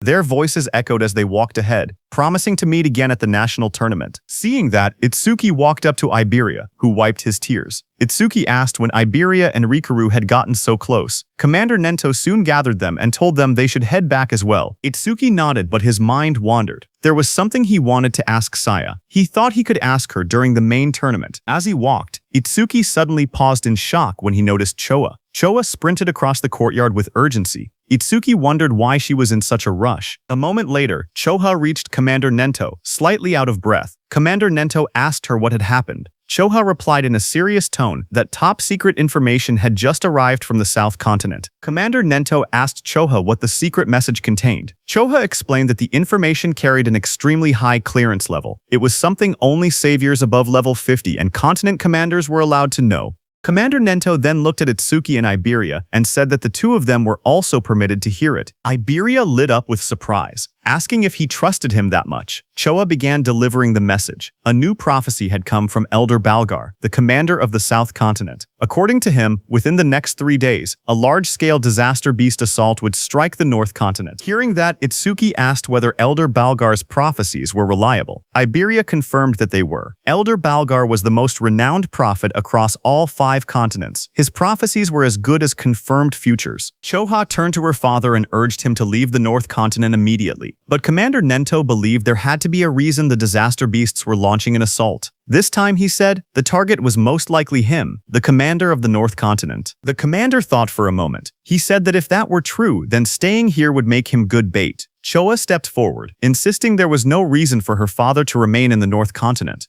She reminded him that combat wasn't even his specialty, and if he already knew he was the target, then remaining here was far too risky. She urged him to evacuate to the central continent immediately. Tenma agreed with her. He said that if they lacked manpower, he would remain behind and fight, but the commander raised a hand, stopping them. He told them he had already made his decision and warned them not to argue further. Then he turned to Itsuki, saying there was something else he needed him to do. Itsuki protested, insisting that nothing could be more important than protecting his sensei. Commander Nento explained his request. Iberia's father, Aiden, was the greatest crafter across all 5 continents, and they couldn't allow anything to happen to him. He wanted Itsuki to guard Aiden together with Iberia. Additional awakened fighters would also be dispatched to support them. Hearing that, Iberia looked troubled. He wondered aloud why their forces had to be split just to protect his father. Suddenly, a thought struck Itsuki as he realized that Sensei might be intentionally keeping him away from the battlefield. Nearby, Choa listened quietly until the commander turned to her as well. He said he had 3 requests for her. First, she had to announce the coming assault to the residents of the North Continent and help evacuate everyone below level 50 safely.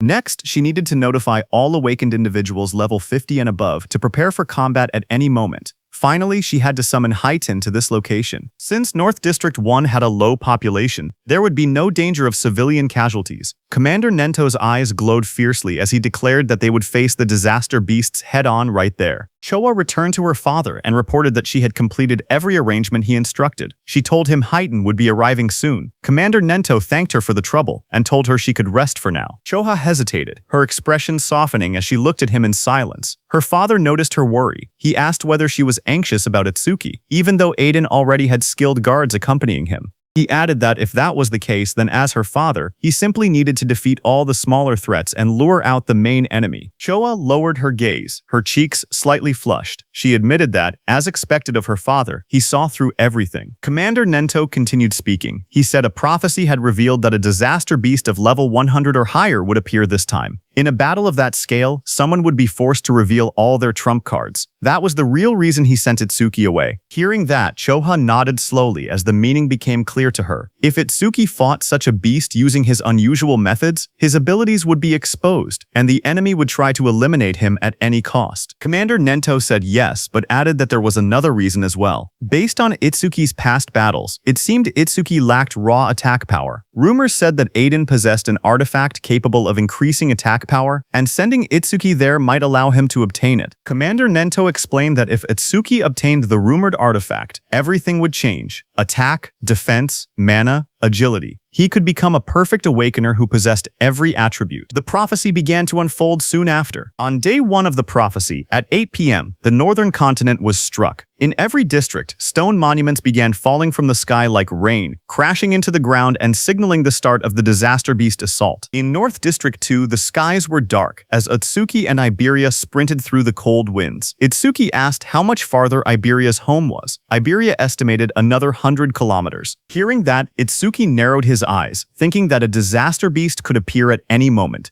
They had to reach Iberia's father as fast as possible. Suddenly, from behind, Iberia shouted for Itsuki to look, pointing ahead in shock. Hearing that, Itsuki stopped and looked forward. Iberia's trembling voice barely formed the words. A blazing object was falling from the sky. It was a stone monument. Itsuki realized that the attack had already begun, and the monument had landed right in the middle of a populated area. The two watched as the fiery structure crashed straight into the city. The impact sent a massive explosion of light through the skyline. Itsuki's expression tightened. The warning had only been released moments ago. Civilians were still evacuating. If a disaster beast appeared now, the situation would become catastrophic. Elsewhere in the city, awakened warriors stared at the monument that had descended. Chaos erupted as they shouted that massive casualties were unavoidable and that a disaster beast was already approaching. Someone recognized the scene. It was exactly as Elder Vargar had foretold. They cursed at how early the event had arrived. Back with Itsuki and Iberia, a glowing barrier began forming around the impact zone.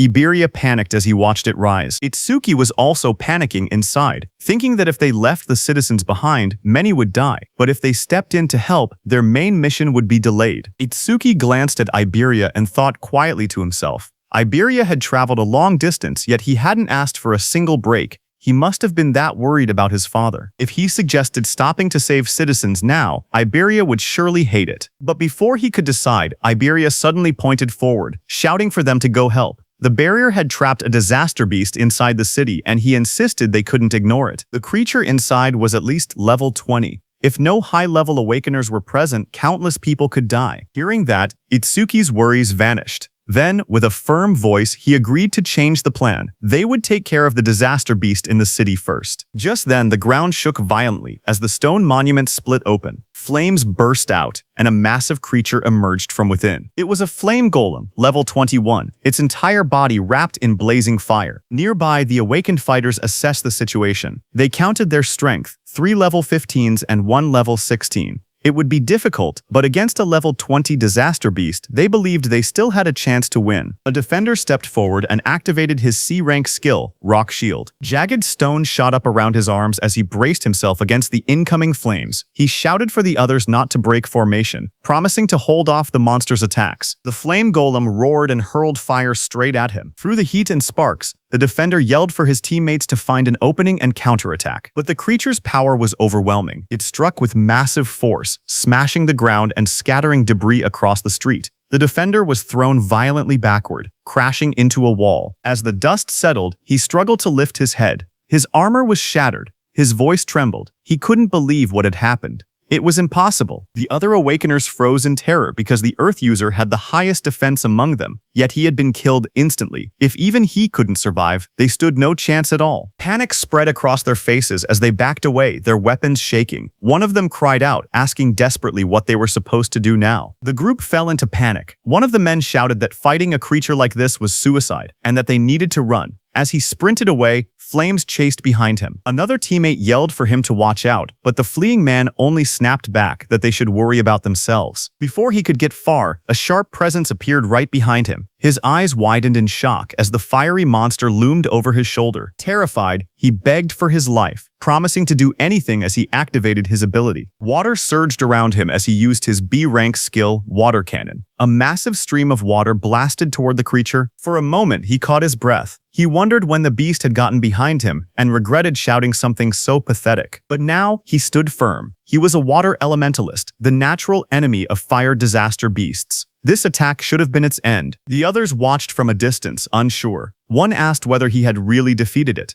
Another stepped forward, saying he would finish it off just in case. In the midst of drifting steam and smoke, the monster's dark silhouette still stood. The water elementalist stepped forward and warned the others not to interfere. He insisted that since he had defeated the disaster beast alone, he should be the one to finish it. But before he could act, the charred body of the creature suddenly twitched. Flames surged across its cracked surface as it rose again. The man froze in shock as the beast returned to life, its fiery aura burning hotter than before. Someone shouted for them to kill it quickly. A massive burst of flame erupted from the monster's mouth, lighting up the entire street. One of the fighters stared at the blazing heat, confused and terrified, asking what this enormous flame was. Another voice shouted that it was over, but the flames only grew larger. A violent explosion followed, and the fire shot outward like a shockwave. But before it could hit those Awakeners, Itsuki appeared. Using his black ice wall skill, he created an ice wall that blocked the monster's fire attack. As Itsuki was stopping the fire, Iberia turned to those Awakeners, calm and fearless. He told them to leave the creature to Double E. Clad in black armor, Itsuki told Iberia not to worry about the monster and instructed him to evacuate the citizens. Iberia acknowledged with a Roger. A blue screen appeared, displaying new information. Itsuki's Black Wall's defense increased by 10% due to blocking a B-rank fire element skill with Black Ice Wall. The battlefield shifted as Itsuki prepared to face the fiery disaster beast alone. Those Awakeners stared at Itsuki, who had blocked the giant flame so easily. One of them asked Iberia if he and his companion were saviors. Iberia explained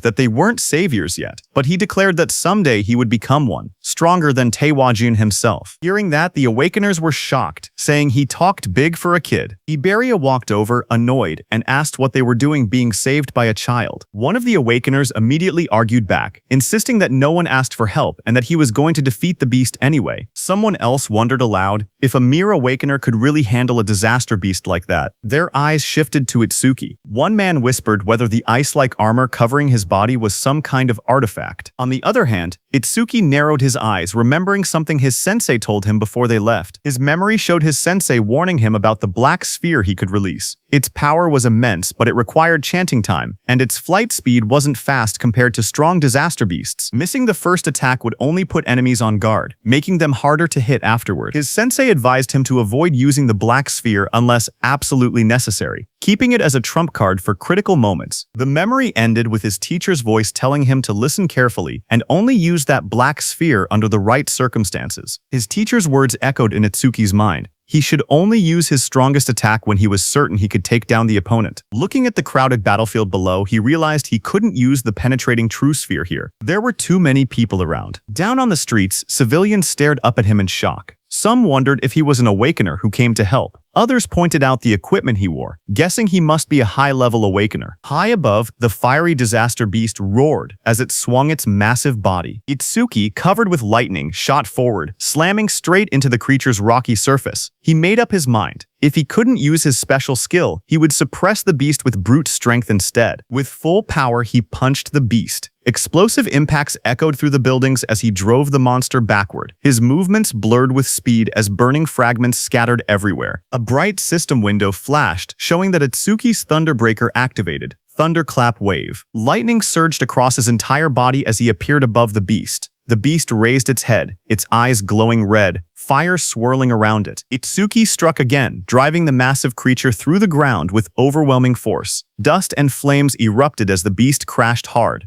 its body half buried in the shattered street. The ground trembled from the impact. Lightning wrapped around Itsuki as he rose into the air, his entire body glowing with blue energy. Flames raged around him, but he shot downward like a meteor, slamming into the massive creature below with overwhelming force. The impact shook the entire street. A huge shockwave burst outward, cracking the ground and sending flames scattering. A crater formed where the blow landed, smoke rising from the broken asphalt. People watching from a distance stared in disbelief. One person said the disaster beast was being pushed back completely, even though it was supposed to be powerful. Another mentioned that the Awakener looked like he was only 18. Someone else suggested the beast must have been injured beforehand, but an Awakener nearby could only stare with wide eyes, whispering in shock that this couldn't be real. Even a level 21 flame golem couldn't fight back at all against that young man. He wondered who the young man facing it truly was. When the smoke finally cleared, the battlefield was quiet. The golem lay smashed into the ground. One of the Awakeners looked around in confusion and asked where the young man had gone. Another man explained that as soon as the young Awakener defeated the disaster beast, he left the area with the blonde boy. That water-type Awakener claimed that the only reason a level 0 Awakener could do something like that was because he had already weakened the flame golem's health beforehand. But the first Awakener looked uneasy. Even he, a level 15 Awakener, couldn't track the young man's movements with his eyes. He said that the power to send a flame golem flying with bare hands was unbelievable. He added that if his status showed level 0, his real strength had to be comparable to level 30. On the other hand, Itsuki and Iberia were already running. While running, a thought troubled Itsuki. If a beast of that level couldn't be killed instantly, things would only get harder in the future. He muttered that he had to increase his attack power somehow. Just then, a system window appeared, displaying Itsuki's current stats. Attack, 330. Agility, 760, plants 100% due to Thunderclap Wave activation. Defense, 495. Increase due to Black Ice Wall. 50%. Mana, 330. Recovers 10% of mana upon detecting one enemy unit. Itsuki stared at the numbers, knowing he needed to grow stronger as quickly as possible. On day 1 of the prophecy, at 10:30 p.m., Itsuki and Iberia ran through the rain-soaked streets. Iberia stared in awe, saying Itsuki's speed was so incredible that he couldn't even track him with his eyes. Itsuki replied calmly that speed meant nothing without power.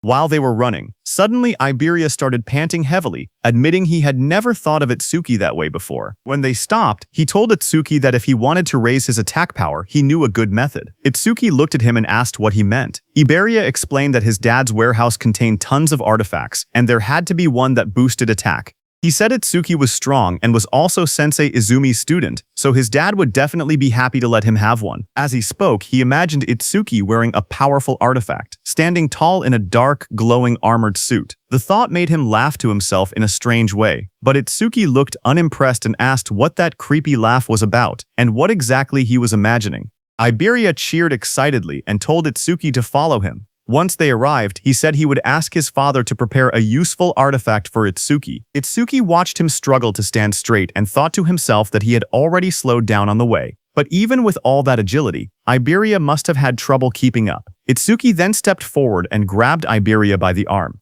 Iberia panicked and shouted, asking what Itsuki was doing. Itsuki told him not to push himself if he was tired. If they ran into a calamity, he wouldn't be able to fight properly in that condition. Before Iberia could answer, Itsuki lifted him and dashed forward at full speed. Iberia yelled that he wasn't ready, but the wind tore past them too fast for him to react. The two shot through the city like a blur. Iberia screamed that it was too fast, while Itsuki said they had already wasted enough time and told him to hold on. Later, at 11:05 p.m. on day 1 of the prophecy, the moon hung over a quiet set of wooden houses deep in the forest. A gust of wind swept through as they arrived. Iberia collapsed forward, shaking. He gasped that they finally made it and complained that he thought his arms were going to rip off. As they walked deeper into the woods, Itsuki asked why his father chose to live so far from town when the town was much safer. Iberia replied that his father said the town was too noisy for him to focus on his crafting. Ahead of them stood an old wooden house. Iberia explained that the place might look run down, but its defenses were strong. His father had traps set all around the perimeter. Itsuki nodded, saying he thought he felt a faint magical fluctuation.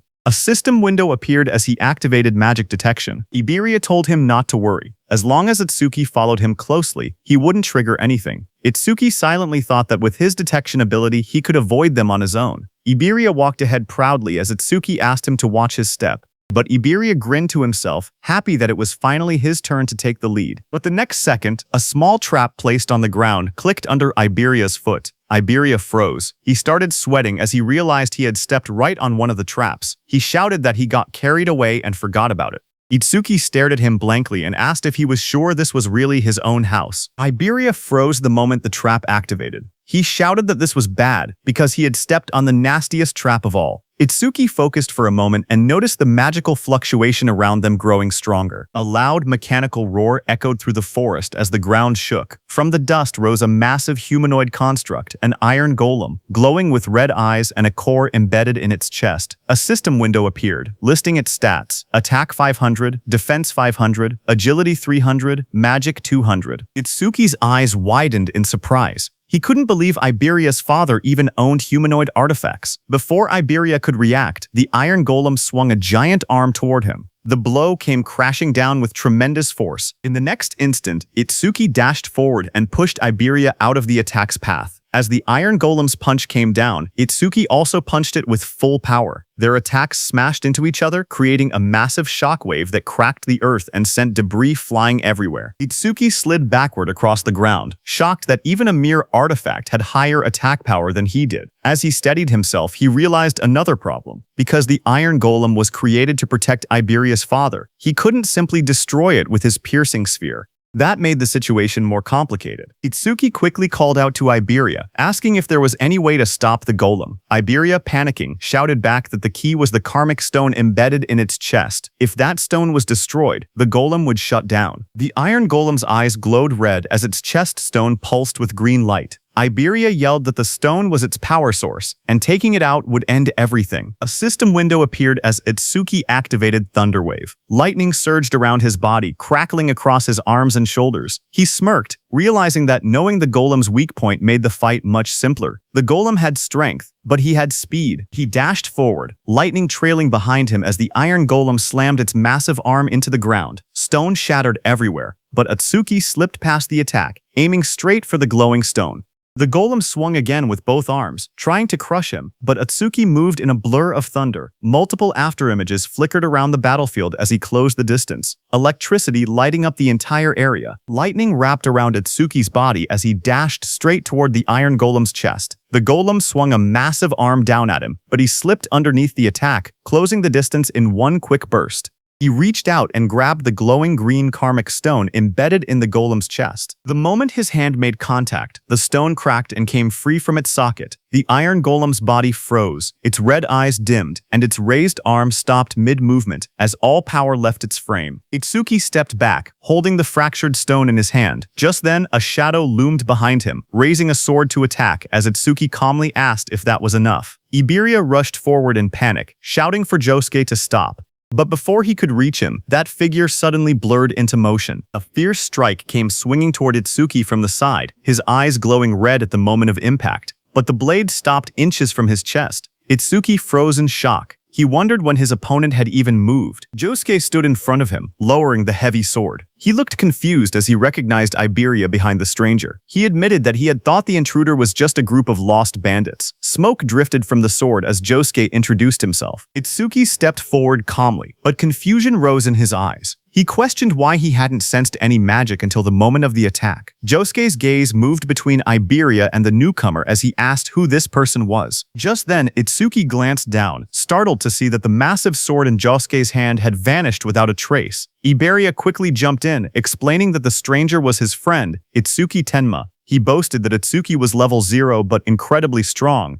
He added that they had formed a duo and were trying to decide on a team name. Before Iberia could continue, Itsuki told him to never mind that, and instead asked where Iberia's father was. Josuke told them that his master was in the back and warned Iberia to be careful. Just then, an older man with a white beard stepped out from the back of the forge. Iberia recognized that man as his dad. The old man stepped forward, his expression dark and heavy. Even Josuke quietly noted that he didn't seem to be in a good mood. Iberia ran up to him excitedly, waving his arms. He shouted that he had passed the qualifiers. The old man remained silent. Iberia proudly continued. He explained that he had ranked 4th in the region on Nightmare difficulty and demanded the reward he was promised, being allowed to choose any artifact he wanted. But before he could finish boasting, a sharp slap struck his cheek. Iberia's head snapped to the side, his eyes wide in shock. He touched his face with trembling fingers and asked why his father had hit him. The old man glared at him furiously, his voice rising as he demanded that Iberia hand over the dragon gear. He accused him of stealing it. Iberia staggered back, clutching his cheek. He shouted that he had only borrowed an epic artifact and complained that there was no need to hit him. His father pointed angrily at him from the ground. He warned that the dragon gear caused irreversible damage if worn for too long. He added that if Iberia ever took it without permission again, he would not be so lenient next time. Frustrated, Iberia turned and ran off into the forest, yelling that he would never use his father's crappy artifacts again. The dragon gear dropped from his shoulder and landed on the ground behind him. The old man then turned toward Itsuki and asked if he was Izumi's second student. Itsuki nodded politely. He introduced himself as Itsuki Tenma and explained that his sensei had sent him to protect Mr. Aiden because of a prophecy about a massive calamity approaching from the north. Mr. Aiden responded that he already knew. He studied Itsuki closely and muttered that Izumi was demanding and rarely accepted disciples. He wondered why a strict master would choose someone who looked as plain and ordinary as this kid. But then he suddenly froze, his eyes wide. He asked in shock if Itsuki's level was fixed. Itsuki said yes as a glowing status window appeared beside him, showing his information. Itsuki Tenma, Human Pati, Level 0, Fixed. Job E, Order Breaker. Gift, Undisclosed. Skill, Undisclosed. Status, Undisclosed. Itsuki stood calmly, the blue display shining around him. Mr. Aiden narrowed his eyes and stared at Itsuki carefully. With suspicion in his voice, he asked if Itsuki was using some kind of karma artifact to fake his stats. Itsuki calmly replied that he was not. Mr. Aiden looked at him again and finally seemed to understand something. He muttered that now it made sense why Nento Izumi had specifically requested that particular item. Walking slowly with his hands behind his back, Mr. Aiden explained that Itsuki's master was someone who carefully calculated gains and losses. According to him, Commander Nento always demanded something in return. Itsuki responded honestly. He said that his master had only asked him to guard Aiden and that he had not heard anything about a reward. Mr. Aiden then explained the truth. Commander Nento had contacted him and said that in exchange for allowing his disciple to protect him, he should give that disciple a certain karma artifact. Hearing this, Itsuki looked surprised. He wondered quietly if his master had really done that for him. Still calm, Itsuki said that it was fine. Even without an artifact, he would properly protect Aiden. Mr. Aiden shook his head and said that was unnecessary. He had plenty of artifacts, so he did not mind giving one away. However, he admitted that he had simply been curious about why Commander Nento had specifically chosen something he considered a failure. Itsuki looked confused and asked what he meant by a failure. A memory flashed as Mr. Aiden explained that the artifact was originally a masterpiece designed to draw out an awakened person's attack power to its absolute limit. He raised a glowing golden crystal in his hand as a system window appeared, revealing the artifact's information. Its name was Critical Crystal, Unique. Critical. Attack power is doubled during a critical hit. Critical rate 99%. Unique effect. The user's attacks generate critical hits. The golden crystal shined brightly in Mr. Aiden's hand. But as Mr. Aiden held the glowing crystal, something unexpected happened. A crack suddenly formed across its surface. His eyes widened in shock as the golden crystal split with a sharp sound. The artifact's power changed instantly. The rank of the artifact became unknown, and a mysterious broken effect appeared. A system window appeared, revealing the new information. Broken critical crystal, rank unknown. Effect. Attack power is multiplied by 10 during a critical hit. Critical rate, 0%. It increases by 1% every time an enemy unit with higher attack power than the user is defeated. Broken effect. The critical rate resets whenever the user levels up. Mr. Aiden showed the cracked crystal to Itsuki and explained its problem. Because the critical rate reset every time someone leveled up, it was completely useless for a normal awakened person. Anyone who trained hard to increase their critical rate would lose it the moment they gained a level. He said that was exactly why he had been confused when Commander Nento specifically requested this artifact. But after seeing Itsuki's stats, he finally understood the reason. Itsuki carefully reached out and took the broken crystal into his hand. The red cracks inside the golden crystal glowed faintly as energy flowed through it. Mr. Aiden smiled slightly and said that Itsuki was quite special. He admitted he did not know how Itsuki became stronger, but since Itsuki would never level up, the artifact was perfect for him. He then explained that as Itsuki continued defeating Calamity Spirit Beasts, his critical rate would slowly increase. Eventually, it would reach 100%. Just as he said that, Itsuki used the crystal. Golden energy began swirling around him as the crystal reacted. Golden energy suddenly burst out from the crystal and wrapped around Itsuki's body. The power surged violently as the artifact synchronized with him. As Itsuki struggled, Mr. Aiden told him that in the future, every single attack Itsuki made would be buffed 10 times. Hearing that, Itsuki clenched his fist as the golden aura intensified around him. With the power flowing through his body, he unleashed a technique, Iron Fist of Destruction. A system window appeared, confirming that the artifact had been equipped. Broken critical crystal. Current critical rate 0.0%. Itsuki looked at the information and thought about the conditions of the artifact. His critical rate would only increase when he defeated enemies with higher attack power than him. He quietly admitted that the condition was a bit harsh. However, he decided not to worry about it for now. He would think about a counter strategy after they finished this raid. Just then, another system notification appeared, showing the crystal's information. Its effect was that it increased attack power 10 times on critical hits. Its current critical rate was 0%, but it would increase by 1% for every kill of a stronger enemy. The broken effect was that it reset upon leveling up. After observing the artifact's reaction, Mr. Aiden spoke again. He said the artifact seemed to be equipped properly and that it was truly compatible with Itsuki. Itsuki then admitted that he had actually been struggling because his attack power was low. He thanked Aiden, saying the artifact helped him a lot. Aiden waved his hand dismissively. He explained that he created the artifacts, while others used them to fight the Calamity Spirit Beasts. Both of them were simply doing their part for the survival of humanity, so no thanks were necessary. As he spoke, Aiden turned and began walking away. He added that unless someone already knew his location in advance, there was no reason for beasts to attack such a remote place. For now, he told Itsuki to rest. Just as Aiden finished speaking, something strange suddenly appeared in the sky above the forest. Aiden's eyes widened in shock as he noticed a massive pillar of energy descending from the sky. The atmosphere trembled as the force rushed downward. A loud impact followed as the energy slammed into the forest. The force spread outward like a shockwave. Nearby, Itsuki and Josuke instinctively raised their arms to shield themselves as the powerful energy burst through the air. Iberia, who was inside the house, opened his window and stared in disbelief, shouting in confusion and asking what had just happened. He looked toward the sky with wide eyes and realized something unexpected.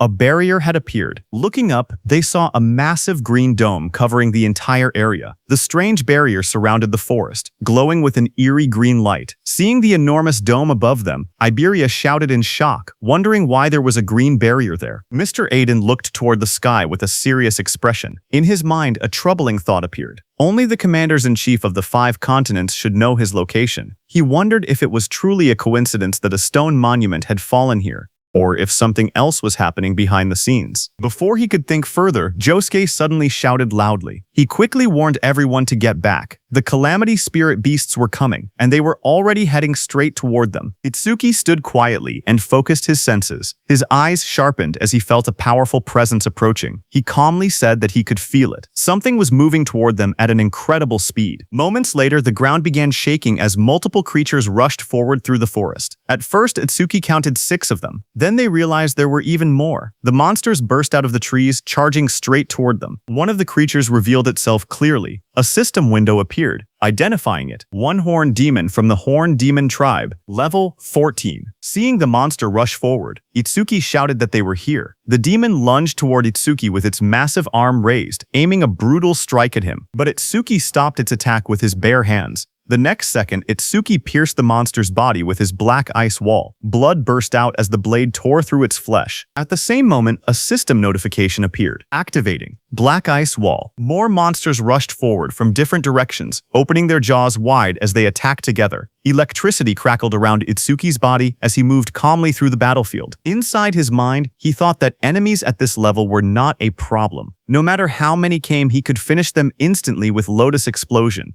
However, he hesitated. thinking that Jusuke might not be able to withstand the shock of a lotus explosion, and it was still risky. Itsuki glanced behind him and remembered that Aiden and Iberia were hiding in the shed right behind him. If he used lotus explosion recklessly, the blast might catch them as well. Because of that, he held back his power and continued fighting the monsters directly instead. After defeating the surrounding monsters, Itsuki stood quietly among the fallen enemies. Looking at the battlefield, he calmly admitted to himself that he was probably more suited for fighting alone. Just then, he suddenly paused. He sensed something unusual. Itsuki frowned slightly as he felt another surge of mana spreading through the area. This new wave of power felt far stronger and more intense than the ones that had appeared before. Moments later, a massive creature revealed itself. A system window appeared, identifying the monster, two-horned guardian beast of the horned demon tribe, level 24. At the same time, far away in a dark and terrifying realm, towering demonic structures stood beneath a crimson sky. Inside a sinister palace, the most powerful demon emperor, Linga, sat on the throne. An orange-haired figure standing in front of him spoke calmly. He reported that the first wave of the advance party had already been teleported to the human realm, consisting of lower-class slave demons. Then he asked another question. Among the 8 demon kings, which one should be entrusted with leading the main force? At that moment, Demon Emperor Linga said that thanks to the eye he had left behind during the last descent into the human realm, the demon race had already discovered the existence of a certain important person. With a cold command, the Demon Emperor told him to capture them. This orange-haired figure was Enma Raku, also known as Yama, one of the 8 demon kings. He asked whether the task should also be entrusted to one of the 8 demon kings. However, the Demon Emperor sitting on the throne calmly refused the idea. He said that sending a demon king might destroy the very eye that had been secretly left behind in the human realm. Because of that risk, he decided that the matter would instead be handled by a demon general. The order was accepted without hesitation. Demon King Yama simply replied that it would be done as commanded. Then Demon Emperor Linga declared that the command of the main force would be completely handed over to Ensho Kuma, also known as the ape-eating demon king. The scene then shifted to a terrifying beast-like demon. This was one of the 8 demon kings, Ensho Kuma. Demon Emperor Linga said that since Ensho Kuma had not eaten a living human in a very long time, he was certain that Ensho Kuma must be extremely hungry.